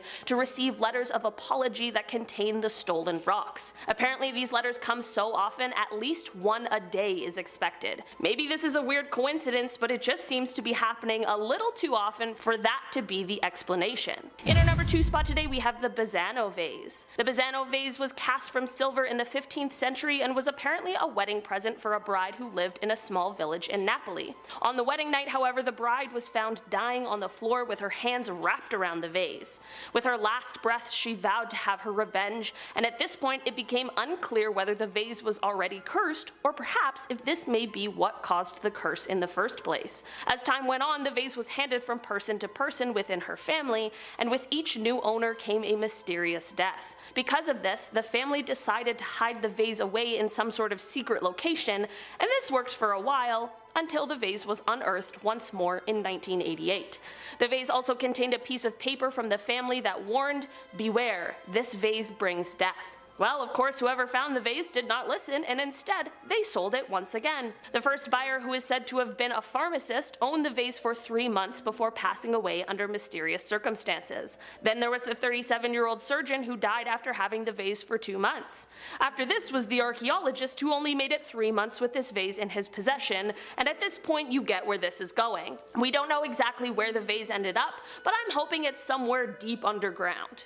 Or maybe in space. Or maybe in the Mariana Trench.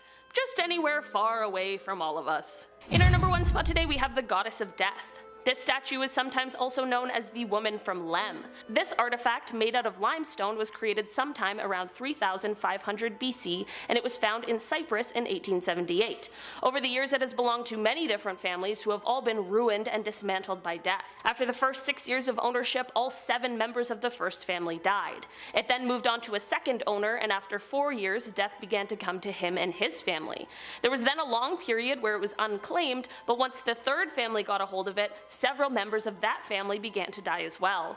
The third family ended up turning it over to the Royal Scottish Museum, where it thankfully still resides. However, the museum curator who handled the item was mysteriously killed a few days after.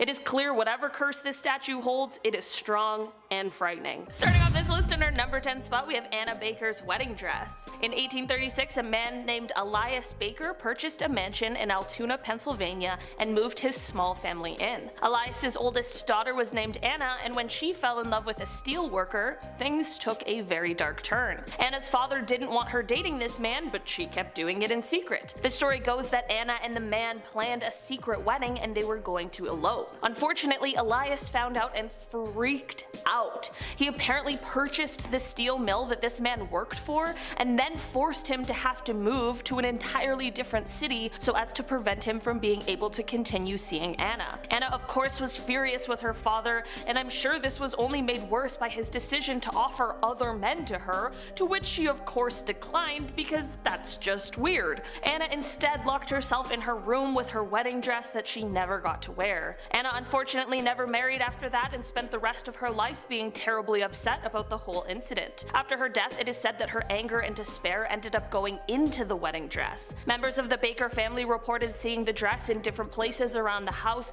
despite no one moving it themselves. Some have even reported seeing Anna's spirit dressed in the gown around the house as well. In our number 9 spot today we have The Hands Resist Him. The Hands Resist Him is a painting created by artist Bill Stoneham, and it is supposed to represent the doorway that connects our world with the world of the spirits. The doorway to the other side. This is extra suspicious considering owners of the painting have claimed that they have seen the characters in the painting move, or sometimes even disappear at night. The painting is said to depict Bill as a child looking quite sad with a doll with creepy hollow eyes. In the background you can see mysterious hands reaching out towards the boy. The creepiness of the painting is only elevated when we hear the stories of the reported 3 people who passed away after coming into contact with the painting. It ended up kind of disappearing for around 15 years until it popped back up on eBay. Even then, the seller warned potential buyers that the painting was haunted and claimed that the boy in the painting would come out of it and scare their child. The painting ended up being sold for $1,025 to a buyer in Michigan, and at this point it's unclear if they've had any troubles with the rumored hauntings and curses. In our number 8 spot today we have the cursed phone number. I didn't know a phone number could be cursed, but apparently it's true, and I know a phone number technically isn't an object, but I still feel like this had to be included today because it's just too crazy to not. There was a Bulgarian phone number that is said to have been in use for 10 years before it was closed. The reason why it ended up being closed and put out of use is because it is rumored to have belonged to 3 separate people who all died of mysterious circumstances after having been assigned the phone number. Apparently all of the deaths took place shortly after the person had been assigned the number, and they were all seemingly a bit suspicious, thus the rumors of the cursed telephone number began to spread. After this, the company made the decision to suspend the phone number, and they didn't give out details as to why. I wonder if the two are related. In our number 7 spot today we have the Belcourt Castle chairs. Belcourt Castle is located in Newport, Rhode Island, and it is a former summer cottage. Construction on the cottage started in 1891, with it being completed in 1894, and inside there is a ballroom. The ballroom is important because it is said that it holds a group of haunted chairs. People who have visited the castle have reported a ton of strange happenings regarding this specific set of chairs. The reports include things like feeling chills racing up and down their spines, or feeling a strange sensation in a shift of energy while standing near the chairs, and some people have even explained how they have been pushed out of the chairs by an invisible force. I feel like just hearing stories might be enough to explain the energy shift some people are feeling, but actually being pushed out of a chair by some sort of invisible force would be absolutely terrifying. In our number 6 spot today we have the Anguished Man. While it is unknown who or when it was created, this painting is said to carry some kind of a curse. It is rumored that whoever created it mixed his blood with the oil paint, and when he finished creating it, he ended up taking his own life. When a woman who is referred to as Mrs. Robinson originally took possession of the painting after it was given to her by a family friend, she immediately knew that something was wrong with it. She ended up passing it along to her grandson Sean, who currently still owns the painting. When Sean hung the painting up, they apparently started experiencing paranormal events. The Robinson family has reported many different strange events that have happened in relation to the painting, such as hearing screams and groans coming from it, as well as hearing doors creaking when no one is around them, and being awoken in the middle of the night by blood-curdling screams that they can't find the source of. Sean has even uploaded videos to YouTube where he shows these paranormal events, and it has been reported that the family now keeps the painting hidden away in the basement, which is probably for the best. In our number 5 spot today we have the Dark Mirror. This mirror now resides within the Traveling Museum of the Paranormal and Occult, and just that alone is enough to know it deserves a spot on today's list. The museum received this mirror from the owner who had purchased it from a psychic fair. It is believed that this mirror was created sometime around the 1820s or 30s, and it is actually quite beautiful to look at despite the sinister things it seems to hold. The owner who gave it to the museum explained that every time they peered into the mirror, they saw these extremely upsetting unsettling things while looking into the dark mirror's reflection. The museum has said that since they added the mirror to their collection, there have been guests who have also reported the same kind of things. Guests have claimed to see things reflected back at them like sightings of their own corpse. In our number 4 spot today we have Old Nick. Old Nick is often referred to as the Swansea Devil, and his story dates back to the 1890s, although he now resides in the Swansea Museum. So, back in the 1890s, there was the prestigious St. Mary's Church located right in the center of town. The church decided to do some renovations and they put out some ads to hire someone. When a local builder applied for the job and was turned down, he had a major overreaction and decided he wanted to get some kind of revenge. He went and bought the row of cottages that lay next to the church and then demolished them all. In their place, he built large brick offices and then commissioned the carving of Old Nick and placed him right on top of the office building, looking down at St. Mary's Church. Legend goes that he even placed the curse himself by saying, quote, "When your church is destroyed and burnt to the ground, my devil will remain laughing," end quote. Some years later, during World War II, a German blitz came through the town and it left most of it, including St. Mary's, completely destroyed and burnt to the ground. But the office building with Old Nick was undamaged and remained standing. For a while, Old Nick seemed to kind of disappear, but once he resurfaced, there was a petition to put him back to where he was before, as well as a subsequent counter petition to put him far, far away from the rebuilt St. Mary's Church. As of now, Old Nick resides behind glass in the Swansea Museum, and it is said that he is enclosed in glass more for our protection rather than his. In our number 3 spot today, we have the Cursed Portrait. Bernardo de Galvez was born in Spain in 1746, and he went on to become a military leader. He became well known for helping American colonies during the War of Independence before he apparently passed away under mysterious circumstances in 1786. There is a portrait of Bernardo that resides in the Galvez Hotel in Galveston, Texas, which is said to be one of the most haunted hotels in the world, and that makes sense because this portrait is said to be one of the cursed objects that gives the hotel its spooky title. The portrait is located at the end of a hallway in the hotel, and guests have reported the eyes following their every move. People also report a cold or uncomfortable feeling when they get close to the painting, and this is said to be Bernardo's spirit. Some people even swear they can feel him following them around the hotel. It is also said that any picture you try to take of the portrait will come out blurry and distorted unless you ask Bernardo for permission first. In our number 2 spot today, we have the Koh-i-Noor diamond. This diamond has an extremely controversial history and is the source of a lot of debate, but regardless of the ongoing conversations over who really owns it, we are here to talk about the curse that this stone is said to hold. This diamond dates back thousands of years, and its curse is said to only affect men. It is said that the jewel can bring about great wealth, but it can also bring great misfortune as well to those who own it. Folklore states that he who owns this diamond will own the world, but will also know all of its misfortunes. Only God or women can wear it with impunity. Throughout the history of the diamond, it was passed among many people and rulers who all fought bloody battles while in possession of it. Every prince who had it is said to have ultimately lost either their power or their life while in possession of it as well. Part of the controversy of the diamond is how it ended up in the hands of the British royal family during colonization in the 1800s. Ever since then, it has only been worn by female monarchs, including Queen Victoria and Queen Elizabeth. In our number 1 spot today, we have James Dean's car. Okay, this one might seem like a bit of a wild card, but hear me out. Famous actor James Dean passed away from a car accident on September 30th, 1955. At the time, he was driving his silver Porsche 550 Spyder, which he had just recently purchased. This was only the beginning of the car's curse, however, as after James' passing, the remnants of the totaled car were bought by a man named George Barris. He decided to sell parts of the car to James' fans, but when the car was being worked on and taken apart, it ended up falling on a mechanic and it crushed him to death. These two incidents are more than enough to now consider the car cursed, but it still continues on. Once the people who had purchased some of the car parts began receiving them,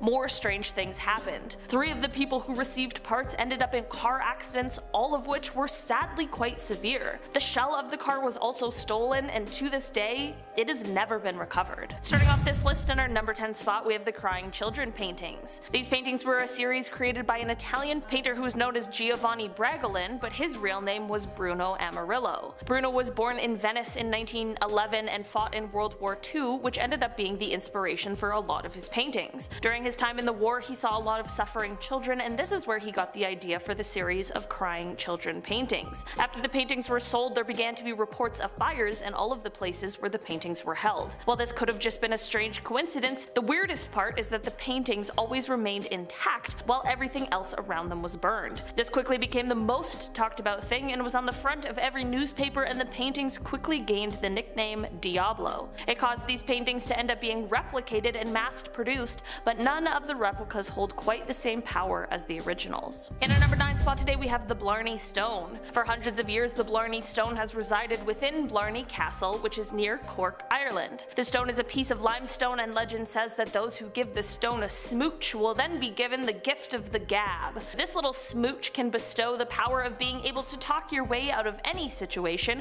which would be incredibly useful, but there are always those who try to indulge in too much of a good thing. The issues start when you attempt to take a piece of the stone, no matter how small, away from its home. Those who don't follow the rules and take the stone end up being cursed with bad luck. Every year the castle receives parcels from greedy tourists who tried their luck at stealing portions of the stone. These parcels are returned with the intention of lifting the curse of misfortune. It is said that once the stone is returned, the curse will be lifted, which is most definitely good news. I guess the moral of this curse, however, is to not be greedy and to just follow the rules. In our number 8 spot today we have the Screaming Skull. The Screaming Skull resides in the Burton Agnes Hall in England, and it is thought to have belonged to Catherine Ann Griffith. It is said that Catherine was the youngest in the family, and she was the one who enjoyed wandering around the property the most. One day while she was out strolling around, she ended up being surrounded by a group of robbers who took all of her possessions and then viciously harmed her and left her for dead. She was found and brought back to the hall to be tended to, but unfortunately a few days later she succumbed to her injuries. Before she died, she was upset about the thought of leaving her family, so she asked them to remove her head after death and keep her skull so that they would always have a piece of her around. The family agreed to her face, but after her passing they buried her body, head still intact,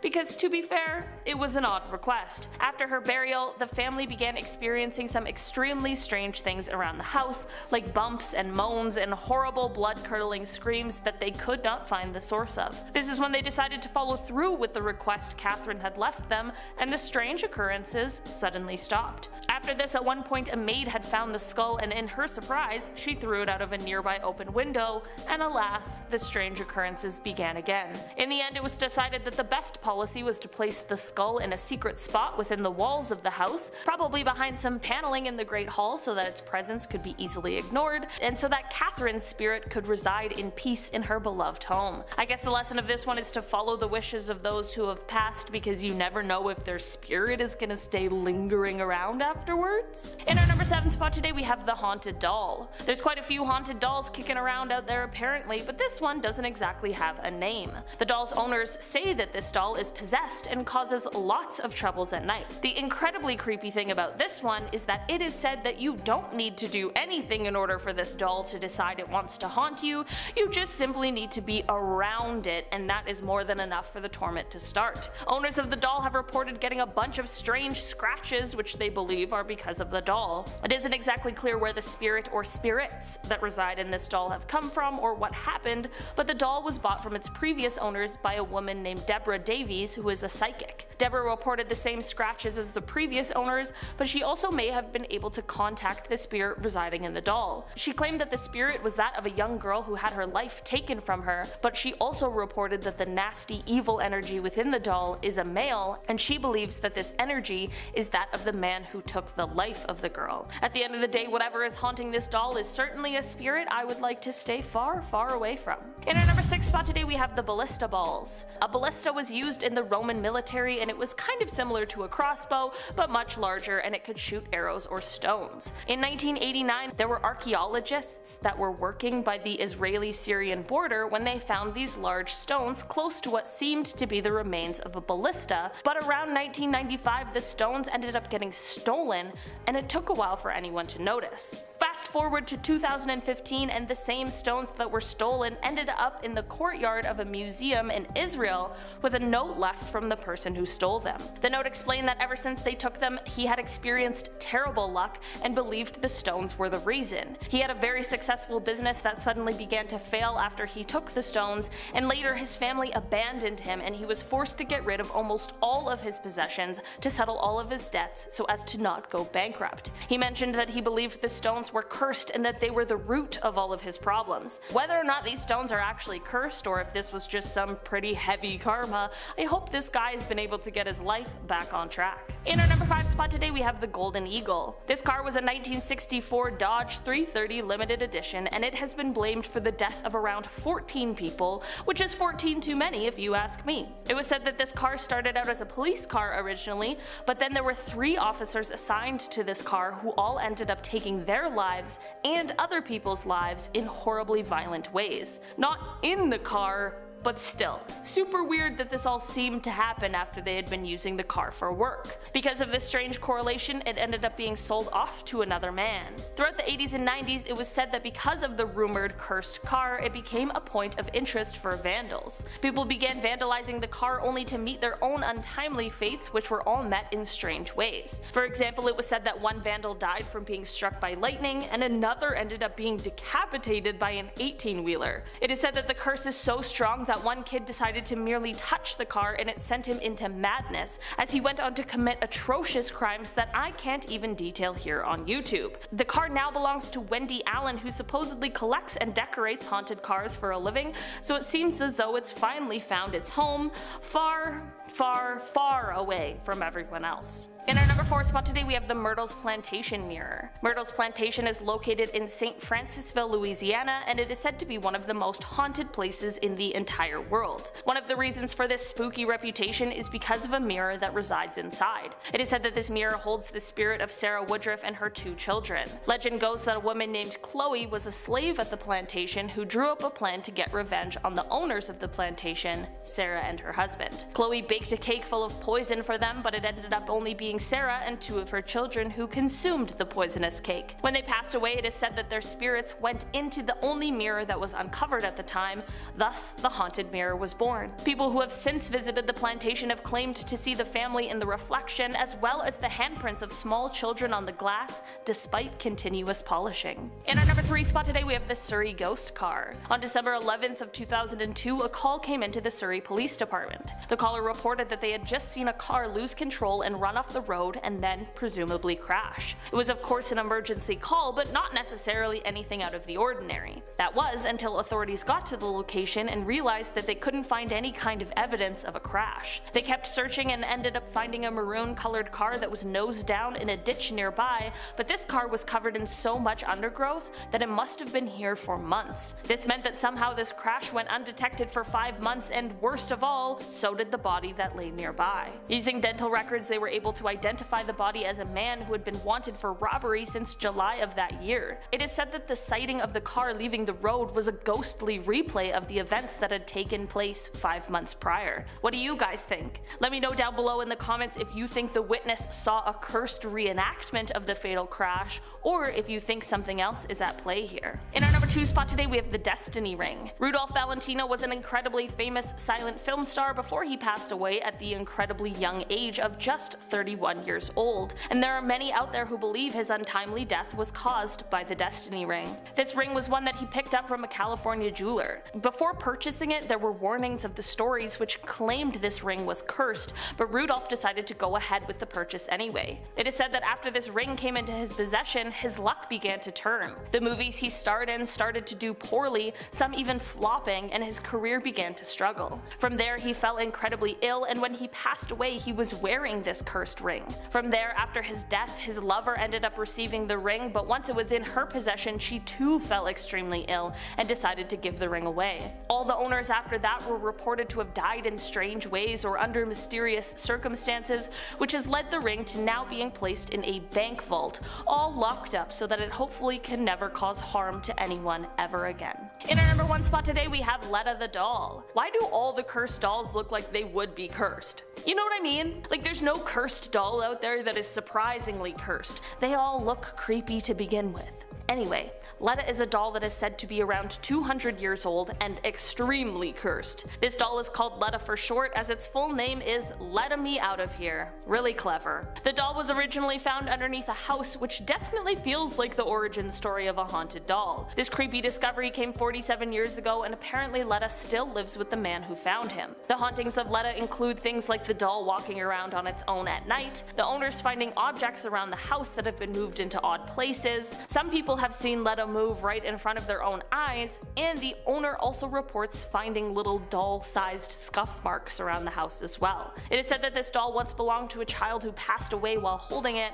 thus their spirit became trapped inside of the doll. Apparently one day in an interview about Letta, as the interviewer was asking questions about the little boy, the doll began to move in her lap. Yeah, no thank you. Letta has his own Instagram and Facebook page in case you want to hear more about all the creepiness surrounding this cursed doll.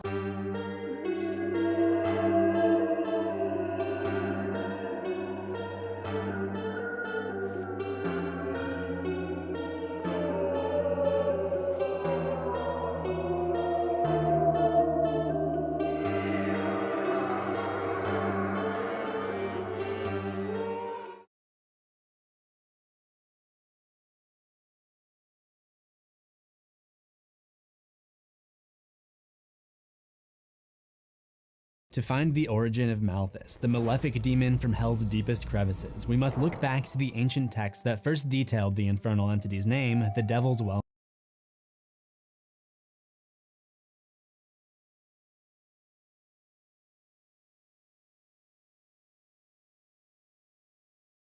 To find the origin of Malthus, the malefic demon from hell's deepest crevices, we must look back to the ancient text that first detailed the infernal entity.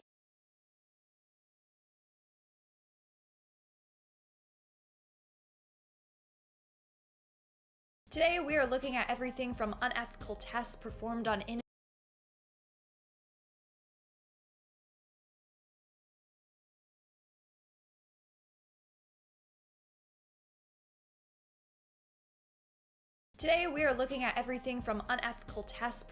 innocent humans to people being tricked into experiments. Buckle your seatbelts, it's going to be a wild ride. Starting off this countdown, we have the Vipeholm experiments. This was a series of experiments in Sweden from 1945 to 1955. It's literally going to make you sick to your stomach when you find out what they did. Basically, they force-fed people with mental illness sweets to see if sugar was related to tooth decay. Imagine people just cramming food down your throat against your will. It's very gross. These experiments were conducted by the government and sponsored by the sugar industry. The experiments lasted for about 2 years, and by then the teeth of about 50 of the subjects in the experiment had been completely ruined. In our 9th spot, we had the UK Special Demonstration Squad. This is the name of a group of undercover police officers in the UK. Now, the things that they did are going to shock you.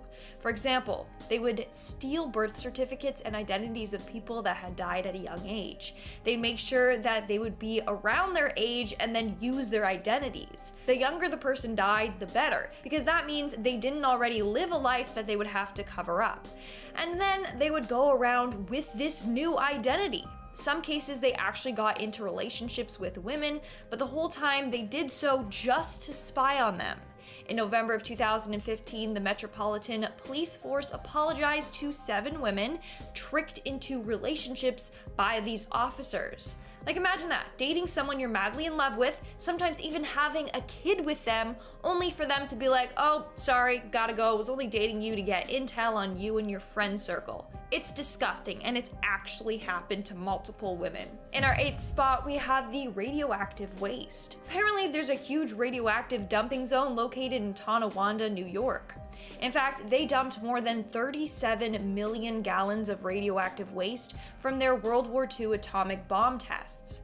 This area has a high rate of cancer and thyroid conditions, and this is the reason why, and no one's talking about it. In our 7th spot, we have the hepatitis tests.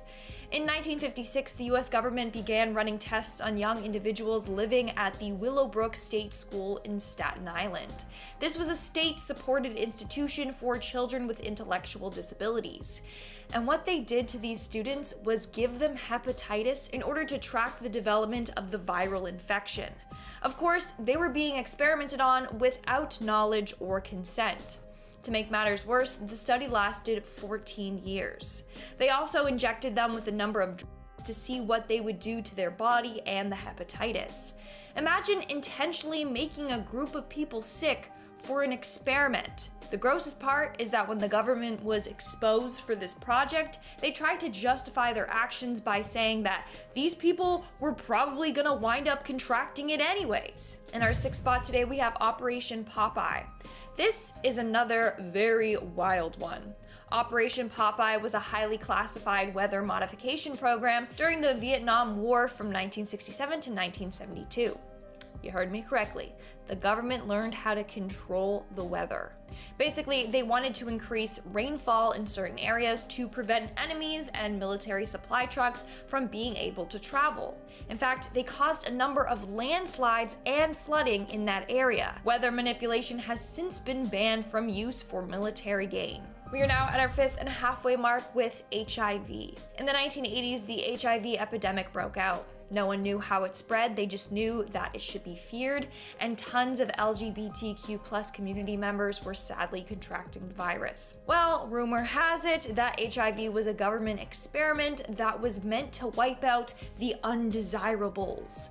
Of course, the US government has denied this claim, and it's just a conspiracy, we don't know for sure. But based on the other experiments done on minority groups, it's hard to know what to believe. In our 4th spot today, we have Project 112 and Project SHAD, or SHAD. Project 112 and Project SHAD took place from 1962 to 1973 and involved a number of veterans or military personnel. Basically, both tests involved exposing these people to substances they might want to use in warfare. Nearly 6,000 people were exposed to Coxiella burnetii, which is Q fever, Staphylococcal enterotoxin B, which causes food poisoning, and sarin and soman gas. Sarin is a very, very dangerous nerve gas, and soman can cause death in minutes. Both can be fatal if only the tiniest amount gets on the skin. These men had no clue that they were being exposed to this. Moving on to number 3, we have Project Sunshine. This is another very messed up government project. During the 1950s, the US government was using stillborns to conduct radiation tests on. They wanted to determine the effects that radiation would have on humans and how much we could withstand in case of a nuclear fallout. They called this Project Sunshine, and it was anything but rainbows and sunshine. What's sad is that the government was stealing body parts and tissues from morgues without families' consent. It said that more than 1,500 samples were gathered worldwide. This is incredibly sad and sick. Coming in at number 2, we have the syphilis experiments. In 1932, the US Public Health Service created an experiment to see the health effects of untreated syphilis. But the test subjects were told that they were receiving free treatment to cure their syphilis. And that was a lie. Instead of giving the men the recommended penicillin treatment, they gave them placebos, like aspirin. Sadly, 28 men died of syphilis because of these experiments, 100 more passed away from syphilis-related complications, and 40 spouses contracted this disease. And 19 women who gave birth passed on syphilis to their newborn children. In 1997, Bill Clinton apologized to the survivors and their families on behalf of the government. And he admitted that the tests were, and I quote, profoundly and morally wrong. And in our number 1 spot today, we have the radiation tests. In 1953, a number of tests were done on pregnant women to see the effects that radioactive iodine would have on them and their newborns. These studies were terrible. In one study, researchers gave these women doses of iodine 131. Sadly, they all miscarried. When they did, they continued to study the women's aborted embryos. Another study took place after World War II. 829 pregnant mothers in Tennessee were given vitamin drinks. They were informed that these drinks would improve their health and their babies. But it actually contained radioactive iron, and the researchers wanted to see how fast the radioisotopes crossed into the placenta. Several of the young passed away from these experiments. 4 died from cancers as a result of the experiments, and the women experienced rashes, bruises, anemia, hair and tooth loss, and cancer as well. Meanwhile, they just wanted the best for their babies and thought that this drink was going to help them, not kill them. Alright guys, that's all for today's video. It's pretty dark, not gonna lie. Pretty dark and messed up. But let's move on to our comment shout out portion. I'll be shouting out comments from the video Top 10 Time Capsules from History That Haven't Been Opened Yet, Part 2. His name, Hyphy, commented, "Hey Lindsay, hey, love you swag." Oh, thanks. Commenting for a future shout out. I really do love all of the videos from the channel, but I like seeing you host more the most. Oh, that just rhymed. And yeah, and had a nice day, quick flow to it. So please repost behind you. A lot of people made fun of me for the Mickey Mouse ones. Screw you guys. It's just decoration, okay? I that. From archaeological discoveries found from digging in the earth, all the way to space discoveries made off of our planet. I am your host today, Olivia Kozlowski, and today we are diving into the top 10 scientific discoveries in China that have left people baffled. Starting off in our number 10 spot, we have the earthquake detector. In 132 AD, a man named Zhang Hen was able to create the first earthquake detector called the seismoscope. Far ahead of its time, this creation was incredibly accurate and is actually comparable in efficiency to those that we use now. Apparently, in 138, this tool detected an earthquake that was a ways away, and at the time nobody believed it and dismissed the warning. A few days later, a messenger arrived and asked for help, which confirmed that this thing really did accurately detect an earthquake and where it was coming from. Researchers still aren't sure exactly how it works, which is so crazy, but I guess some things are just meant to be a mystery. In our number 9 spot today, we have the Gangkar Puensum. This mountain is the largest mountain that has been unclimbed by humans and stands at a height of 7,570 meters or 24,836 feet. Studies and measurements of this mountain started 100 years ago in 1922, but it wasn't until much more recently that we began to acquire actually accurate details about it. The name of the mountain means White Peak of the Three Spiritual Brothers, which becomes an important part of why this mountain remains unclimbed. In 1983, the mountain became open for mountaineering, but between 1985 and 1986, there were 4 separate expeditions who tried to summit it and failed. Part of the reason why these expeditions failed were because there were disputes on the location and there was just inaccurate information, so the first group who tried to summit it couldn't even find the mountain at all. In 1994, the climbing of mountains in Bhutan higher than 6,000 meters became prohibited due to spiritual beliefs, and in 2003, mountaineering became prohibited entirely. This is why the mountain remains unsummited, and while I'm sure it would be an amazing expedition for climbers, who knows what is going on up there in terms of ecology due to it being left alone. In our number 8 spot today, we have the ancient seabed. A seabed that was once located at the bottom of the Pacific Ocean was found buried hundreds of miles beneath China. This slab of rock once found its home at the top of the lithosphere, which is the outermost layer of the Earth. How did it get hundreds of miles below China? Well, it got pushed down by a neighboring tectonic plate in what is called a subduction event. This discovery was so notable because scientists had never detected a subduction event so deep within the surface of the planet. When they found this rock slab, it was still continuing its descent towards the mantle of the Earth. I wonder if one day it will come back to the surface again. In our number 7 spot today, we have a gibbon skull. Gibbons are a type of ape that are often characterized by their swinging ability coupled with their loud, bright calls, and the 8th century Chinese poet Li Bai described their voices as they swung past the Yangtze River. But here's the thing. Today, there are no gibbons that live anywhere near the river. Also, the gibbons that exist now have different fur patterns from the ones that are often depicted in classical Chinese paintings.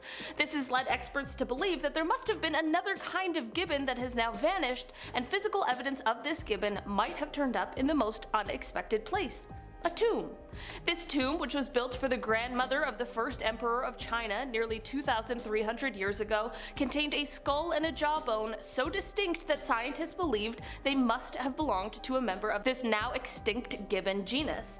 Many surviving gibbon species are now facing extinction, so it is likely that there were others in the past who unfortunately faced the same kind of fate. In our number 6 spot today, we have the green gel. This is a discovery that was made by the U-22 rover, which is currently exploring our wonderful moon. On Lunar Day 8 last year, which began on July 25th, the rover was doing its thing, finding its way through an area that was filled with a bunch of small impact craters. On July 28th, as the team here on Earth was preparing to power down the rover for its little midday nap, which is meant to protect the machine from high temperatures and radiation from the sun, one member of the team was checking over some images that were taken by the rover's main camera, and they spotted a small crater that seemed like it contained some sort of material that had a color and a sort of luster that was significantly different from the lunar area surrounding it. The team then changed the plans they had for the rover and decided that instead of going west, which was next on the schedule,